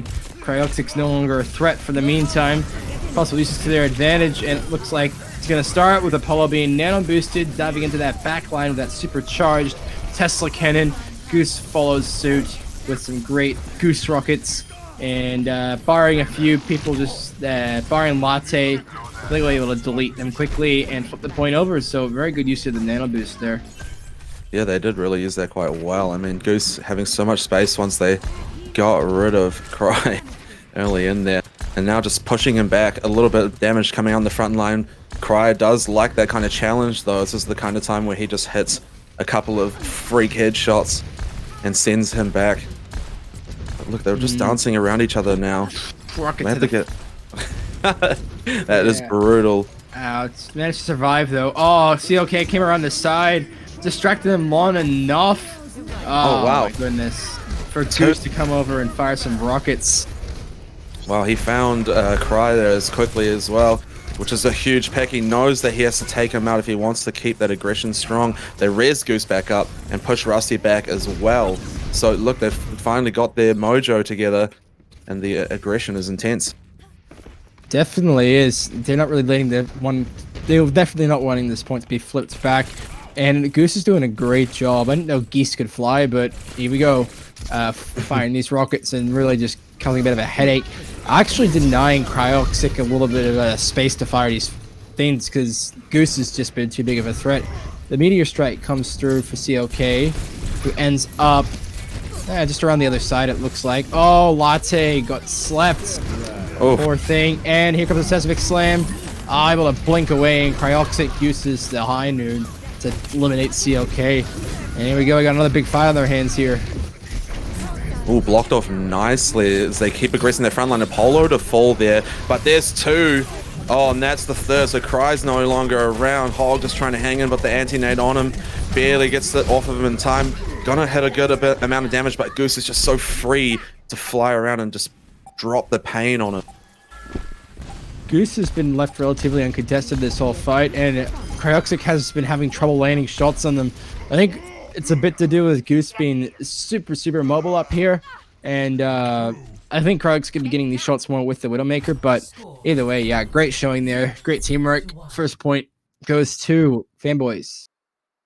Yeah, I think they might need to adopt the Diva to give our man Cry a little bit more space. Get right up in that Pharah's face and just let Cry have a bit more room, because right now, Goose is doing a fantastic job of shutting him down really early in the fight, and it's making all the difference, as we can see. Definitely is. And as we head off here to the next point in Busan, we do have the train over the side, so maybe we can see the concussion grenade causing everyone more than just a little bit of a headache here. Sticking to the Pharah, Gooses slowly making their way to the point, firing rockets through to the other side. I'll have to see what happens here. Still got the support from Omnom Chi. CLK, oh, caught out. This will be tough to try and engage without one of your DPS players. And here's Goose once again just applying a lot of pressure. Diva does hop in and block off quite a bit, which does open up the field a bit for them. Look at that. Great play here. He's doing it again. Huge stuff. Goose finding Cryhawks, though, still absolutely crazy. He's got the focus down. That Mercy just keeping Goose in play the whole time. Down goes Ana as well, which is another healer for them to fall. They got to be careful. Ash gets jumped on by the monkey in the backline, and now with a Doom in her face as well, it's going to be very difficult to stay alive, but she manages it nicely. Goose once again finds a second. Oh my god, and Rusty as well. The triple kill there. Oh my goodness. Goose, someone stop. Goose. The goose is loose. Yeah, this is an interesting Untitled Goose Game cosplay right here. Yeah, and I was worried when the point flipped, even when Where's the Lamb Sloss was in control of the point. Goose and Omnom Cheese are still left uncontested, so as soon as I saw them up there, I'm like, who's going to get them? And no one did. And Goose is just reigns supreme so far, flipping the point to their favor, and yeah, doing a good job. Oh, there it is. Ana has to do the job for them. Finds the kill out onto Goose's no, doesn't get the res. Oh my lord, the shutdown in the end there. Winston doing a great job though. CLK finding two. That's absolutely huge, but Reinhardt returning the favor. Here it is. They got to hop on point and get a conversion. Don't want to give them too much percent. Rusty just swings away. Look at him. He's an absolute madman. Someone's got to deal with that Mercy. It's keeping him up. Dear. He's going to do it himself. Goose finding a healer in the backlines. Once again, just so free to do whatever he wants. Cry though. Finally playing it out. Apollo. No. Oh no. Rest in peace, Winston. No. That's going to leave a mark. Yeah, CLK kind of trickling in there. That wasn't a great idea for him. That kind of went everywhere, that fight. And when Goose is taken out, it's very easy for them to kind of flip the point back. So, not all is lost. They got up to 50%. They got a bit more time here. Let's see if Apollo can get back onto that backline, and when he is able to shut them down early, but no, he's going to get taken out by Latte nice and quick there. Once again, Doom going in, the res out into Apollo brings him in. Meteor drops straight on the same spot, but not effective. Gets taken out there. Imperial doing a great job with that. Rusty finds Apollo once again, and there it is to clean up. Nice job, Latte ending Goose. Doesn't want to give them any space. That ult to come out from Brig, absolutely huge to help them out. Yeah, they're holding this defense here pretty strong. Everyone's nice and armored up from Brig's rally. Being a little bit aggressive here, but going to opt to let Fanboys trickle to the point. They do get Cryoxic though, and Cryoxic's actually switched to the Tracer. So we only have the Ash here, and means a hit scan to take down Goose.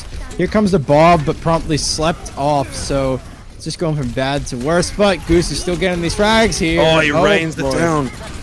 Oh, just able to get the whole thing off as well. Survives through and finds another kill afterwards. Pyro finds the kill on him, but has to now deal with the whole rest of the enemy's side.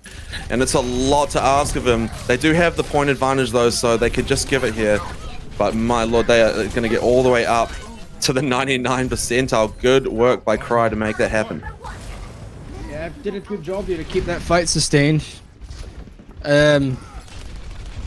Yeah, I'm a bit lost for words at the moment. It's just going again. It's a very seesawing fight, as to be expected with teams who are relatively, I guess, people don't really know each other there. Goose is still being a bit of a pest here with the rocket launcher, firing barrage of rockets upon everyone, opting to take the balcony up here as a bit of a camp area. Yeah, Cry onto the Tracer is a really good idea. It's giving him the ability to dodge that rocket pressure that was ending him early into the fights a lot of the time. So I think it's helping him out a lot. And they're walking around the side now near the train line. Nice shatter. Oh, but Rusty gets knocked off by Apollo. Oh dear. And another pulse bomb meets the field, whatever it's called. I forgot what it's called. I'm so bad. Big ult onto the point though. Here it is. Can Brigitte deal with it, but she's going to ult herself. And that's not going to find anything, unfortunately. Mercy just trying to hang in there. But can they do it? Imperial knows he's got to just try and shut down one of these healers, but Doomfist giving him a bit of trouble. Out of mech they go, and boom, straight into the wall will be all they need to get that win there. Victory. Good work, fanboys. Definitely very back and forth. Well, ended up being 99-99, and that boot from the Rhine, on the Rhine from the Winston to the train line. Ugh, that was tragic. Yeah, that was really rough to watch. Man, Goose really did play out of their mind here. Unfortunately, Latte there getting caught out, not aware of where they were. And look at this just amazing output. Look at the freedom. No damage onto them that whole time. Yeah, I honestly bit lost for words, to be honest. It's a very tough fight. I feel like they should have been like 1-1, but they just had enough to muscle their way to win at the next point. So yeah, so we have 1 point to Vitaki 232 fanboys. Where's the Lamb still searching for it as we head up to our next map, which will be a payload one. We'll have to sit back and see what they choose. Dorado. We haven't seen Dorado today. Yeah, one of my favorite maps, for sure. Well, I'm looking forward to see what Cry will bring to the table here. I mean, I'm sure that he will be not happy about that performance. We'll definitely want to be trying to shut down Goose this game. You as you said earlier, you were looking for someone to put him in his place, and looks like Goose is stepping up to the table. Yeah, but on the completely opposite spectrum, you thought it'd be bullets, but instead it's rockets. Ironically. Yeah, very ironically. It's usually the reverse, but Goose has been left relatively uncontested, as I've said before. I'll just be waiting here as both teams decide to ready up. And oh, I'm being corrected that Goose is actually a she/he. That's my mistake. Her. So, yeah. Oh, she/he. Yeah. She/her, should I say? Yeah, sorry. So, our apologies. Yeah, our apologies. Yeah. But, okay. That's even better then. Okay. Anyways, we enter in a Dorado, and we head into there real quickly. It's really cool to see some female representation in these teams. Actually, I'm actually really happy about that. Definitely is. It's hard to Anyway, it's heading over to beautiful Dorado now. Man, I honestly really love this map. It's just very pretty. I always love playing it even competitively, especially this midsection here. All heroes are assembled over here. Here we go. Let's see where everyone's going. So Apollo is again assisting for the Winston here. Goose going the trusty Pharah as per usual. Yeah, I'm not sure if we're going to Pharah counter. Cryoxic going for the Ash. Oh, this will be fun. Yeah, honestly, I'm just kind of want to sit back and wait to see what happens during the match, because right now it's like I don't even know what to expect, especially with how these teams are very new. And it's very hard to predict. Although it was a good showing from fanboys, so will we get another strong showing from them on the attack, or will it be met with a bit more resistance here from Zimperial and Cryoxic to find what happens? It's good to see CLK on that playing those dive heroes all the time. Seems to be their style. Here we go, Diva on the high ground, gets jumped by Monkey, pushed back straight away. A lot of DPS to come out on across the rooftop there. That sleep down onto Rusty is well placed and just holds that shield off that whole time. Cryoxic, good job again getting the first early pick. Goose is still being left relatively uncontested, however. Firing rockets onto the top balcony here. A few leaps from Apollo trying to just get a bit of ult charge. It's not much resistance here, so I think we'll be seeing Where's the Lamb Sauce drop down just underneath the archway. They're able to push it just around. Rusty's walking around with the crackled barrier here. And this is where the fight begins.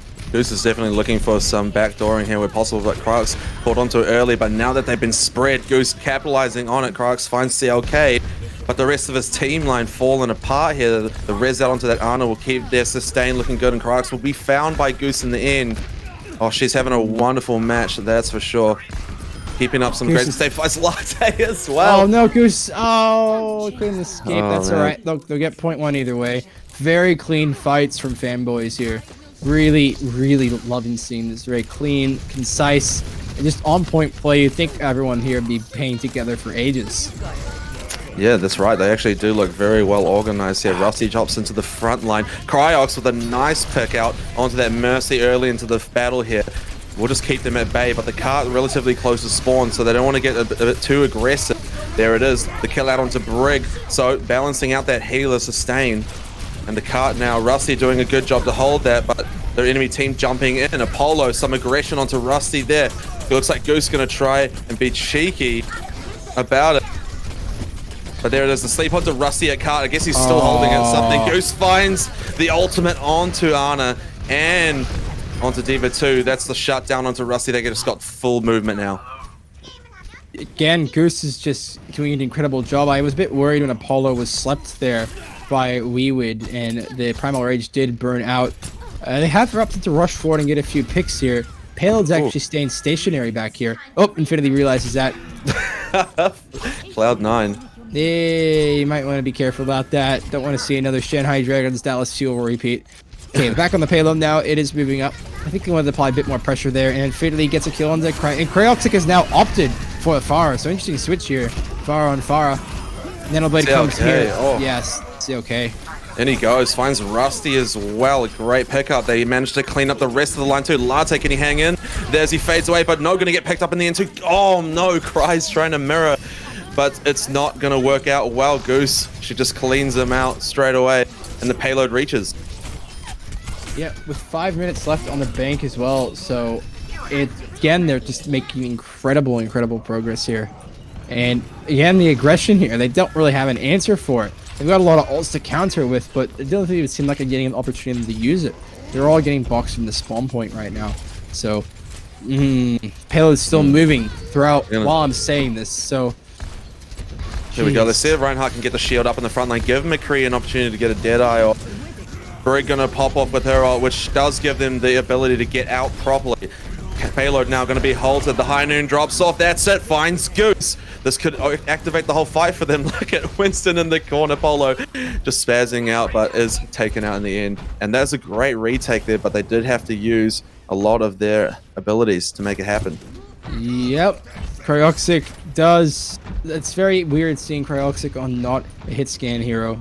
Doing very well with Pharah, and you gotta do what you gotta do. And having the dueling Pharah, I think, is a better contest than if you're getting constantly schooled by the opposing Pharah as a hit scan scenario. So let's see what happens here. They still have the McCree here to help them all out. You slowly trickle their way on the point. Here comes a bomb, zooms into the middle, finds Aerial, and Infinity.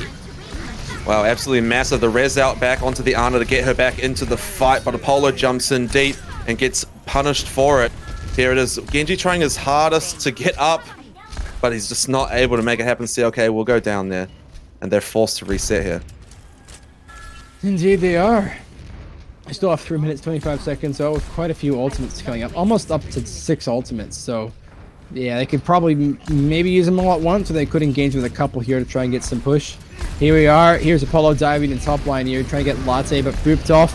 But in return, Cry! dodge. Oh, it just rains down on top of her. Oh, that is brutal. She did find at least one there, but the fight now is very scattered. Rusty antied in the front line. Down goes both his healers, so he has to be very careful as they aggress hard onto him with Goose still above.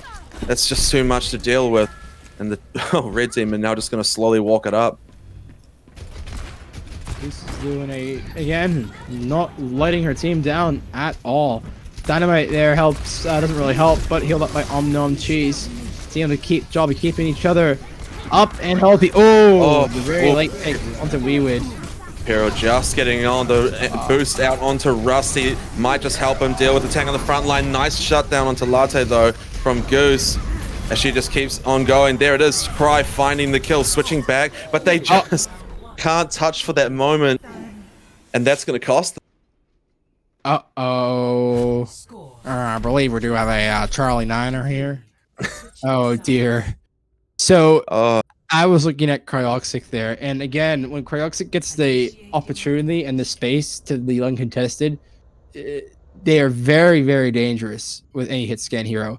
But I wasn't focused on it either. I was just like, okay, well the match is all lost, but they were able to push it to the end because they weren't focusing on the two people who were just near the point. Oh dearie. Cry had great space, but he couldn't be on the card. Of course, you know he has to keep that space to maintain that damage output. So it was really up to the rest of the team, but I think they all just got a bit dispersed and no one really knew where to be at the right time. It was really unfortunate. Honestly, it was very fortunate that Fanboys did end up getting that there. 'Cause I still think they would have been able to push to the end either way, but again, you never know. But very generous time bank there. 3 points, 2 minutes 19 left on the clock. So let's see where's Lamb Sauce can do. They've got Apollo coming out with the Hog, which we haven't seen Hog in a little bit, so no shields for them except for the Diva Matrix. So let's see how this hook comes into play and what they make use of it. Goose once again flying up high. Cry with the pocket is going to hit the direct shot. Oh, that was absolutely beautiful stuff. Look at this output. There it is. Ryan is free to walk up. Imperial finding the hook onto CLK and just shuts him down with the headshot. That's great stuff. Let's see. Rusty, look at the aggression. Just completely leaves the cart behind and just keeps pushing them back. Apollo, though, says no to Mercy. Gets rid of him, but is traded out almost instantly by Cry. So here we go. The cart rolling up now. Here we are. This is the Cry I'm used to seeing. More like a war cry. Am I right? Hey? Waka waka waka. Okay. Yeah. Alright, enough puns for me. Alright, they get it through the bottom archway, relatively uncontested. Thanks to Cry. Doing a really good job firing the rockets through, and tanks are just holding their own as well. So they could be a push through here, possibly. Apollo does get a late pick onto Cryoxic. The res comes out. I see them resetting here for the time being. Omnom Cheese is caught in a really bad position as well. Manages to survive though. Very luckily. Oh, well, here we go. Let's see if they can keep this ball rolling. Cry getting aggressive once again onto that front line. Wants to hit that direct hit onto Goose if possible, but Goose up in the high ground. And Arna's caught out in the back there. I wonder if Tracer will try get something going there, but no, I don't think they know where they are. So let's see what happens. A lot of damage being traded, but not much impact on the card as it just continues to roll up the point. Polo goes for the hook, but doesn't land what he wants. Great anti-nade onto Rusty on the front line, but not able to capitalize on it. The team is so split here. CLK right in the back there. Also trying to apply damage from a different angle with Goose just pumping damage into that. They clone the Pharah and a couple of ults to come out. Nicely done. The Brig going to drop the ult on point, gives them a lot of potential, and Cry finds Goose once again out of the clone. Goes from that Pharah shot. Wow, Rusty smashes through Cry, hitting a nice ult there onto the Echo, which just helps them lay off that damage, and Rusty cleans up the stragglers. Yeah, great strong fights here. So both teams are making some very good progress on the attack. They possibly get one more recontest here. They got the ults to do it. It's kind of hard to try and find an opening though, because they're keeping them on either opening. as we have McCree coming through. CLK top right. Here comes a nice bomb. What can happen here? Ooh, finds finds one. Cryoxic. It's a great pick there as well, but it could come through with the res. No! CLK sees right through it. And Great delete shadow. Weewood. Well, let's see if they can deal with the guys on site. And Mercy doing a great job to keep CLK looking good as he just deletes another support. Imperial though. Fulton, oh, Rusty, he just says, I'm not having any more of it. And deals with him himself. Oh, once again, Goose gonna get caught out. Cry hitting his shots like crazy now. All of a sudden, he's got the hang of it, figured out that timing, and he's just smashing through those tanks. A good anti-nade, but no one there to deal with him. And he gets the healing from Mercy to keep him up onto that front line. Good res onto Rusty as well to make sure they have a shield. High Noon from the high angle, but he doesn't get the shot. Oh no, CLK, that's unfortunate. Gets caught out in that moment. Oh Oof, boy. great. And again, that's pretty tough point. Oh, sorry. I'm experiencing some latency issues at the moment, but yeah, it was very tough attack there. And it was Scan that was streeting in a little bit, so they weren't really consistently going in for cohesive team fights. But yeah, I think Cryoxic has really hit their stride as a Pharah, so it's good to see them back to their best. We'll see what happens here. Ooh. But this fight not going so well. He gets found early, and McCree doing a great job. Here's just Winston and Reinhardt having a little, whatever the heck you want to call that, jumping back into the front line. A great hold of Rusty's just sad about it, really. Polo even apologizing in chat for it. You got to win this. So CLK just popping off now, going great job there. Headshot onto the Mercy, shuts her down, takes her out of the fight. But he can get rid of CLK. Be a huge pick to deal with them. CLK right in the face. Oh, off to you, High Noon. Bit of a question mark over that. It ends up negating it entirely. Get that charge back rather quickly, but it's actually pushing them back to their spawns. A real interesting place to hold them here.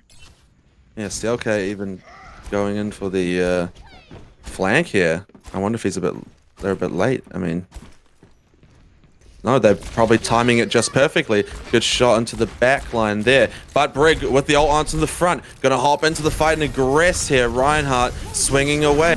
Rusty doing his best, but Apollo pops ult. And it's just enough to scatter them off the point here. CLK capitalizes on it and finds two, but gets shut down by Vitaki, who they're fanboying over. Absolutely crazy stuff. The aggression on the front line. There's Goose to drop some paint from above and gets traded out by Cry. The shadow drops and it only gets Apollo. And the counter ult. Cry gets picked up from that one. Huge diva bomb to come out. Wow, finds two as well from it, and they might just be able to hold off just fine now. Great job there from Maria to take out the two with the bomb and eat the pulse bomb as well. So very versatile work there. Still holding the payload relatively close to the second point here. So great work for them. So they can afford it to be pushed a little bit. Apollo is being an absolute nuisance for Where's the Lamb Sauce. Well, yeah, really outputting a lot of damage now. They're actually pushing them all the way back. Rusty's forced to jump back. Look at Apollo going absolutely crazy on that front line. Just jumping around and causing mayhem. Cry wants to try capitalize on this time, though. He's got so much space. Good stuff to just output a bit of damage onto Apollo, but he gets out of it scot-free. Even with that boop to try and pull him back, he's already gone. Oh, what a hook. Imperial catches Goose unaware. CLK drops the 100 in the background, but the immortality field to come down keeps them all in good shape. That's an absolutely huge play by Weewood. Constellation kill onto Rusty, so kind of balanced itself out. There you go, Cry finds Infinity in the backline. It's good to get rid of the healer early into the battle as they keep the aggression. Hog ult just pushing them back, and the cart rolling up slowly. It's the pick onto Goose. This might be all they need to make it happen here as Polo and Mercy try to hold the front line. Latte gets CLK as well, so the DPS drop is massive. Goose gets res back in. Can they keep the pressure up on the front line? Huge hook onto Goose. The bomb does not hit its target. And there it is, Cry to rain the pain, gets most of it sucked up. but in the end it gets them out of mech, and now the cart will just roll up as they clean up the final few of them. They touch. Nope. Boy, oh boy, that was a good last push right there. Cryoxic and Latte really pulling their weight to get them through. 1 minute left now for Where's a Lamb Sauce, and for Fanboys at 2:58, so quite a significant time gap. We'll have to sit back and wait and see what happens. Yeah, do you think that they might have the potential to bring this back here? Potentially. Again, it is a very little margin for error on such a small time bank here. So you really can't make a mistake. You can only really afford to lose, as I said before, 1 or 2 team fights here. So it all comes down to if they can keep the pressure on and work together as a team and really diversify the roles in terms of being stationary on cart and people who are going around getting the people who are trying to flank, who are trying to get them all off. And it depends on what composition they want to go as well. Seeing the soldier here, which is be good for Goose to take Goose down. But yeah. I think it's good Cry going onto the soldier, because constant pressure onto a Farah is the kind of stuff that makes them want to stay out of the air, and that's where they thrive best, you know. So if they can keep Goose out of it, she won't have the space that she needs to make this happen. So I see that we're going to get no hog this time around. Apollo sticking with our monkey friend, but we will get one from Imperial, so let's see if it makes a big difference as he goes in for a flank. A lot of damage to come out on the front line early as Goose just rains damage down. The 2 tanks up above them in a great position. Doomfist, CLK, he just hops in, tries to mess up, but he gets hooked and taken out. That's a huge early pick out onto CLK there. Let's see what the team want to do about it. They look like they're ready to back out mostly. Infinity tries to get a cheeky finisher in, but doesn't land what he wants. Apollo forced to jump over the archway. Another huge hook. Imperial just worth his weight in gold, and he's a fat boy, so that's a lot of gold. The res onto Infinity though, great decision. Get that healer back into the fight. Goes for another good hook. Huge play. Cry to fall down. Goose no longer pressured, just finds a second one, and they're just free now to rain down on them. Keeps it going. Latte goes down too, so there's just no hit scans left to stop him. Oh, that is brutal. Managed to drop ult, which finds Imperial and gets them off. Goose is very patient there. I was seeing from her point of view. It was just waiting and keeping that aerial dominance there. So a bit too far away to be sniped out and just constantly moving around. The opportunity to dive in and get the rockets in, just wipe the team. Beautiful patience there. And that's exactly what you want to see in a Fire player. And as a result, we've only been able to push it now 71.32 meters, it looks like. So it'll now be up to Apollo and again, rather Fanboys to push it that far. And with 3 minutes to do it, it won't be too difficult, and they will have a lot of chances to retry. But all is not over until it's over. We'll have to sit back and find out what happens.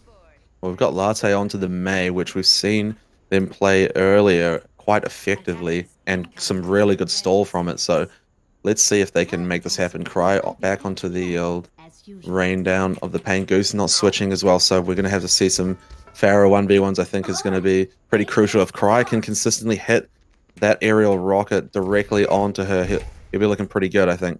But it's going to be rough, to say the least. Will definitely be rough.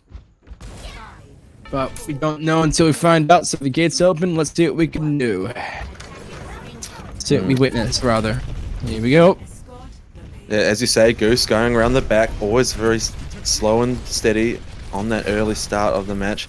Apollo jumps in aggressively. I don't know if this is going to go so well. Manages to jump out of there and escape that. But look at Goose just always rocketing straight into that back line, picking off the right target. CLK being cheeky on the top as well.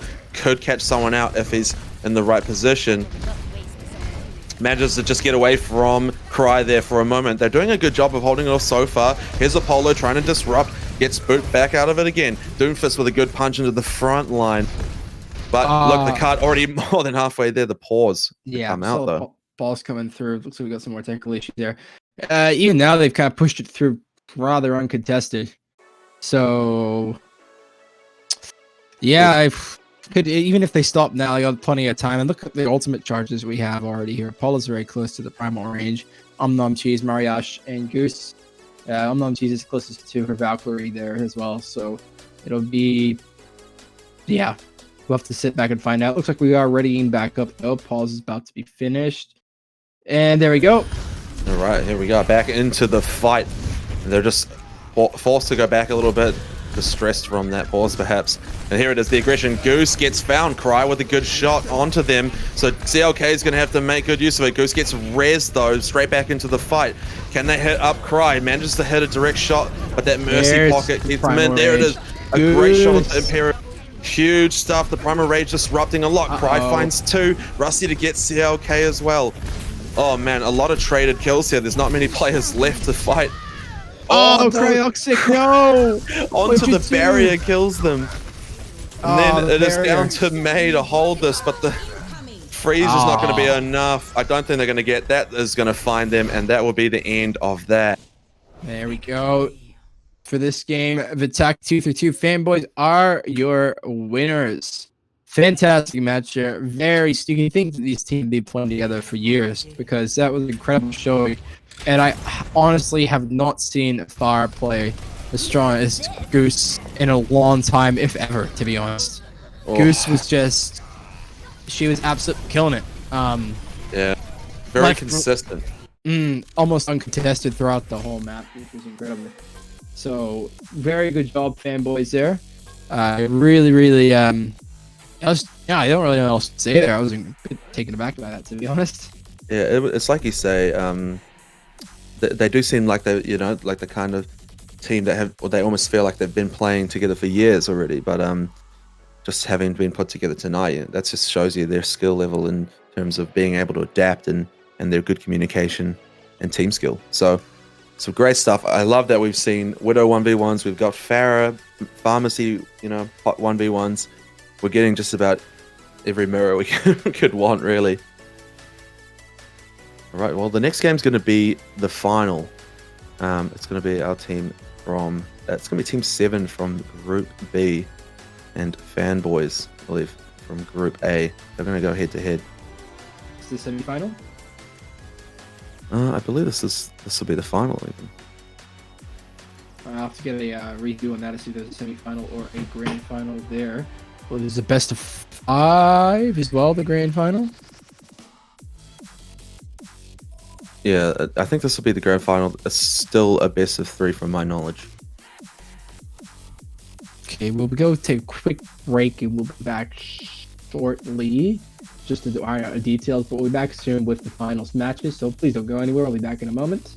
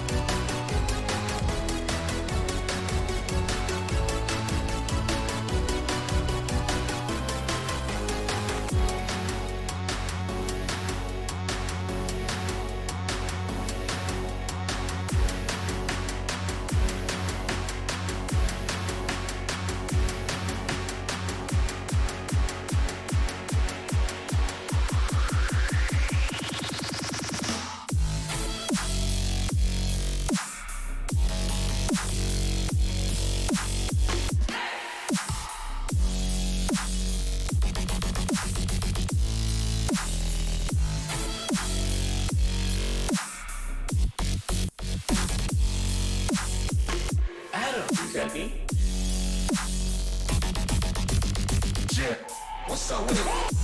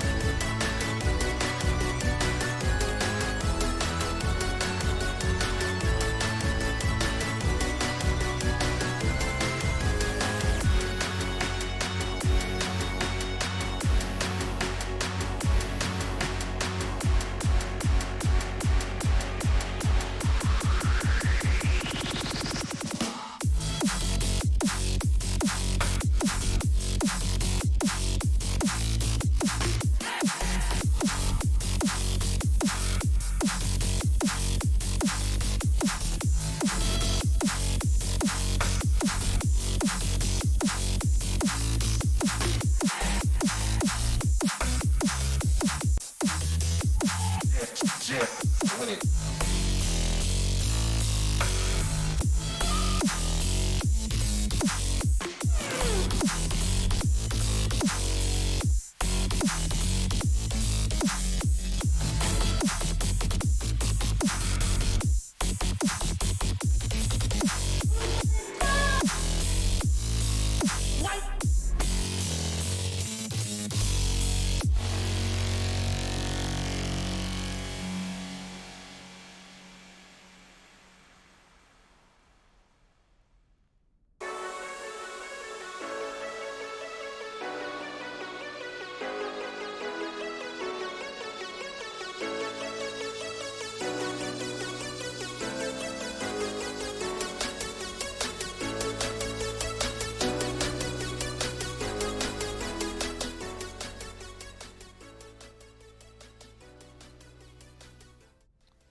Ladies and gentlemen, welcome back to the AOE Rocket Cup, sponsored by MyRepublic.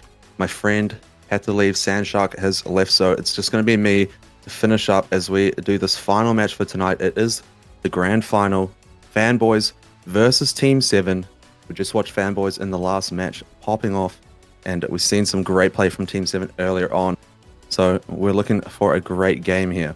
First map's going to be Lijiang Tower for the control point, so here we are going to hop in straight away. The teams are rearing to go. They just want to get straight into this and get it done. And of course, both teams want that gold medal because there's even some prize money involved here from our lovely sponsor. They've managed to hook these players up with a winning prize. So there's a lot at stake here. So let's see who's going to bring the medal. And we know that we're going to see Goose on that Pharah. Surely it would just be their favorite position to be in. And as I was thinking, just as expected, Pharah to come out. We are going to get Apollo on the monkey. Click is coming out with Doom as well. So interesting stuff. Let's say J Turbo pulls out the McCree, and we get Reaper as well. So that Reaper, as long as they manage to avoid Goose, they should be okay. But Choo Choo will have to keep that in mind the whole fight. Just really space well and focus Apollo out. That'll be the key to make sure that his healers stay alive. So it's just really going to come down to a lot of team play. There's a lot of meta and counter meta going on now at this level.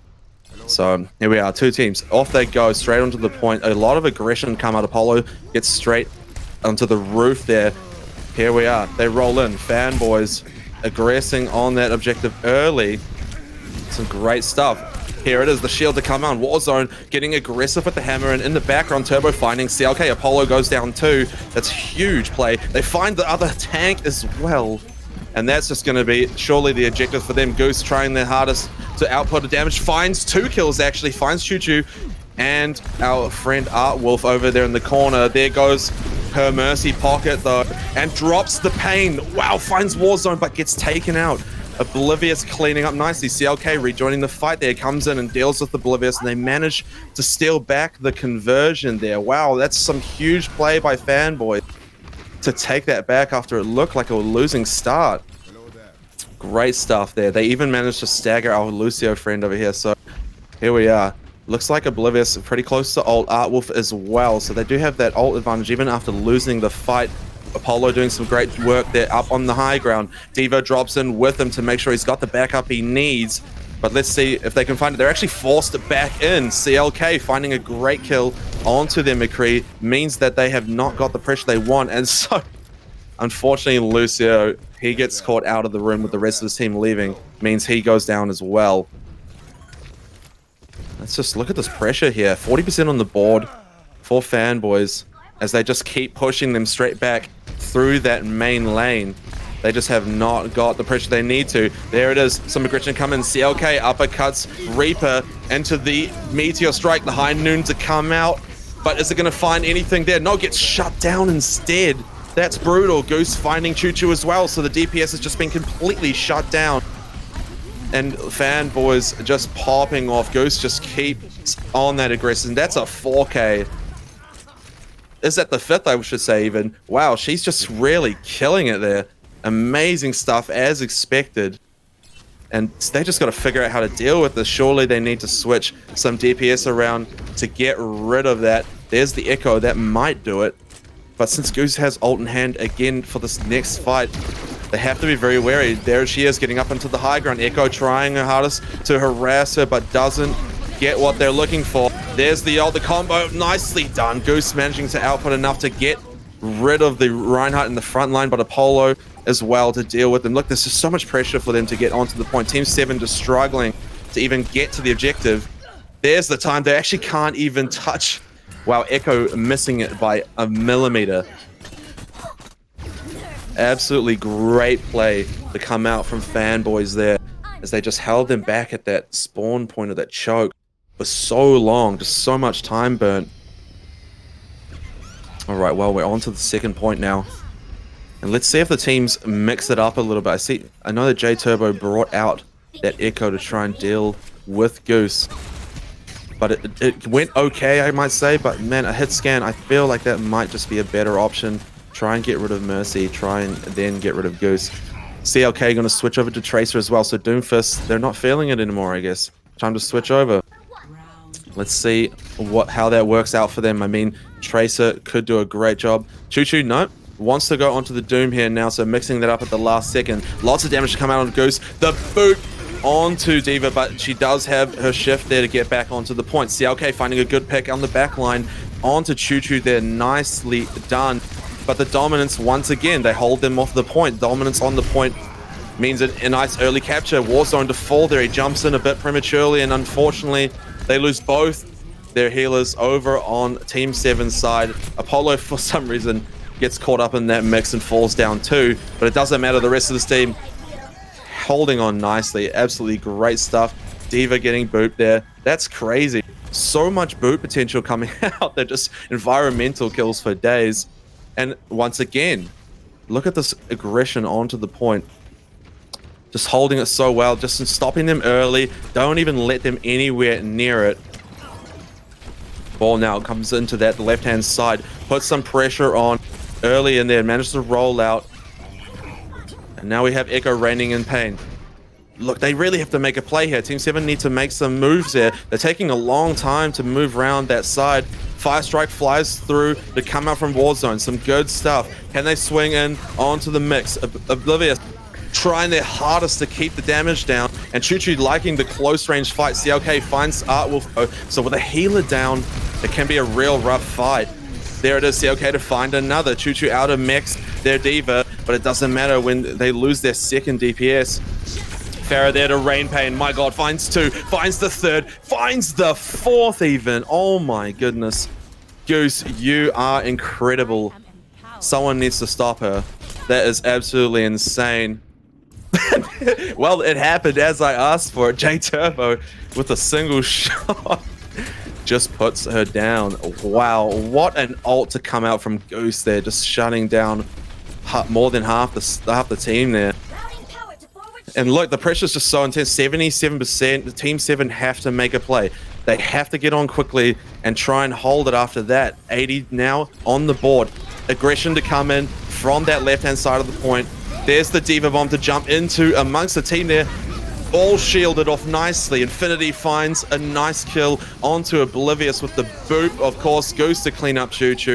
And they just assert their dominance once again, managing to take it 100% to 0. What did I just watch? Absolutely insane gameplay. That is just incredible stuff. Goose hitting some of the best shots I've ever seen. And this has got to be the 4KO, like, surely. No, it's the other one, of course, because there's just so many to observe. Choo Choo taken down there, finds another bit of damage. The sleep dart there was absolutely great to come out from the Ana. Wow, somehow, I'm not quite sure how, but oh man, 9 barrage kills off of 3 barrages. That's crazy stuff. There's so much out of that there. So, I mean, that tonight, I guess that's that's going to be all we needed. Goose, I think we need to get you into the Pro League because that's absolutely insane. Looks like Fanboys are going to take home that gold medal there as quick as you could ever ask. And they're even going to go home with a bit of money in the pocket. So that's absolutely crazy stuff. I'd just like to remind you guys, this whole tournament has been sponsored by MyRepublic. You know, stay at home with the #1 broadband provider for gaming. MyRepublic offers fixed broadband plans and services that provide ultra-stable, ultra-low latency connections, optimizing your gameplay experience. As a MyRepublic member, you can enjoy exciting privileges, special gaming offers, and exclusive access to special gamer perks. Visit myrepublic.net for more information. Well, I mean, tonight has been an absolutely amazing set of matches. We've had some of the best plays that I've seen in a long time. Goose has been going crazy. Cry went absolutely nuts on the Ashe earlier on tonight. Unfortunately, Goose was just too much, you know? So that is going to be all they need. Yeah, wow. Absolutely great stuff. I mean, I'd love to see some more from these players in our next tournament. You better join the AOE Discord and make sure that you're involved in all the future stuff that goes on. There's so many tournaments and stuff to get involved in, and they cover Overwatch and even Valorant. So, Arriving at Watchpoint Gibraltar. Initiating match.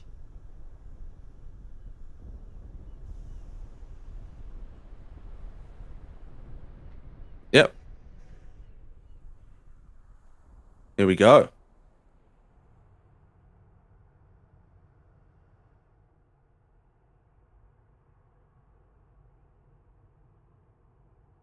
Ready for battle. Here we go. Sorry, just had a bit of a mic issue there. Just sorted that out. So here we go. Jumping in, and now we are going to get into one of my favorite maps. And the team are going to be on the front line straight away. A lot of aggression to come out. Fanboys hopping in on that defensive side. So it's going to be down to Team 7 to push this cart. It's a long way to go on this map tile. So let's see if the Goose there can just rain pain down in all this open area in the early part of the map. Here we go, 7 seconds on the board. They're just going to come out the door spitting. Looks like they have the high ground advantage over on this left-hand side. And Goose there, of course, applies a lot of damage early out. Payload starts moving. But a lot of shielding to come out nicely in the front line. Apollo getting ready to drop in on them. I can see the eagerness in their eyes as they get ready to drop on. Huge stuff. He drops in on the cart, managing to hold it early. There's CLK to jump into the back line, but no picks just yet. Goose free to rain in a lot of damage. Here it is. They do still manage to keep their team alive, though. Some great stuff from Team 7 to keep their sustain looking good there. They're even going to get the cart all the way down into this tunnel here, as it looks like Fanboys have been pressured back a lot. Still no picks to come out. This is a very slow start here. A lot of damage to come out. The stun onto Apollo, and there it is. CLK cheekily finds Mercy there. Hopping in. A lot of damage onto Sigma. There it is, the pickup. Goose finds 2. Great stuff. Apollo shuts down the turret, but the cart in the background just keeps rolling. And the team are forgetting that this is an objective-based game. They have to stay on the cart to stop it. There it is. Wow, the punch to come out. Mercy just slaps them in the face and shuts it down. Goose, of course, finding another kill. Okay, the reset here once again. Great shot from Turbo there. Just absolutely slays Goose instantly. CLK, though, returning the favor as he tries to deal with Mercy as well. Can they get it? But is forced to back away. Huge input on here. See if Apollo can just save them. Another punch to come up, but it will get him killed there. He should have backed out, perhaps. Apollo now in position, knows that they have to try and get back and regroup as the cart slowly rolls back. Goose applies a lot of pressure from that high ground. But here we go. Orisa has ult in hand. Warzone. Where's he going to put it down? There's the Anno boost onto Apollo as he just runs into that backline. They're forced to drop ult there to stay alive. Moira using up a lot of that in almost a bad position, finally makes some good use of it at the end. Dynamite onto Apollo's brutal, and there's Goose. Oh my goodness, just cleans up two in the back. Such crazy stuff. Finds the third and is finally taken out by Oblivious. Absolutely crazy. D.Va now jumping aggressively into the front line. Oblivious forced all the way back to the spawn point, and now D.Va just escapes easily. So much aggression to come out from fanboys as they just keep the pressure on 24/7. They never give them any space. Look at this, even holding them at the door choke. A lot of output there from Winston. Just that electricity loves that kind of situation. Here's the synchronize, but it's not very well placed. It doesn't have a whole lot of potential out of it. CLK finding the uppercut onto Turbo is massive, but there it is, the picks. Multiple Turbo res in the backline. Infinity falling as well. The Ana being missing from this fight now is going to make the job hard for Apollo to sustain on the front line, but there it is. The pick into the back absolutely cleans him up, and it looks like they might just roll this right up to the first point uncontested if they're quick enough. CLK's movement, though, makes them get there quickly. Can Goose touch? No. Sees how quickly they go down and decides that's it. It's time to give up that point. All right, well, they're going to have to reset now. Looks like CLK, Marsha, having ult in hand. The D.Va bomb could be pretty massive. A nice play by Apollo. Doesn't get caught by that dynamite. I mean, that shield placement just really good. Does manage to pick up Mercy, though. So this whole fight looking pretty rough for Team 7 straight off the back. There it is, another two. They lost both healers now. So CLK is just going to punch straight into that tank line. Oh my lord, look at him go. There it is. Oblivious unfortunately gets picked up. Sigma does not deal well with a punch to the face like that. So much space for Goose. Just look at this. They're trying their hardest. Turbo is trying to find her. But look, this first point might be, this bit here, sorry, might be quite difficult with it all being closed up. Let's see if Goose can maintain the space they need. Meteor Psych, CLK just going in on that back line. Finds the pick and they res it quickly though. So he has to be careful, get back onto that objective as fast as possible. As the cart now finally moving again. Took long enough, I would say, as they pick up the Mercy. That's a good pick for them. Fanboys need to be careful. They lose Goose because of it. That's brutal, and it's Artwolf on the Mercy who does it too. Battle Mercy, you just love to see Turbo to pick up Infinity. Then another healer gone, which means they just gonna have to back out. There's no way they win that fight. Apollo pops ult just to try and deal with that Ashe if possible, but isn't gonna manage it quite. And that's just him to escape now. A lot of space being taken here by Team 7. Doing a fantastic job. Apollo's still alive on that monkey. Just such good movement. Mercy to drop the ult there. Nom Cheese does it. Goes to find the double kill. Manages to survive out the ult as well, which is great stuff. But then gets picked up, unfortunately, afterwards by the Sigma. But look, Apollo doesn't want to let that go unscathed. Goes in aggressively, is finally forced back out of it. Alright, well the cart's now stopped. A minute left on the clock for Team 7 to push it a bit further. They've finally grouped, but Goose is just raining pain. Look at that. So uncontested. Pulling Ana off the top. Oh, doesn't quite manage to pull it. Polo aggressing hard. Drops the shield to keep himself up. But there is a lot of pressure on Fanboy's frontline tanks. Look at that. There it is. Nom Cheese does get picked up by the gravity. Double D.Va bomb finds a tank and a healer. That's crucial. They res Warzone back up to keep that tank line strong. but Diva's forced to try and take it. CLK dropping in, needs to pick up that Mercy if possible, but ends up getting taken out by Warzone. And look at them as they continue to roll. Great stuff. Huge amount of damage to come out here. Can they hold it off? That turret placed on the high ground is in a great position. Only 10 seconds left to push it to this last little bit as Apollo just pushes them around. Diva now joining the fight, but gets out of mech and they lose Infinity, so their sustain drops a whole lot. They pick up Choo Choo. CLK doing a good amount of damage output, and Apollo will go down finally. They lose the tanks, and that's going to be all they need to hit that point.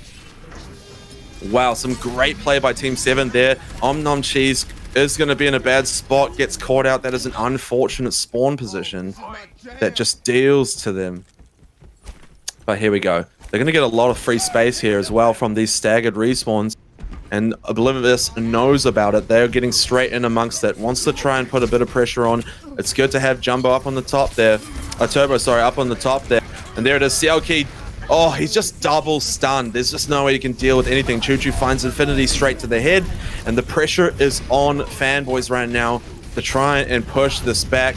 But Team 7 seem to have on good control. There's Goose to find Turbo, though. That gives them a lot more space. Can Goose continue to apply that pressure with those rockets? Finds a good position and needs that Mercy pocket just to give that little bit extra damage. Oh, Infinity's having a bad time.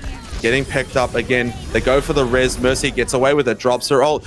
Goose, oh my lord. Manages to hit one, but gets taken out in the end. Oblivious waiting for it. Look how close this cart is to get it. Huge sleep out onto the Orisa. Nicely played. That will end up getting them picked up. Oh my lord. Apollo onto our Sigma now. The monkey is nowhere to be seen. He's putting out that shield, that aggressive absorb, and look at that. CLK dropping in with the machine gun and the punch to find the kill out onto their frontline tank. Oh, they might have just hold it here. Look at the pressure. Only a second left. Lucio's slept right next to the cart. He does get the overtime, but I don't know if the rest of the team are even going to be able to make it. They won't. And it looks like Team 7 are going to be just short of that final point, which gives a great opportunity for our guys over at Fanboys to just push it the whole way and take it. But that is a long way to go, right towards the end of the map. If Team 7 really hold it down here and keep them at one of these early stages, that's going to be all they need. Well, I'm very curious to see if these teams are going to switch up their playstyle a little bit. They're definitely getting to the point where both teams are getting quite used to the different team compositions that are being played, and I think they're starting to figure each other out a little bit. It's making it harder and harder for each side to adapt to the play. They definitely need to figure out how to deal with Goose. Goose is still very free, doing a very big amount of damage consistently in most of these fights. When Goose finds an entry into a healer, it definitely spells doom for Team 7, that's for sure. So here we go as the Team 7 rock up. Are they going to go into the high ground? Of course, the standard positioning for most teams. And let's have a look. Apollo back onto the monkey. Doesn't want to play Sigma for this early part. We're going to get ourselves a nice Baptiste. Still got that shield on the front line from Warzone. The double shield's good. They're going to set up the turret all the way back there. Not sure that's going to be super effective. There it is. Aggression to come up onto the high ground. Apollo drops on straight to the tanks. And there's Goose once again flying around very high. Always plays the high ground. And it works out well for them. Almost out of sight there.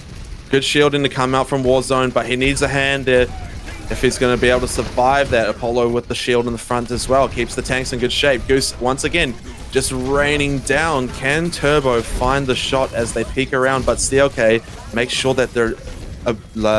what's the word? Disrupted, one might say. So there it is. Turbo finds CLK, deals with them first, then Infinity to go down as well. That's a lot of sustain healing lost, but the cart moves underneath, and now they've got all that cover. They like it. Looks like Team 7 forced to drop in on the back end of the underground, finding Goose. That's huge. A lot of damage reduced there as they now hold the cart, and look, it looks like they already know it's time to back out. Fanboys are communicating so well right now. They seem like a little bit more organized at times. Here's the Widowmaker looking for an angle if possible. If they find Turbo, it could be a huge pick. But it looks like... Oh, there it is! does end up finding it. That's massive. Opens the gateway for our lovely Pharaoh to roll in and just rain that pain. Look, there it is. Goose going in hard. Marsh finds Mythidus over in the back there. Huge pick as well onto another healer. Mercy there, but there's CLK to clean up the Mercy as well, which is massive. They have no healing, no sustain. And so here rolls the cart right up. Are they going to be able to contend this? Team 7, not sure. They only really have an Ashe in the front line, which isn't going to go so well trying to go against the whole team. They're not even going to bother to try and contend it. Huge stuff. All right. Keeping that pressure on the Immortality field there. Doing a bit of work. Here's Bob to drop in, but he's kind of positioned pretty averagely, if I say. There's not much cart pressure there in that place. Apollo drops ult, so he doesn't really care about it either. D.Va dropping into the front line to hit everyone who's paying attention to Apollo as he just runs around. So much damage to come out from that. Justice gets two, but gets traded out. Goose just always finding good stuff out of those ults. My lord, I don't think I've seen one where they just completely botched it yet tonight. CLK shuts down the turret, which is good. Destroy a bit of pressure off that front line. Apollo just living forever. That was a great ult earlier that managed to push them right back and give a lot of space for the cart and for his DPS to drop into the front line. Huge headshot onto the Ashe there. CLK doing so great on the hit scan. Maybe they should consider switching up. They usually play on the aggressive dive style players.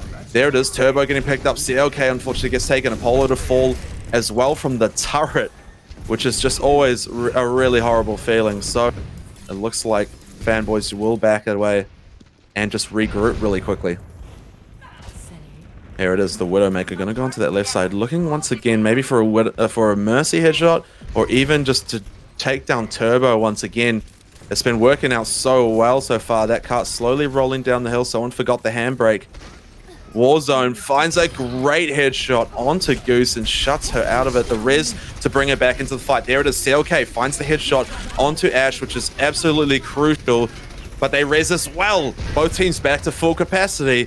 And here we go. That anti-nade is absolutely insane. Immortality field placed well. The shield blocks off that ult. And CLK finds another kill. Apollo as well. CLK to find another headshot. Massive. Goes to clean up the rest. Huge outputs all of a sudden. That is just brutal for Team 7. They just didn't have enough going for them at that last few moments. 4 minutes now for them to hit this final checkpoint. They're so close. And they know. Look at the stagger. That's really tough for their healers. And look, Turbo knows it's just time to go. Not sure if they jumped on their own or if Goose actually booped them there. But nonetheless, gone. And back into this new spawn point.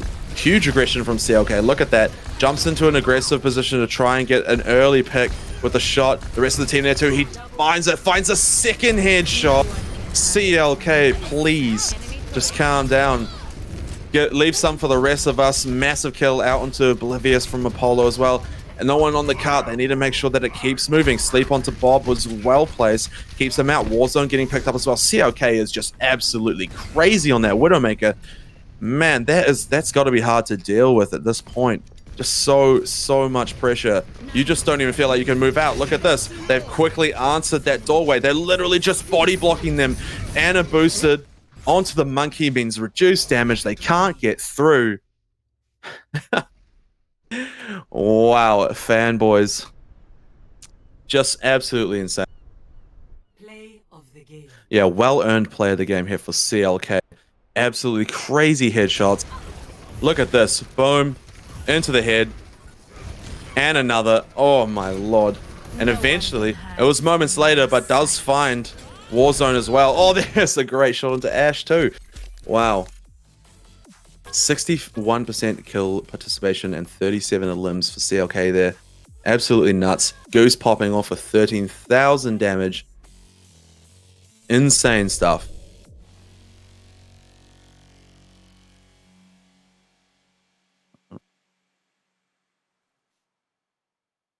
All right, well, there we go. Looks like that's going to be us for tonight. Our lovely team over at Fanboys will take it home. Nice and easy. They smashed through it, of course. Unfortunately, complete dominance. I would have loved for it to go to a full map set, but that's going to be all we get. So they're going to take home the gold. That's them. They're the winners, and they can have all that glory. I'd just like to say a quick thank you to AOE and, of course, our sponsor, MyRepublic. Make sure you visit their website, myrepublic.net, and find out about their great deals that they have to offer. All right, well, that's us for tonight, guys. Thank you for joining. Thanks to those who stuck around for the whole show. It's been a wonderful night tonight. We've seen some amazing teams, considering these teams were all randomly mixed together. So we've definitely had some great stuff from some star players. I've been Stranger. Earlier on, you had Sandshark with me. He's left early, but he was here for most of our show. Thank you for watching. Have a great night. Yeah, blocks out the Jedi. They're going to break a little bit through. Oh no, Myra slept. Still holding on to that Graviton Surgeon. Shatter out. Shiny Hero going down early is not a good start. Oh yeah, this is backfiring instantly. Taking out Temple. Oh, that's a big Diva Bomb. Oh, great Graviton, and here comes Immortality! And of that Orisa, they're able to start moving the way forward. Reflect. Amy took Goose out of the fight. To take down Ghostly. Taken down by good EMP there from the side. Side of things, but he said no, and would no! Blade does come through, cleans up Merrick, cleans up Don. Kicks there, those big ones, and Ghostly gets 2. Diva Bomb, that might do a bit of damage. It does. Great job here. Jedi as well to cover up a different angle. Titan gets 3! No, this is not happening! 100% he's close. Ghostly will get 2. Like they're gonna lose a I don't believe and 1 HP are your Ascent champions.